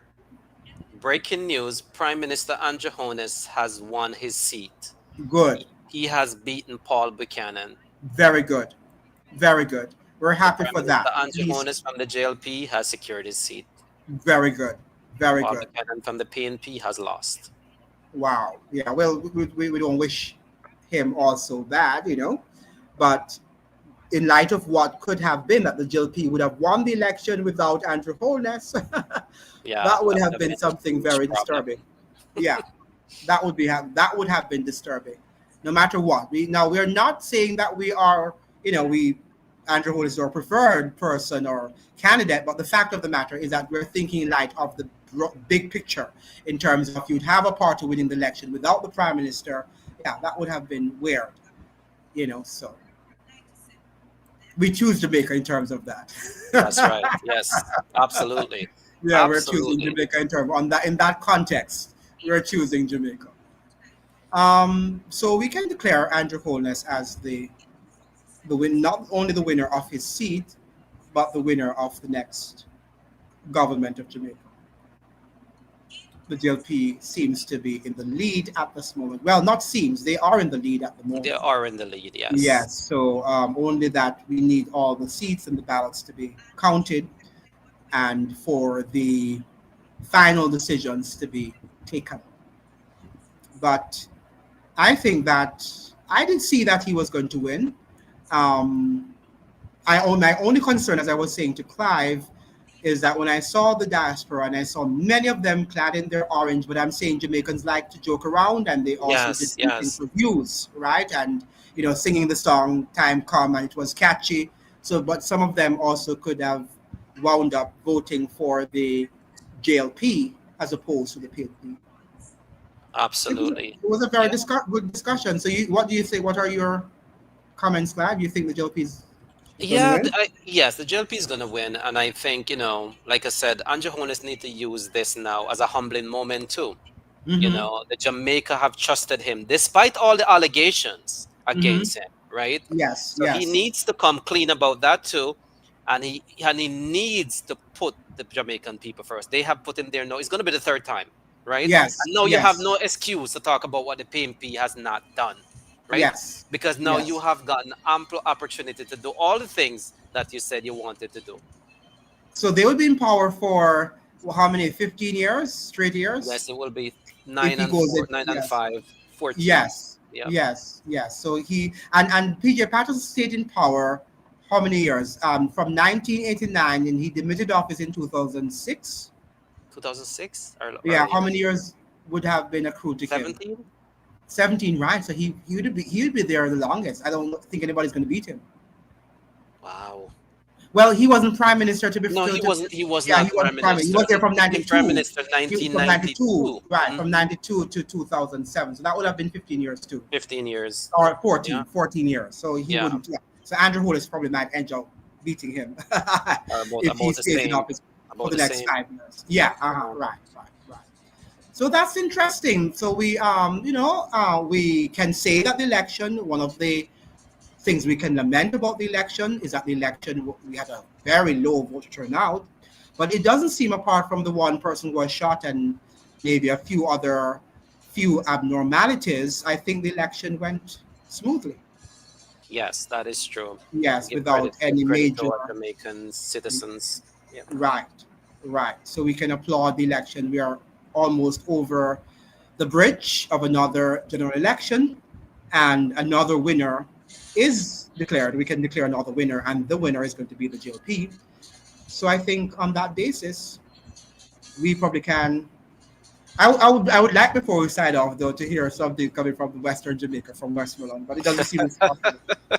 Why are they delaying in Western Jamaica to give us what's going on in Westmoreland? Yeah. I haven't seen Not anything even about one box from Dr. the. Dayton Campbell or Yeah, anything from that side. what's going on? I think this election is weird. It is weird. Is it because they don't want to give the election to Andrew Holness? Well, I shouldn't say give, because he didn't. He earned his or He earned it. Yes. Yeah. he earned his election victory, but they don't want to call it. That Yeah. they're delaying the But we kind of call. see we have seen the trajectory where things are Yeah, going. I think at the end of my this presentation, my all of my data is going to be. I was going to imagine this thing burns a lot of things. This is no joke. This live stream thing is no Yes. joke. Burns a lot of internet data. We Yeah. have to give it to Anja Honest, boy. He has really become a politician, a Yes. shrewd politician. I remember when he started, he was actually boring to listen to, you know, Yes. but he Yes. has really developed and honed that skills over time. Mm-hmm. Yeah. Yeah. And he's been at it since he was young, so Yeah. he would have this. He doesn't know any other thing but about politics. So that's what he has been since he left university. You know. So he really has. That's his the air. Politics is like the air he breathes. So now, what do you think, chat? What do you think? Are you happy that the GLP has won or is about to win the election? What do you think? Let me hear in the comment section. Have you heard anything? Any of you from Western Jamaica, from Westmoreland Eastern, with Dr. Dayton Campbell versus Daniel Lawrence, I think. Has anything been pronounced?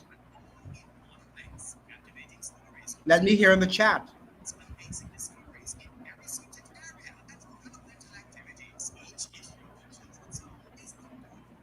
Yeah, please let me hear in the chat if there is any um, declaration.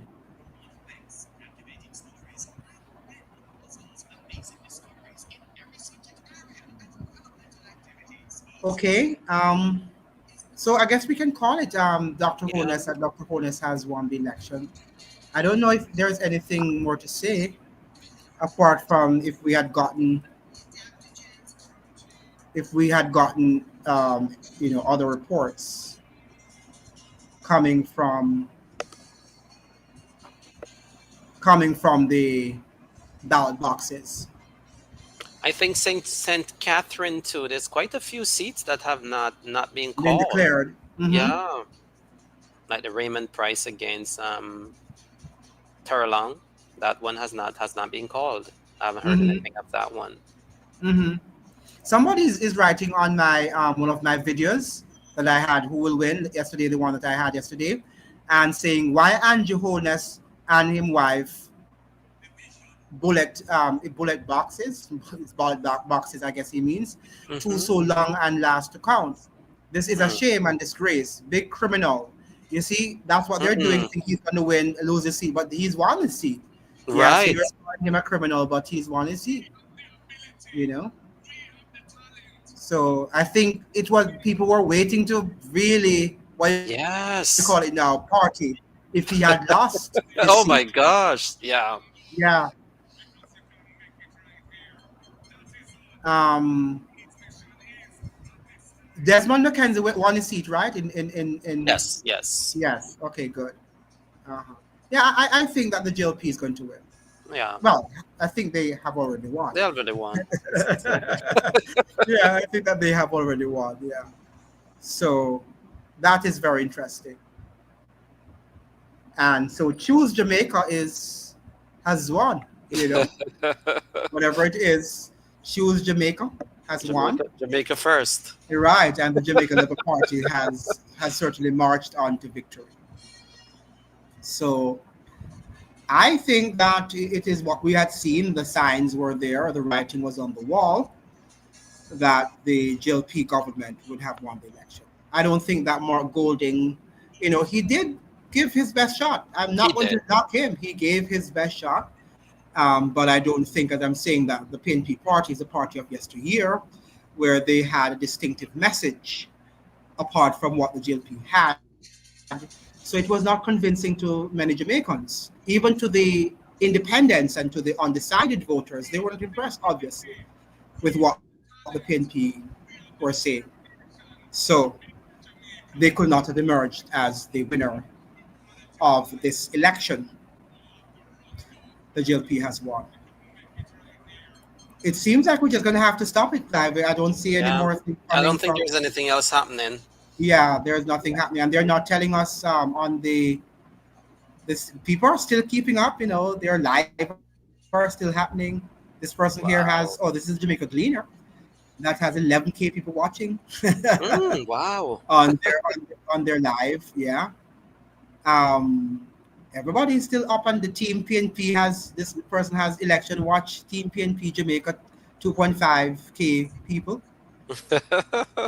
So the diehards are on their thing waiting for the election to be called. Wow. And it's going to be sad that Team PNP might not be winning. Yes. You know, any other victory? You heard anything other No, I thing? haven't seen any other Yeah, thing coming on I there. have never seen Jamaica having this election thing so long ago. This election what? Yeah. This is long, and like it's not exciting. Yeah, exactly. Usually we're very efficient in Maybe- counting elections. I'm not sure what's happening this yes, year. yes. Maybe something was happening, or they wanted to make sure that they're accurate. It's almost 12 o'clock, and Wow. it's going to be 11 Jamaica time, but 12 o'clock here and where you are, and they haven't called the election. Wow. Wow. But I mean, even the states would have called the election by now, wouldn't they? They would have. Yeah. What is happening in Jamaica? Something is not right, and we had a low voter turnout. I think they're Are showing they now on I think this is TVJ. Mark Golden is about to speak. So he might be conceded in the election. conceding? Yeah. Hmm. Wouldn't it be the one who wins though to say something? Um should be. Should be. That's Yeah. weird. Yeah. Shouldn't they have Andrew Holness to make his victory speech first, and Right, then right. followed by Mark Golding maybe tomorrow? Because I think the concerts are normally done after everything is Right, wrapped up, right. and they're Or he might, he might just be saying that he's hanging strong. He's hoping that he's gonna wait until all the votes are counted. oh, Who knows what okay. he's gonna say? Yeah, but yeah, people know that he has to wait anyway. Yeah. But why would they be? I don't know. It's weird. Yeah, maybe that's what he's gonna say. But Right. where's Andrew Holness? Where's Dr. Andrew Holness to Yeah, they have thank the showed the people? crowd at Belmont Road with him there, but he hasn't said anything as yet. I, yeah, it's almost like they were preparing for him to win it. Yes. You think so? It's like there was almost like a victory lap for him to win. I think the The election crowd was is going to be in there. The his crowd is favor. already there. So I'm like, Hmm. wow, is there no Hmm. crowd at the PNP location? It's reminding me of what when Hillary lost in 2016 Uh-huh. to Donald Trump, where she thought she was going to win and everything was prepared for her to give her a Scripted victory for speech. her. Mm. Yeah. And even Trump was off, that he was off. He didn't know what to say. He didn't think he was going to win. Oh, the You said know? So, opposition leader concede defeat. oh, He concedes. He he conceded. Yep. concedes. Mm-hmm. He concedes. Wow. So we can go home. Yes, yes. We're He said already home though. he's Can go to disappointed bed. in the outcome, but he sees where it's going. So yeah. Yeah, we can see that. Any Yes, we intelligent can see person. that. And we're happy that he's also telling the people not to create any, That is it. Yes, yes, confusion. So yes. it's a statement-like thing that he's doing. It's good. It's good for him to be Yeah, to doing tell that. them So, that early yeah. that we see the trend. We're not winning, so don't go now and say it's thieving and somebody thieved the election and all that. Right, right. I think that's very responsible for That's Mark Gold to do. unrespectful of him. Yeah. Yeah, because it's preventing any what do you call it now? You know, acts of violence and whatever, which still can happen Still because can people are happen. upset, Yeah. particularly on the PNP side, that Andrew Holness is winning the election. Yeah. So it's what? How can we wrap up? Well, Angel, let me say it's a pleasure being on your platform, and I'm Hmm. really appreciative of what you have been doing over the last 2 years. Continue to Hmm. do the great job you have been doing. Bringing up all these topical issues that are very important to Jamaica and the rest of the world. And one of the things I can say to all your supporters out there, you're the most unbiased journalist I've ever seen. We Well, I don't try to agree. be. We don't agree on everything, but I Yeah, think you yeah, have always been consistent with your stance on these issues, and right, I and appreciate you for that. And thanks for right, and giving me the opportunity to even let my little voice be heard on this topical issue. oh, good. Yeah. Now, what can we say about the situation with the PNP and GLP? What can we conclude from this election? What are the lessons to be learned from this election that we probably errors that we made that we don't want to carry over into the next election? Yes, and I think for Mark Golden, he has it was a good contest for him. But I think one of the things that he has to learn is that, unfortunately, Jamaica is a culture where it's kind of like corruption is so commonplace, you know. So just focusing on the prime minister's corruption by itself alone, and so delaying, you know, with your manifesto to win the election. I think he should have put his policies out there a long time ago, so the people can vet it, you know, become more familiar with him. I think when, especially when the ruling, you're trying to wrest the power from the ruling party, right? They Mhm. have state resources, right? And like I said, Andrew Holness has become a shrewd politician. Just accusing him of corruption and then coming up with a last minute manifesto. I think that's where he has to learn his lesson. He has to plan properly and campaign better next time. Right. Right. So that is it, people. I think that the GLP has won the election based on what we're hearing. Mark Golding has conceded to the Jamaica Labour Party. And this is another election watch. Thank you so much for joining. And I hope that we will see each other on another special commentary. So thank you so much, Clive, for joining. And I will talk to you in the morning. Thank you very much for inviting me. It was my pleasure. Okay, then. Same Have a here. good night. Same here. Bye bye.